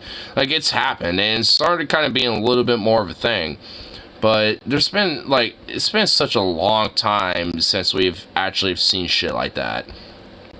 I mean, and I just want more of it. Like, it's just what I embrace. And just kind of see that even back in, like, the fucking 90s where that was kind of a thing, it just sort of shows that, like, at least one, 90s weren't all totally bad. And for two, that, like, this whole, like, narrative, this whole, like, you know, narrative and, like, push against the entire mainstream and, like, the status quo has always been, like, a strong, you know, message, you know, that's just been out there. It's just that it's always been, you know, suppressed and always been pushed under the rug because, you know, it goes against the grain. I mean, it's been out there. It's always been out there. It's just that, like, I mean, there's a lot of propaganda to make it seem like it's just so radical that you just, you know, can't, you know, be near that, or else you're gonna be seen as, like, some crazy fringe pinko commie or some shit. That's great. I mean, honestly, they were, and I wish I was born earlier in the fucking 90s. I kind of loathe the fact that I'm a 97 kid. Like, I wish I was born in, like, 94 so I can at least experience some of the goddamn 90s. Even if I was a little child at the point, like, fuck. Like, whatever the remnants of the 90s I got was basically because my brother grew up in that shit. And I grew up, you know, with him, and, you know, like, at least with some of my early childhood living in my house and shit, so it's like, fuck. Like, basically, most of the 90s I grew up with was around him, because he was a 90s kid. It's like, son of a bitch. 90s are awesome. Like, Nirvana, fucking grunge, nu metal, fucking industrial metal, like, all the bands that I'm into, like, Nightwish, Rammstein, fucking, like, you know, like, the two big bands that got me into metal in the first place, you know, came from the fucking 90s. Like, a lot of the culture, like, that, like, kind of gothic, grunge, like, crusty aesthetic, you know, that kind of comes out of, you know, the 90s and shit. I love that shit. Like, there's a lot about the fucking 90s that I just goddamn love, dude. I mean, it's like, like, straight up, even if I would have been a little kid growing up in the 90s, I don't give a fuck, bro. I wish I grew up in that shit. Like, I really do feel like I'm a 90s kid at heart, even though I'm more of a 2000s kid. It sucks. It really fucking does. I feel like at the very minimal, I was born a decade late. Like, honestly. Like, ugh. Yeah, I hear ya. Yeah, I mean, I mean, there's a lot of shit that I really do legitimately appreciate from the 90s, and I like it. Even the punk culture and shit was pretty dope at the time. I mean, there's a lot of shit from the 90s that's pretty cool. Yes, Christians, please actually read what you... Wait, what is this? Christians be like, one of the most dangerous things Christian can do right now is neglect Bible reading. What? It's like what most of them do in the first place? Okay. That's what the voices are attempting to convince you how to think. Be certain you are being shaped. More scripture, less social media, more Bible, less books. Wait a minute. The Bible is the fucking book. More Bible, more Bible, less books. How can you have more Bible if you're saying less books? What? The Bible is a fucking book. More prayer, less blog posts. Hey, Carl Lupke. Here, let me pull the screen up just so I can show you what I'm looking at. Like, hey, like, hey, buddy, like, maybe stop making a fucking blog post about it then. More scripture, less social media. You literally are on social media. More Bible, less books. The Bible is a fucking book. More prayer, less blog posts. You literally made a fucking post. Hey, do you know what cognitive dissonance is, you idiot? Like, for fuck's sake. Okay, he walked in. I don't even want to know. No, hold on. Actually, it's not that bad. It's a meme. Well, not a meme. It's a thing that was sent to me. He's walking. He really doesn't want to know. Okay, I don't blame him. Oh no, he's walking back. Okay, no, he does. So it says Christians be like, one of the most dangerous things Christian can do right now is neglect Bible reading. Thousands of voices are attempting to convince how you think. Be certain you're being shaped. This is literally on Facebook, by the way. More scripture, less social media. While this post is being made on social media, more Bible, less books, even though the Bible is a book. More prayer, less blog posts, even though this person, Carl Lupke, the person that made the post, is making a blog post on social media instead of doing prayers. I don't really give a shit. Well, you know, I mean, in one way I don't blame you, but on another hand, these motherfuckers are dangerous as fuck, and yeah, Or at least half a smoker. I didn't even smoke to contemplate this bullshit. I don't even know what that bullshit is. It's just some weird fundamental Christian dogma bullshit. It's just whatever.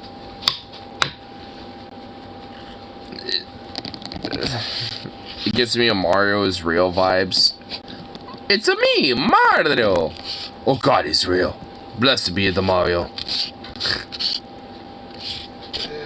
Actually, blessed be the angels that will smite thy Mario, for he be a demon that is against my fufu. He's against my fufu Sky Daddy. But I believe God's like some... Oh God, here we go. Oh no. person like from another planet that's another planet more powerful than us. Right? Anyhow, whatever. A galactic alien species, I guess. That's more.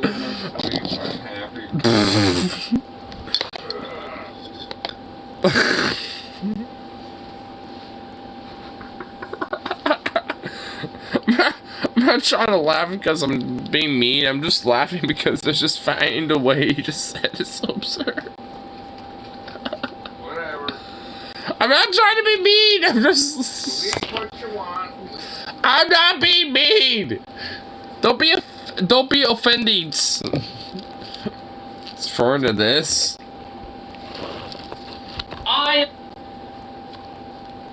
This is a 15-minute TJ video. Oh my God, this is 12 years old. Holy shit. This is an oldie. Back in 2010, son. Damn, this is an old one. Oh my God. Damn, look at TJ in his background, bro. Look at him. Dude, look at TJ from, like, fucking 13 years ago, dude. Holy shit. TJ has changed so much since, you know, from like 12 years ago. Oh my God. Dude, I can't even believe, you know what, I will admit, what's crazy is that is the same TJ that is like, this TJ. Where is, nope, nope. That's the same TJ as this TJ. That is the same TJ. I mean, look at that. Look at the difference. It's like, yo. Dude, this is, like, what the fuck, bro? I mean, you know, honestly, like, I can't even, you know, I'm just starting to realize that. That is, like, the difference of 13 years right there. That is a 13-year difference.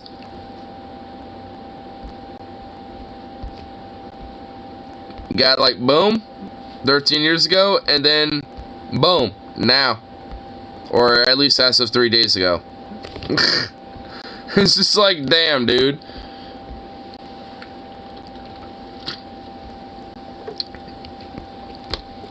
That's the teacher I remember. Teacher can get bowl cut with a wig. Dude, you know what's crazy? It's on the Undie Nuggets. They showed TJ as like a 2nd grader, and literally his picture basically looked like me, just less pudgy, as a 2nd grader. There was something about the bowl cut, dude, that like moms were about during like the 80s and 90s and 2000s. And my mom was holding on to that bowl cut. You know, when like, and honestly, I feel like what the fuck was up with the bowl cut? Why was I given a bowl cut as a child? Why didn't you stop the fact that I was given fucking bowl cuts? And the fact that my mom did it herself and she nearly poked my fucking eye out and ears. She like almost pierced my ears, like I don't even know how many times, giving me a fucking bowl cut. So I could laugh at you? Oh, see what I mean? I feel like the bowl cut is what led me to being bullied. I knew it. That verifies it. Even my own dad proved it. You son of a bitch. I was hoping you would at least validate my fucking trauma, but no. Your trauma is my amusement. No!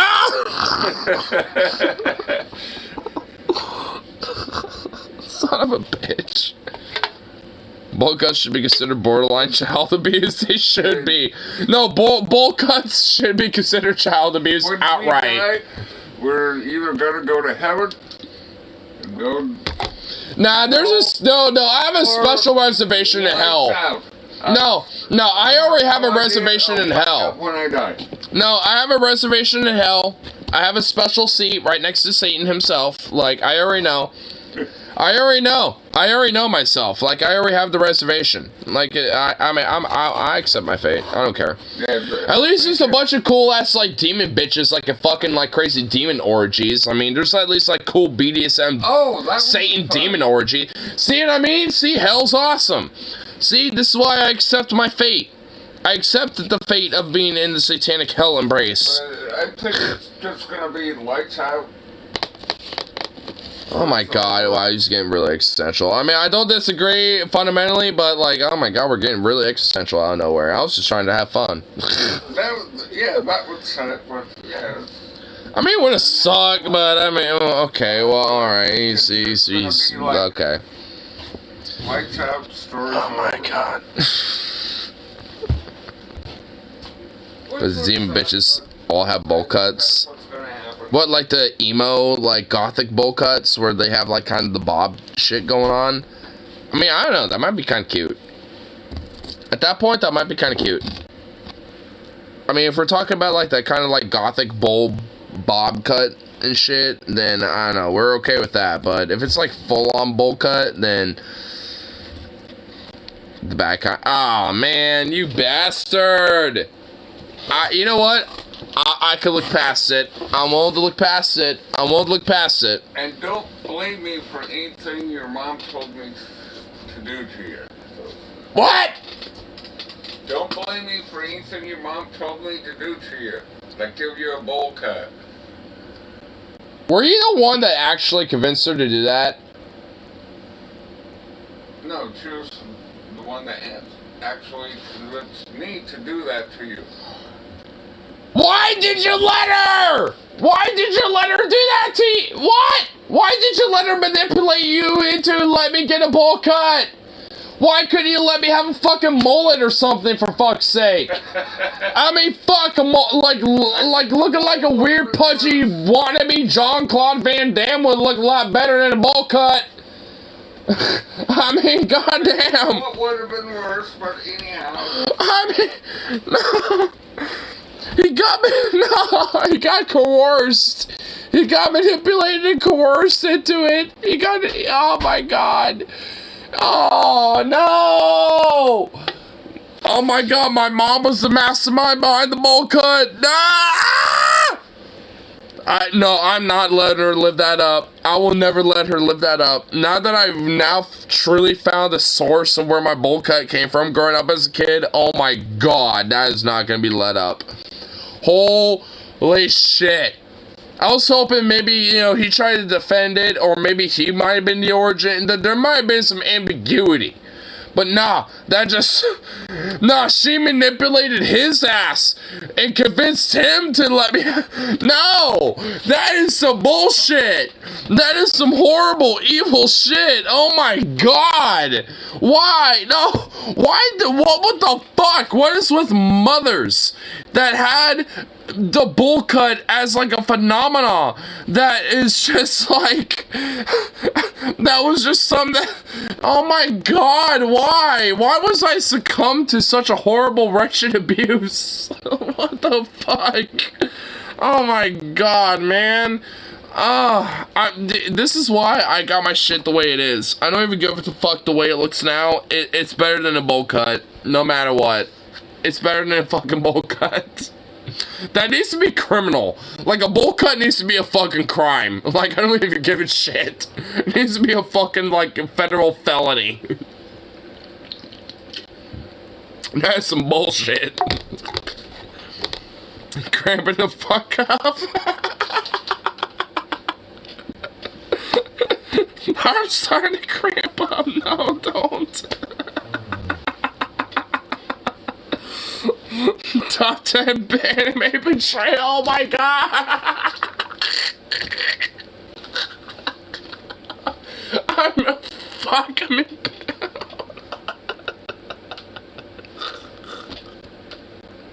Ow! Fuck, my head just bugged. Ow! I just bonked my head on the fucking. Ow! Shut up! No, don't start. Oh my god, there's chaos happening. Oh my god, I can't even contain this. Oh my god, I'm starting to fucking cry. I'm in pain, I'm crying, my head hurts. Dog is barking at like no fucking galore. Like, god damn it.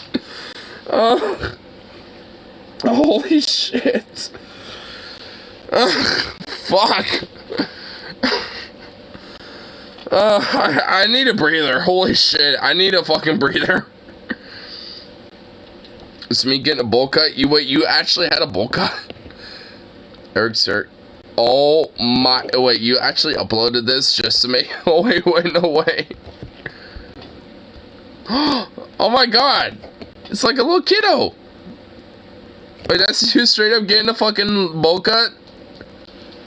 Oh my god, why, dude, you look like, oh dude, what the fuck, why did like every little kid that was blonde, wait, dude, you look like me, dude, what the hell, dude, if I pulled up some pictures of me as a little kid with a bowl cut, this looks like me, oh, what the fuck,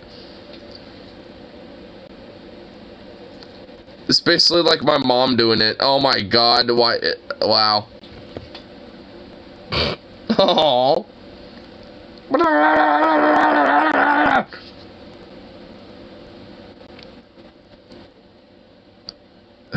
oh no, the bowl cut initiation has begun. Oh, then he got the ear. Oh no, she got the ear. Dude, my mom did it every time. Dude, oh my gosh, she did it too. Ah! Oh my god, dude, I felt it. Dude, I felt the trauma. I felt my ears. Dude, my eyes were kind of feeling it a little bit. Dude, oh my god, dude. Ah! The trauma of getting these fucking bowl cuts, bro. Oh my god. Dude, that moment right there. I saw it too. Boop! Right there. Right there. Right there. She bonked you. Yep. She, right on the back of the ear. Dude, oh my god. Sometimes she would get in the crook of my ear too. Like right on this little loop and shit. She would get that. She would get my eyelid sometimes. Oh my god. Horrible. Horrible. Sad. Very sad. Mom stabs me with scissors. Yep. Dude, I got many stab wounds.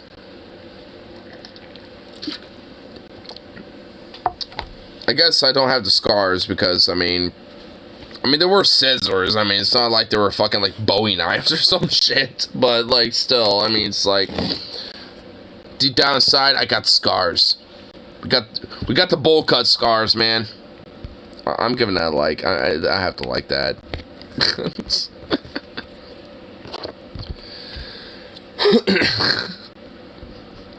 I mean, I honestly, dude, there's at least like a dozen different experiences that I am just straight up fucking like traumatizingly nostalgically feeling. Of every time my mom sat me down and got me a fucking bowl, dude, it was like straight up like up until, oh my god, I have a 7th grade picture that's, oh, you know what? I think I might know where it is. Oh, do I know where it is? It might be in the kitchen somewhere.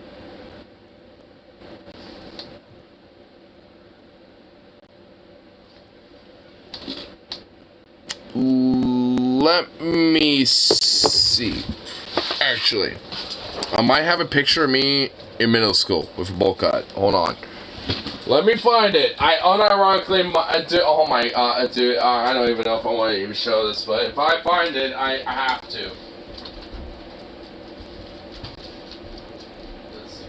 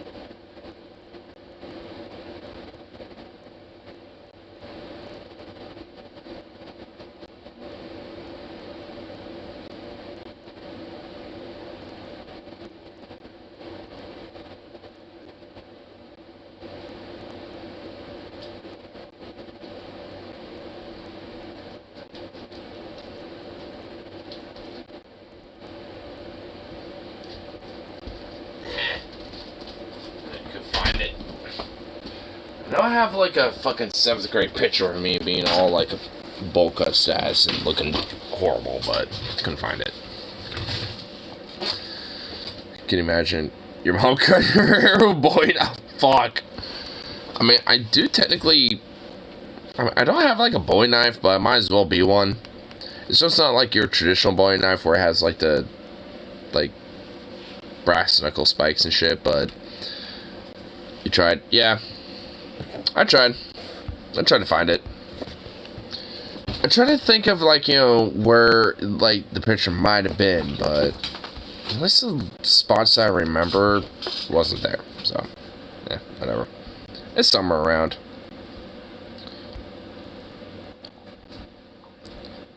If you want to see a really good adult animated TV series, check out Ugly Americans. What's that? Do I want to know?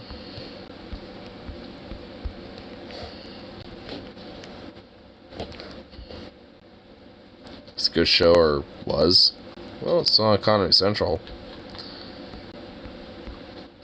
Huh. Yeah, I've heard of this. It's an anime TV series from like 2011 or so. Oh, really?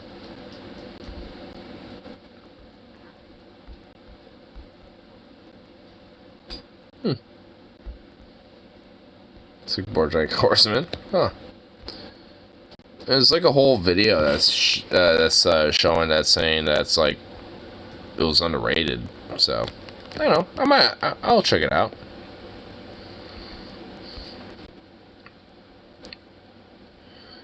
P beast word fee. Like a patch. Money patch. Wait, what? Name your 9 parts. Huh?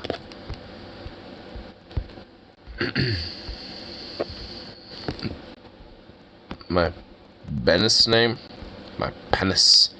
My Benis. It would technically be...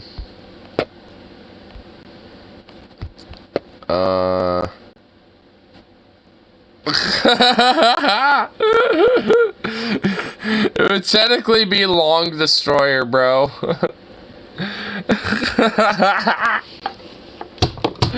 Oh my god! What the fuck? Why is that like weirdly accurate? What the oh my god! Jesus Christ. Let's see, what's IH? Man stick? Oh my god, that's horrible. Dude, the first one's way better. At least when it comes to the dangling destroyer. I mean, yeah, Long Destroyer sounds way better. What the fuck? What about Bussy? What about Bussy? Crusty curtains? Oh my god, no! Nope. Salty maker? Hey, I'm okay with that.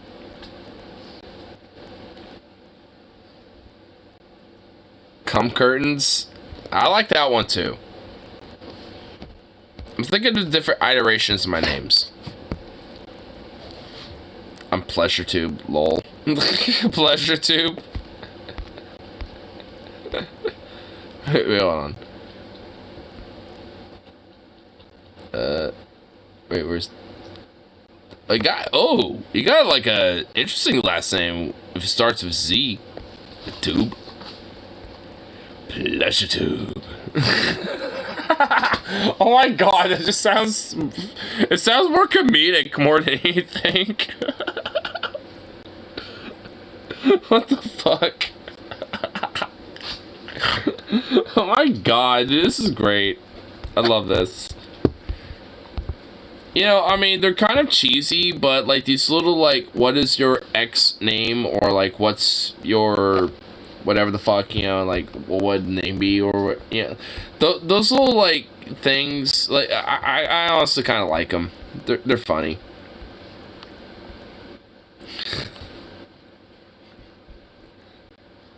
Nope, not going with that. I'm changing my initials. HM is not working for me. Wait. What's HM? Purple. Purple pole. Purple pole. Purple pole. What the fuck?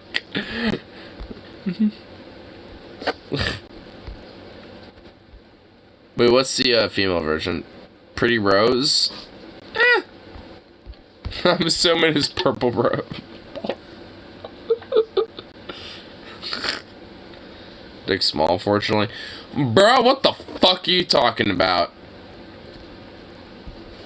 I'm just gonna say that right now. What the fuck are you talking about, bruh?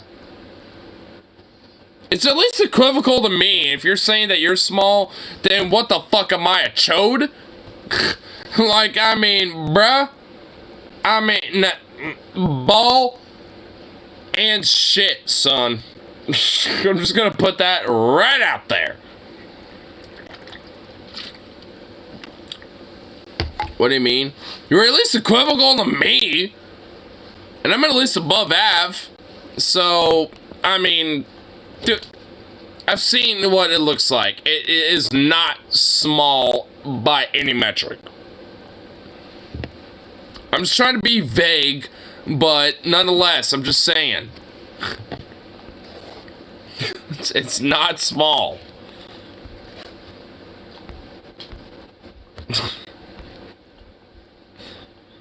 It's just being modest. He's actually huge, like a Belgian blue ball. A Belgian blue ball.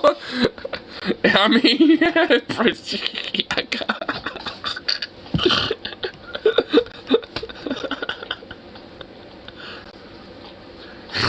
he's small for a Belgian draft horse, yes, or a Belgian blue ball. Yeah, that works too. I mean, I guess with that, yes, technically yes. I mean, I would be too. But, I mean, by human logic, I mean, no, you're not. So, I mean, what? Oh my god. Well, dude, this stream has really been, like, thematically cock-based, hasn't it? I mean, it really has. Like, I feel like for, like, every hour, there's at least, like, 2 or 3 cock references and some shit. What the fuck? I'm not complaining, I'm just amused by it at this point. Nuts. Oh my goodness, it's a fucking trash panda! It looks cute! It knows how to open the damn thing. Look at this little fat chunk. Oh my god, he's holding it with his little hind feet! Oh my god, it's adorable! Oh my god, he's holding the little thing with his feet! Good, baby? Oh my god, it's a cute little baby. You'll have some honey rest. Here, Oh, look at this little fat boy. Oh my goodness. Oh my god, he's holding it with his little feet. That is so cute. That is so cute. Aww. This is so cute. Look at this little trash panda. Oh my goodness. Oh. Are they good, baby? There's a cute little bye-bye right there. Honey rest. Oh, it's so cute. That is just too adorable. It melts my very essence. I'm even drinking cock and bull ginger beer. I honestly have never tried that. Is it actually really good? I see it in my store all the time, and I've just honestly have never bothered to try it. Is it actually good? Because if it is, I might make it my new thing. OMG, yes. Oh, it's OMG, yes? Okay. Alright. You know what? Tomorrow I work tomorrow. You know what? I'm going for it. I'm gonna go for that. On my lunch break, I'm gonna grab it. Hopefully, if we have some chicken tendies, I'm gonna grab some of that shit. And I'm grabbing some cock and bull ginger beer. Because I've always been intrigued, but I've just never have jumped the gun and tried it. I don't know why. I just never tried it, but honestly, I'm gonna do it. I'm gonna try it. If you like ginger, you'll like it, I predict. You know, I do like ginger. Honestly, like a lot of the chow mein at our China chef, or China case, for example, like it's predominantly made with ginger, and honestly, just a very strong ginger flavor to it, and it's really good. And also, I like ginger ale, so I like ginger, so. Why haven't I not tried it? I've seen all this stuff. Why haven't I not tried it? You know, I'm trying it. I'm just gonna do it.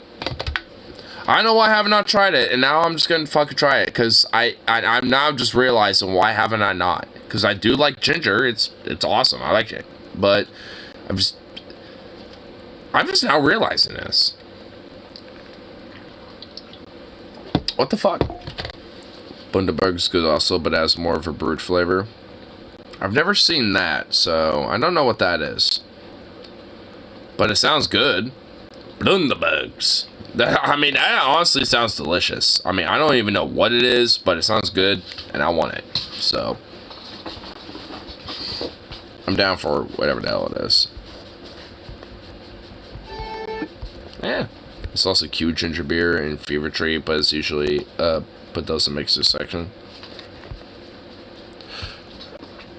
I think I might have seen Fever Tree before. I don't think I've seen Q ginger beer, but I've seen Fever Tree, I think. I think that might be at our store. If it is, I might show you. If you go on Discord, for fuck's sake.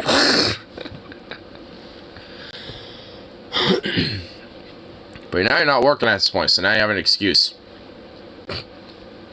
Best ginger ale is Blenheim Pink Cap from South Carolina. Well, is it available to order online? Because I guarantee you that is some shit that I'm not going to be able to fucking buy. Like, anywhere here whatsoever. That's like the exact opposite side of the country. So, I don't think I'm going to be able to order that unless it's, you know, something that I can buy, you know, online. So, if I can, I'll try it. I'd love to try it. That honestly does sound fucking banging. Blended Pink Cap. I mean, I don't even, like, that just sounds awesome. It's the hottest, spiciest ginger in America, and it's good of bourbon. Ooh, see? Yeah, that sounds awesome right there. You can find a grocery store since spend. I wonder if you can buy it online. Like, let me know, because I'll buy some of that shit. That sounds awesome. Like, I'm always down to find some, you know, mixes and shit like that when it comes to like whiskey, bourbons, and scotch and stuff like that. Because it's kind of my go-to. Vodka too. I mean, if there's like some mixes that go really well with any of that shit, like, I'm always down to know about that. Honestly, thinking about it, honestly, it would be a really bad idea, but like mixing this with like some vodka or some shit would probably be really fucking banging. If like a little bit like fruit punch as like a juice. That's a bad combo because I'll get you messed up really quick, but I'm just saying. That's like a little party cocktail. I mean, that just shows how dangerous these motherfuckers are. Like, these truly fucking fruit punch things are just, like, ridiculous. Things are fucking delicious. Like, I chugged that thing like it was fucking water, and this thing's almost gone itself. It's like... like, what was it? Like, the 3-hour mark when I decided to leave? I don't even know. When did we leave, like, to go to Sevy's? Wasn't that long ago. Like, see how quick I drink these in comparison to the other shit?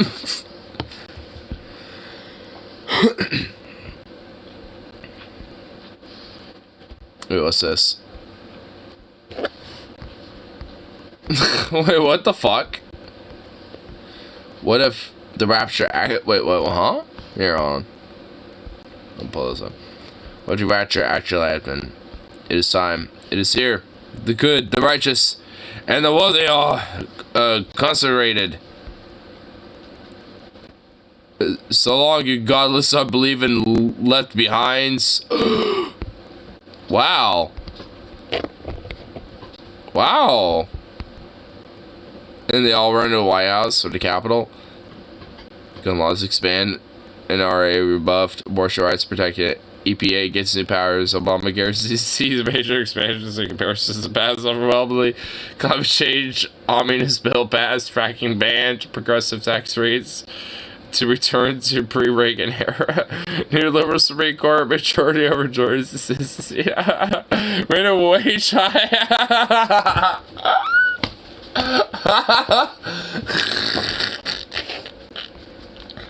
Oh my god, you know what? I actually know of a fucking funny meme myself.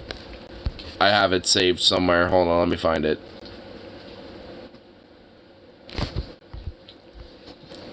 Here, hold on. Do I have it in my memes? Do I have it in my memes folder? Is it in here? I'll check here first.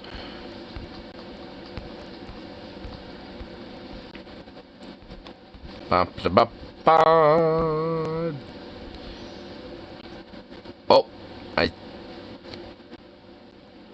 I think, yep, it is. Hold on.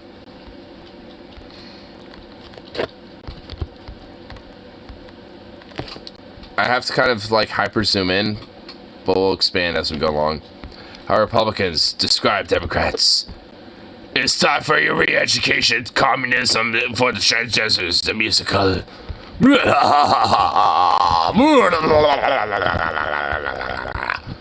To look at him in the fucking torture chamber that like he probably deserves. Unfortunately, it's reality. I never get said you are.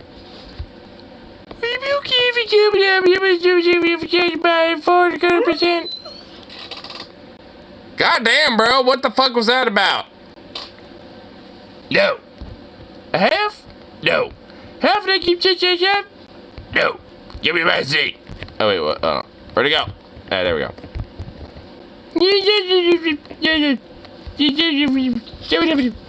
I like this one the most, though.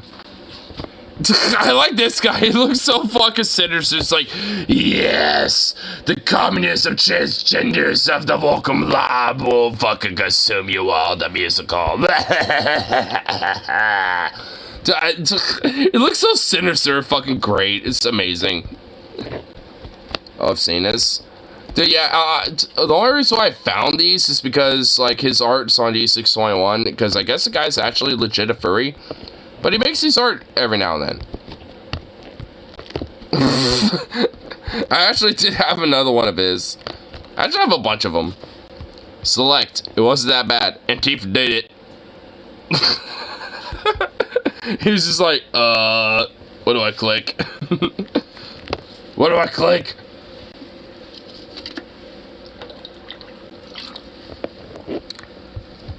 I have another one. Happy Pride! Raytheon. Let me in. Go back in the closet. No. Oh God, let me back in, please.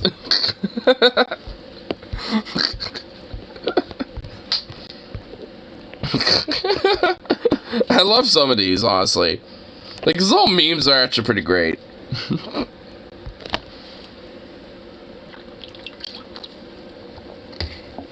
It's like, we at Raytheon are very pride-friendly. It's like, please let me back in the closet, please, for fuck's sake. It's like, no. Like, God, I don't want to be near that. Can we nuke TikTok? Yes, I would. Yes, like, you're not gonna get a disagreement from me. I know Daniel Hollis and Stancy are on there, but we have YouTube Shorts now. Exactly.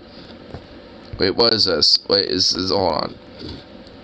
The age discourse has gotten so bad on TikTok. I saw someone say they hate when autistic people sexualize themselves in any way because they technically have the minds of children. What? What? All of the discourse needs to stop until we figure out what the fuck is going on. What? Oh, let me just reread that first. What? On TikTok, I saw someone say they hate when autistic people sexualize themselves in any way because they technically... What?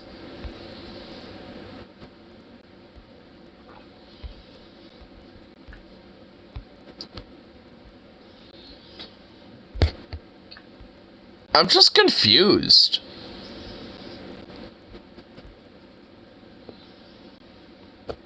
Like, does that mean that, like, oh my God. Like, as far as I'm concerned, like, pretty much, like, every human being has, on one way, shape, or form, a mind of a kid because of juvenile humor in itself. So, like, how in the fuck does that even work? Like, can I not just, like, hold a lighter? Goddamn. But anyway, but, like, I mean, it's, like, what type of, like, juvenile, like, I mean, there's all sorts of juvenile humor that, like, people, like, you know, have a little, like, goof or laugh at and shit. It's not just limited to, like, you know, piss and fart jokes. But, I mean, there's all sorts of, like, you know, humor and shit that's, like, very kid-like and, you know, juvenile in nature that, you know, or is, like, childlike, that could be funny even to an adult.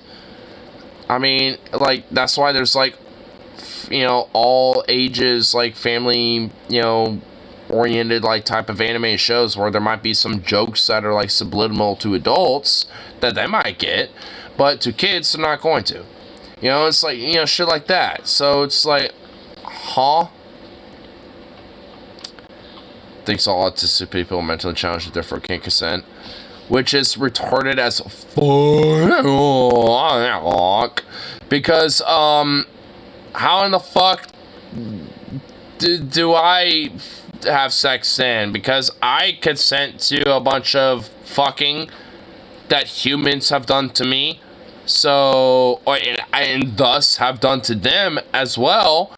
So, how does that even work? Like, that's so stupid. Like, I feel like I would be offended if it wasn't for it being so goddamn dumb. Autistic and nerd girls are hot. Low key though, true. Honestly, not even low key, like hot, high key, like true though. I mean, I'm not even gonna fucking like, you know, like dog about that. Like, yeah. This is the fastest way I've gotten blocked in my life.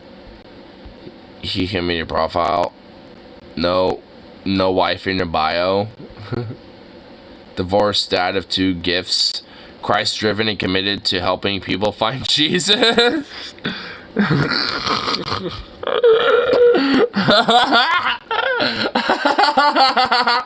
Oh, damn. Owned. Oh, damn. Bro's divorce in his bio like a Medal of Honor. Oh my god.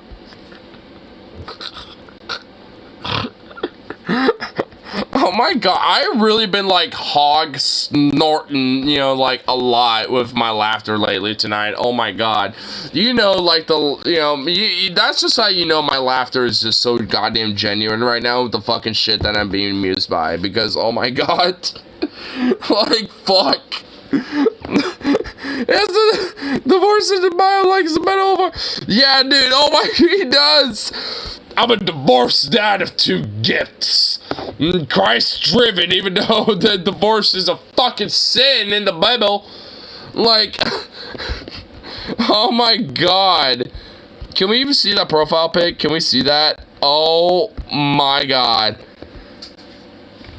Oh my god, you son of a bitch, you look like a goddamn reptilian. You look like a fucking Anunnaki, like a reptilian fucking alien, bro. Like, maybe that's just the quality of your camera, but bro, get a better camera. Like, holy shit, get a better picture, dude, because you look like a fucking Anunnaki, like, alien reptilian, like, hiding amongst us, you know, with that shit, bro. You're looking a little sus. Trying to find Jesus, like, I mean, you're a part of his, like, fucking intergalactic kingdom, you know, trying to take us over. Like, what? Bleh. It's like a bleh.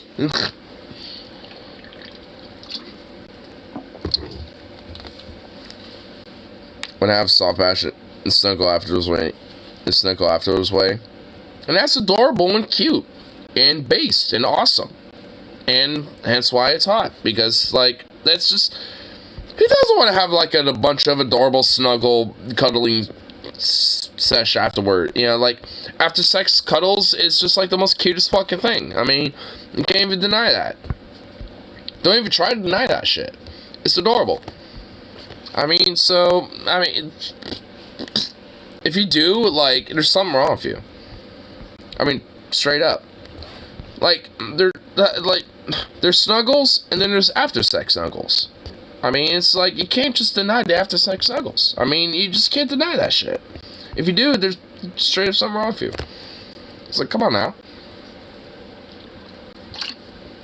You gotta have a little snuggle and just like, I mean, you have to be a little cutesy and just be like, afterwards and shit, because it's like, I mean, what, you're just like, and then you're just done, it's like, alright, just fuck, clean yourself up, It's like, what the fuck is that about, you know? It's like, you gotta have like a little, like, you gotta have like a little extra, like, little love touching with that shit afterwards. I mean, come on now.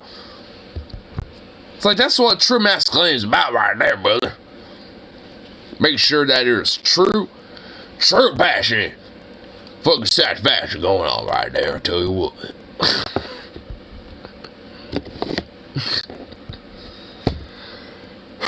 I'm not being serious with that, by the way. I'm just kind of playing on to their fucking bullshit. But anyway, you ever see this guy? Wait, what guy?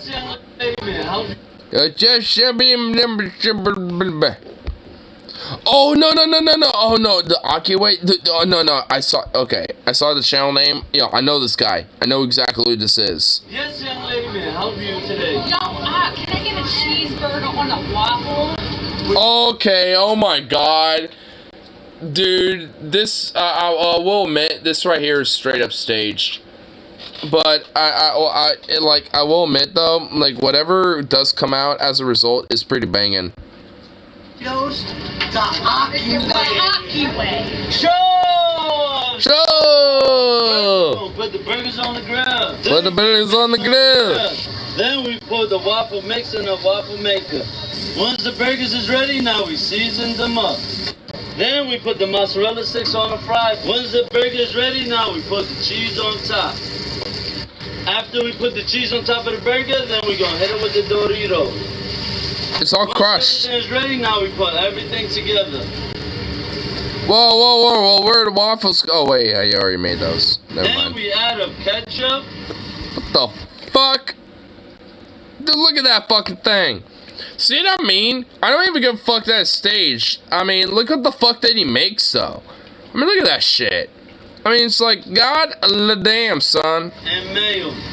And, I mean, not the mayo. I mean, I would put something different beyond that. Yeah, I'd put a little something different, I will admit. Once everything's ready. Oh my god, look at that fucking son of a bitch. Can you even fit that in your fucking mouth?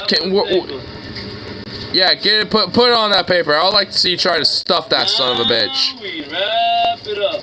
You wrap it up. Yeah. The result is OMG. OMG. Now we serve it to the customer. Here you go, my brother. Hey, I want to see what the fucking, like, opinion is. I want to see how they, like, dude, I see a lot of YouTube shorts with this guy where they eat it. Yo. Why not mustard? I know. Why not mustard or literally anything else? I mean, with those waffle, like, with the waffle and the mozzie sticks and everything else, like, honestly, like, mustard, maple syrup, like, honestly, anything else would have worked with that. Not mayo. That's my only critique. I mean, because the end result, like, regardless, look, I mean, like, the end result, like, I mean, look at this son of a bitch. I mean, if you didn't know there was mayo in that thing, I mean, would you fucking, like, smack down on that son of a bitch? I mean, you would. I must just be honest. I mean, I would.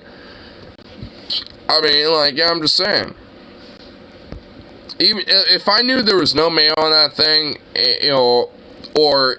I did not know there was, and I was just eating it, just like, oh, look at this thing. Just start eating that shit. Like, I probably wouldn't know. But, like, knowing the process of how it was made, though, it's like, not mayo. Put something else on there. Literally, like, anything else but mayo.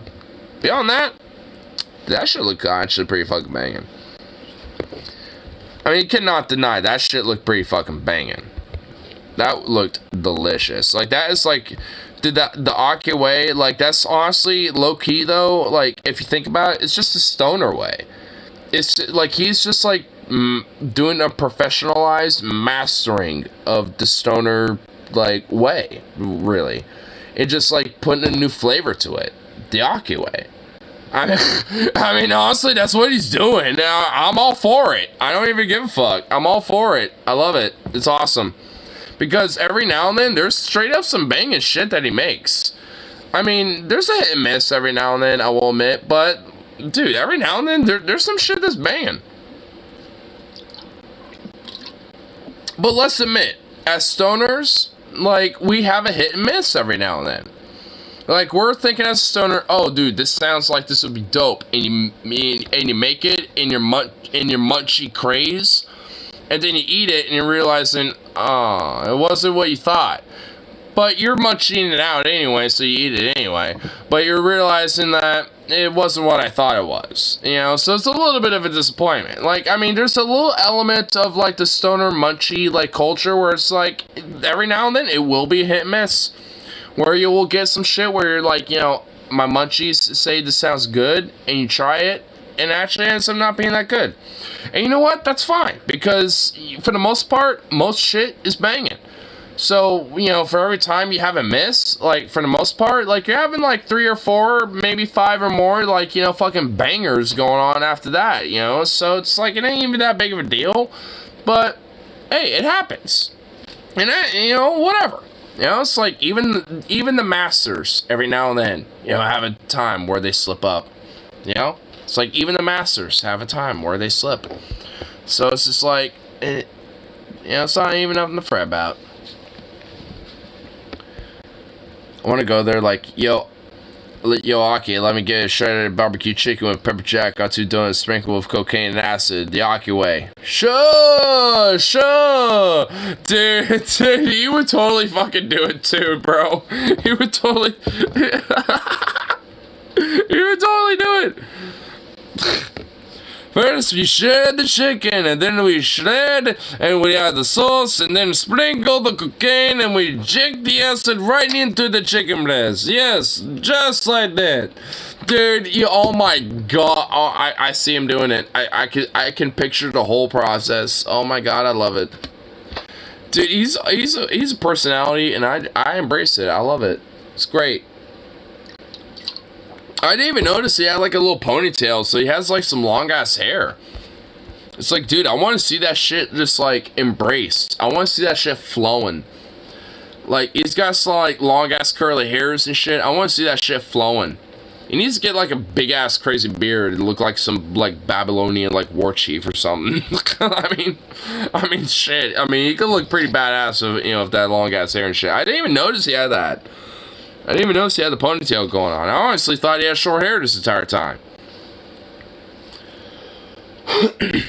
Like, that was the one video I just realized where it's like, that dude got long hair. He's got a ponytail this entire time. Oh, shit. It's like, let that fucking shit flow. I mean, I got a reason because Corporal would get on my ass about it, but, like, he's like a little, like, personal, like, little thing. Like, I mean, he could get away with it.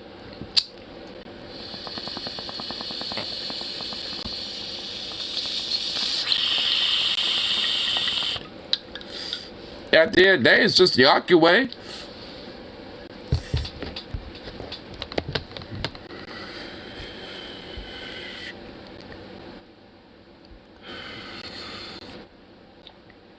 OnlyFans isn't a real job. Bro, what the hell is this stock analyst? Like, green is for up and red is for down. How's that a real job? True! But it is real, so what are you analyzing exactly? I mean, I can make a little assumption. Basically, just the arbitrary, like, value of what companies' stocks are. That's basically it. I'm gonna, like, you know, arbitrarily, like, you know, analyze what the value of, like, you know, the stocks are for a company. That's my job. It's like, wow. So useful. At least OnlyFans has a use. At least people can bust a nut to that shit. Critique it as you may. At least there's some use you can see out of it.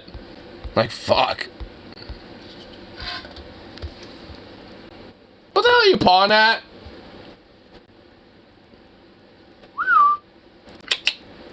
Oi! Little hoe. Hey.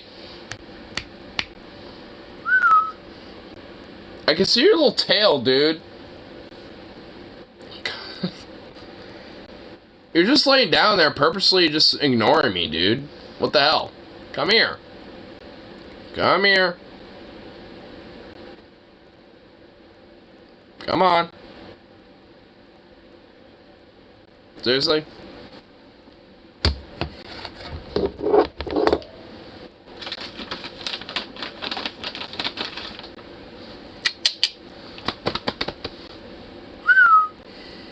Oh my god, are you serious? Oh, now you get up? Hi. Hello. Hi, yeah, you. Come here. You're just like, what? You want me to come here? Yes. Get over here. Oh my god, you little bitch.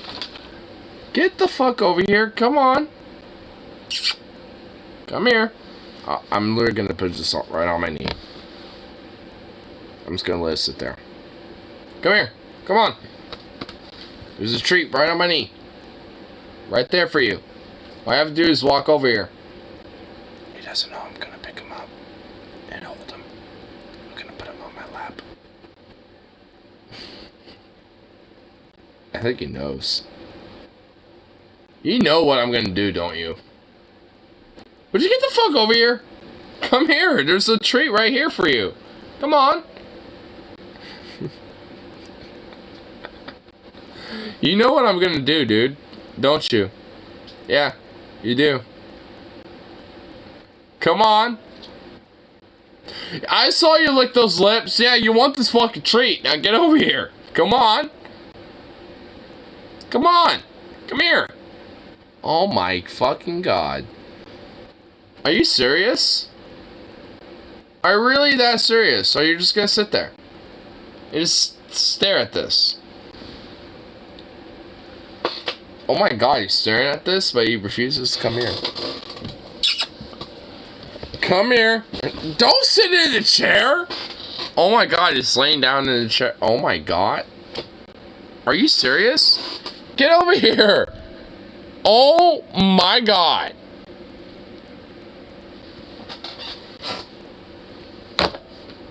Look at him. Look at this little bastard. Look at him. This is the first thing you did. when you thought there was a treat over here, you decided to sit over here. You son of a bitch. Look at you. Oh yeah, what? You gonna shake your tail? What, you think I'm gonna do something to you? Eh. That's right. You're a little bastard. Don't want to come over here? Little jerk. Where'd you get over here? Come here. Come on. I'll pick you up. You know, fuck it. I'm picking you up. I'll pick your ass up. And it's nothing you can do about it. There's straight up nothing you're going to be able to do about it. Yeah. Come on.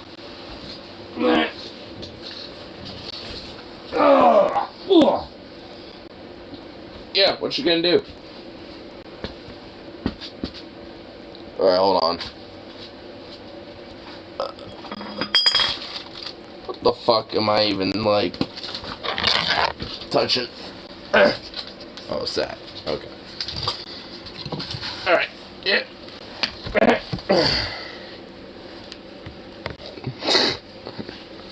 Hi. Yeah, hello. Yeah, this is what I was gonna do. And you knew it. And you just refused to come over here because you knew this was gonna be the result. The end result was gonna be this.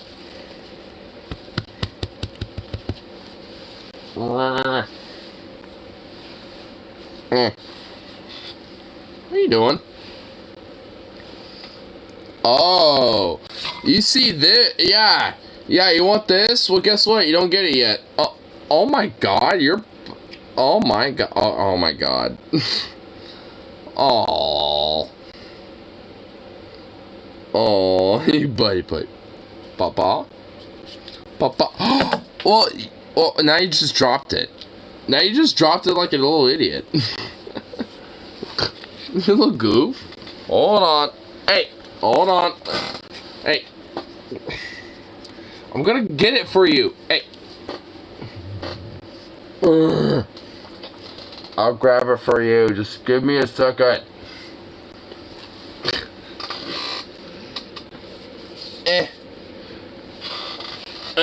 Oh my God. Hey. Pa. Popo. Oh my God, you fucking little savage. You barbarian.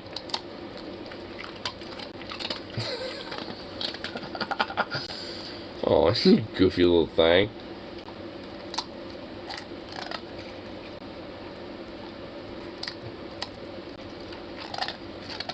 There you go.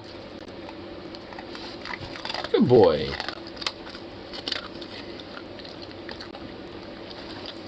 Who's a good boy? Mwah. Who's a little sweet thing?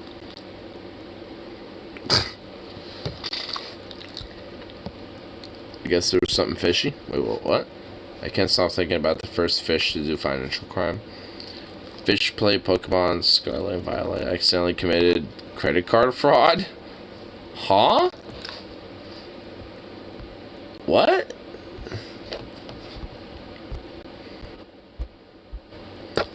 These aquatic thieves have managed to purchase a Nintendo Switch Sports cosmetic before their crimes could be stopped?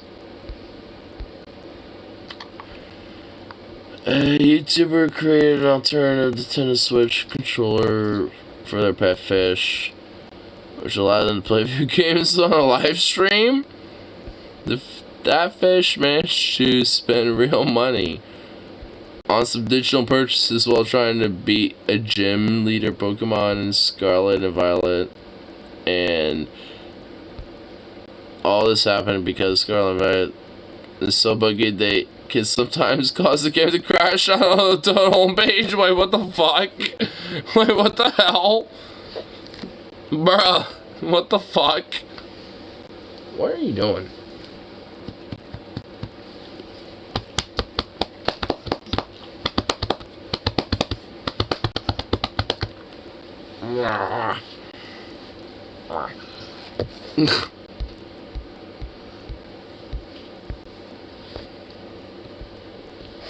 Fritter and jelly. Choose donuts. Ooh. Choose 2. Ooh.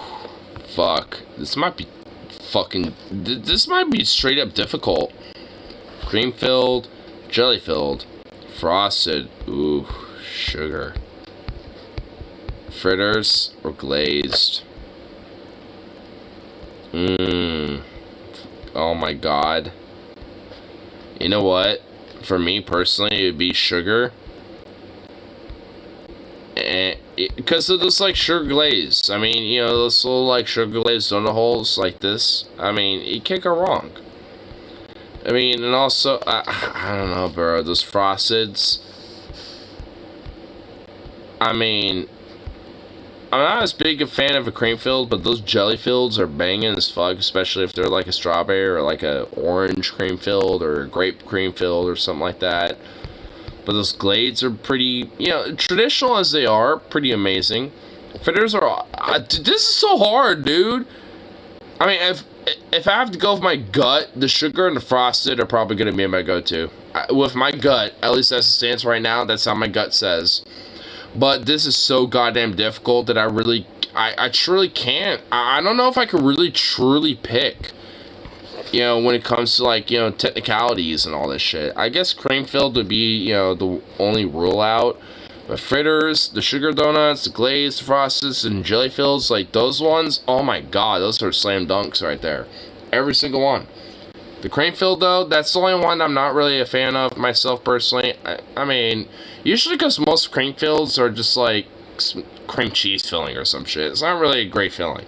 I mean, it's not like, you know, there aren't excellent fillings, you know, when it comes to cream filling, but I don't know. At least out of all those 6, I mean, 5 of them are just I don't know, my gut says the sugar and the frosted, but I feel like, I mean, any of those 5 outside of those cream fills, I mean, outside of that, I mean, any 5 of those, you know, would basically be my, be for me. It's hard to say.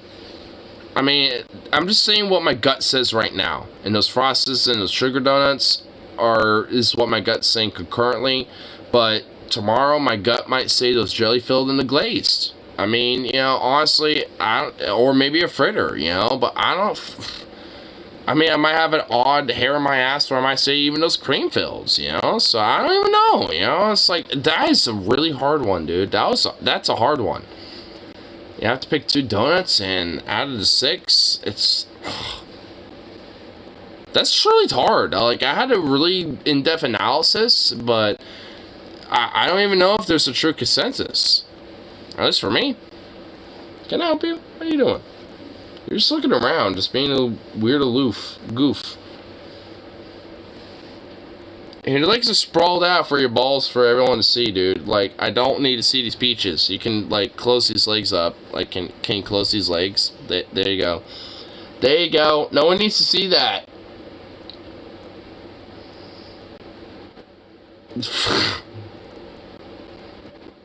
It's like he has his legs spread. And really? They're really obnoxiously right there. Like, I'm just gonna hold on to his feet. What are you doing? What is this? What are you doing? What is this?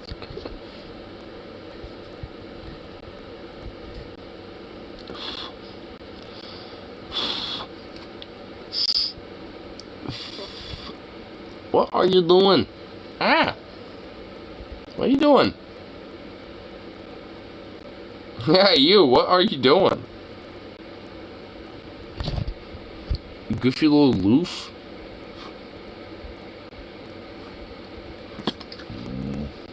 Oh.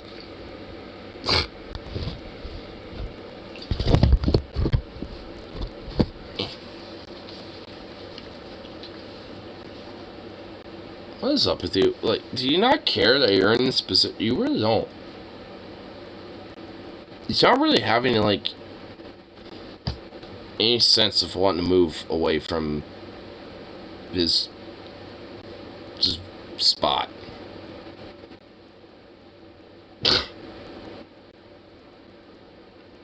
Like, if you fell asleep right here, would you? You would. He just would. I just already know. He would. Are you comfortable? Like, really? Are you seriously comfortable? His eyes are closed. Like, oh my god, he would actually fall asleep right here.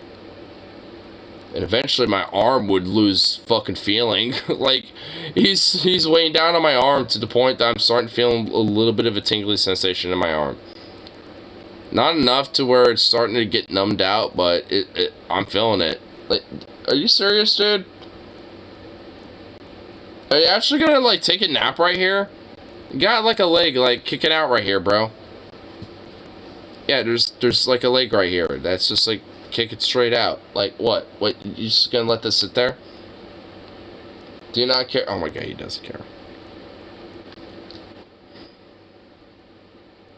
You got just, like, some plums just sitting there, dude. Like, I don't need to see this. Like, you can close your legs up at least a little bit like that. Like this. Do you know what do you know of a concept called modesty? Like, for an immodest, imprudish fuck as I am. Like, even I have a line in the sand. And seeing your plums is a part of that, like, sand where the line is, where it crosses that boundary. Like, I don't want to see that. And if I let go of these legs, like, are you just asleep? Do you not even give a shit? What the fuck? Is this dog is asleep, isn't he? Oh, wow, you're not. Wow. You were understanding. You were just pretending to be asleep, so I look, you're a little freak. Oh my god. Look at you. You're such a goofball. Learn civility, you little prick. Like, no one needs to see this. Like, you don't have to have your leg, like, sprawled all the way out over here. You can have it over here. Like, yeah, goddamn. Here.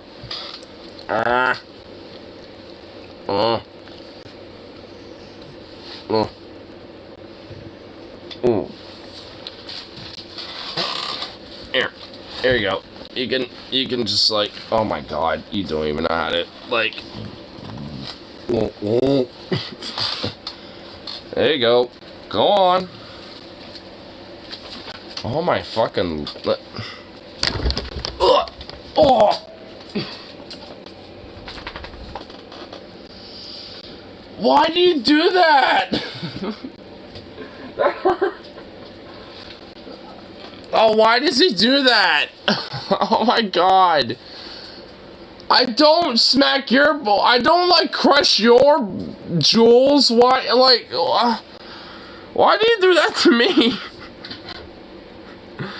Ow! You piece of shit! I don't do that to you! What the fuck? Ow! You son of a bitch! Well, now I don't feel good. I really don't. Like, there's something about getting smacked in jewels, dude. Like, it's not just hurt, but it's actual, like, a sense of nausea and sickness. And, God. You bastard. You son of a bitch. I really do not feel good now. I really don't. I'm just trying to laugh it off and hope it goes away. Oh. You son of... Oh. God. One of these days, I'm just gonna smack him there. Out of all the times, I feel like at least like 70% of the time he does that, it's on stream. And and when he does those 70% of the times, it's when it's like exceptionally painful. It's like, oh, I feel knocked out now. I'm like, oh, I got the wind sucked out of me. Oh. You son of a bitch. He went over to the door. He's like, oh no, he knows he's always guilty.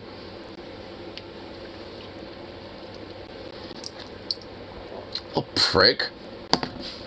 Ugh. I'm holding it together, but God, it really does hurt. Oh, it really did not make me feel good at all. Oh, fuck. No, why does he do that?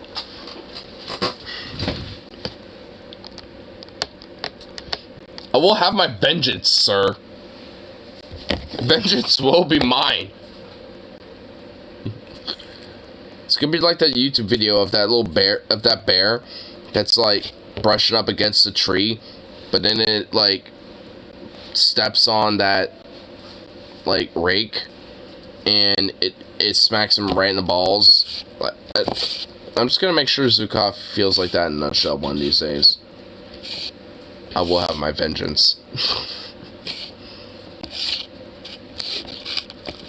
I'm being satirical. I'm not actually gonna do anything about it. Like, he's just gonna get nothing but loves and cuddles. But I mean, oh my god, like, goddamn, it's like he lays his strategic shots really good, and it's It really makes me contemplate my ethics. I'll say that much. Because it's like, fuck, dude. I don't do, like, I'm willing to let you have your balls, bro. Like, you know how many people will just neuter you by this point? You know how many people would have snipped those fucking things, like, by this point? They would have done that months ago. I have let you keep those things, okay? Like, so quit attacking mine. Like, goddamn. Because it's making me contemplate. It's like, you know what? You're not even gonna get laid. I'm gonna snip those fucking things before you even do. I'm not even gonna like, if you keep it up. I will have my vengeance. So stop hitting me in my balls. So stop it. Like, ugh. I feel like a lot of it's kind of gone away now at this point, but I still feel a background radiation of just like that gut punch, man. Or I guess ball punch, I guess, in this case. Because, it's... I think a lot of it's just been channeled into that just rage that I just had to vent out to that dog. I know he hears it. I know he understands it, at least enough. He knows my tone. He knows what I mean. He might not know... He may... Oh, hi! Yeah, you! Yeah, you, Jewel Buster. Yeah. Yeah, I don't snip your shit, so quit trying to snip mine. What the fuck? You little son of a bitch. Yeah, you're wagging your tail. See, he knows. That little smug bastard. He knows. Little prick. Ugh. What a little son of a bitch, man. But he's my son of a bitch. I can't help but love him. I can't help but love that little dog. I mean, he just really gave me the most smuggest look ever. He really did. It's like, really, man? Really, dog? You have to do that shit?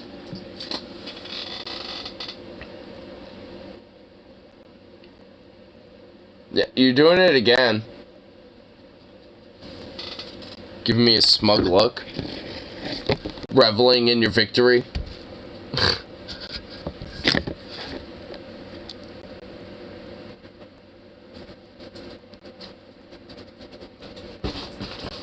Oh, now that I'm all, now that all the pain is receded away from me, mostly, now you feel comfortable enough to sit in that damn chair. Really? Wow. He's just flexing on me right now. I need to put you in your place again. God damn it.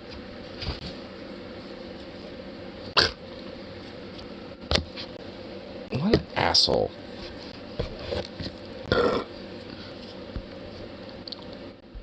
This dog really is a prick.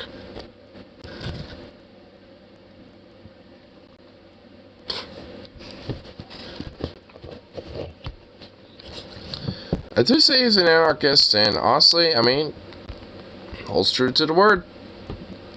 No matter what, at the end of it, that's what he is. And Jesus, I got just ambushed by hiccups. Whoa. Holy fuck. Ah! Can we go away? Fuck. Hey.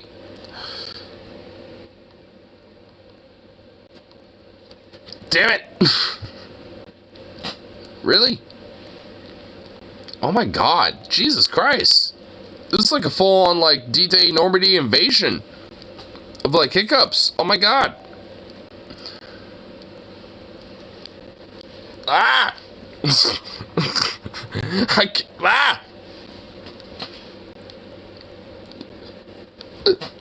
Fuck! This is like an ambush. Jesus.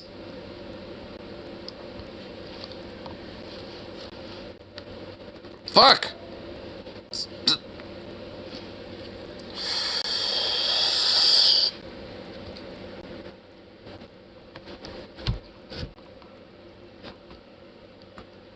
Okay, so far so good.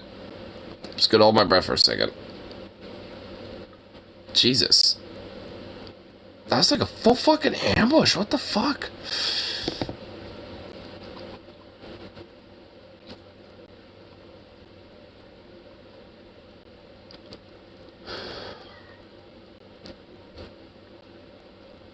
Alright, I think they might have gone away.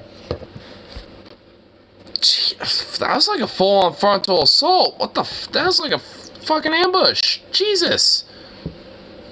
I never had hiccups like aggressively hit me so quickly. Damn.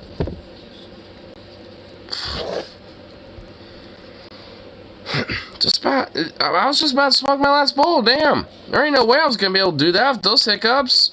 I mean, I could smoke a bowl for some hiccups, but not like that. I mean, jeez, that was insane.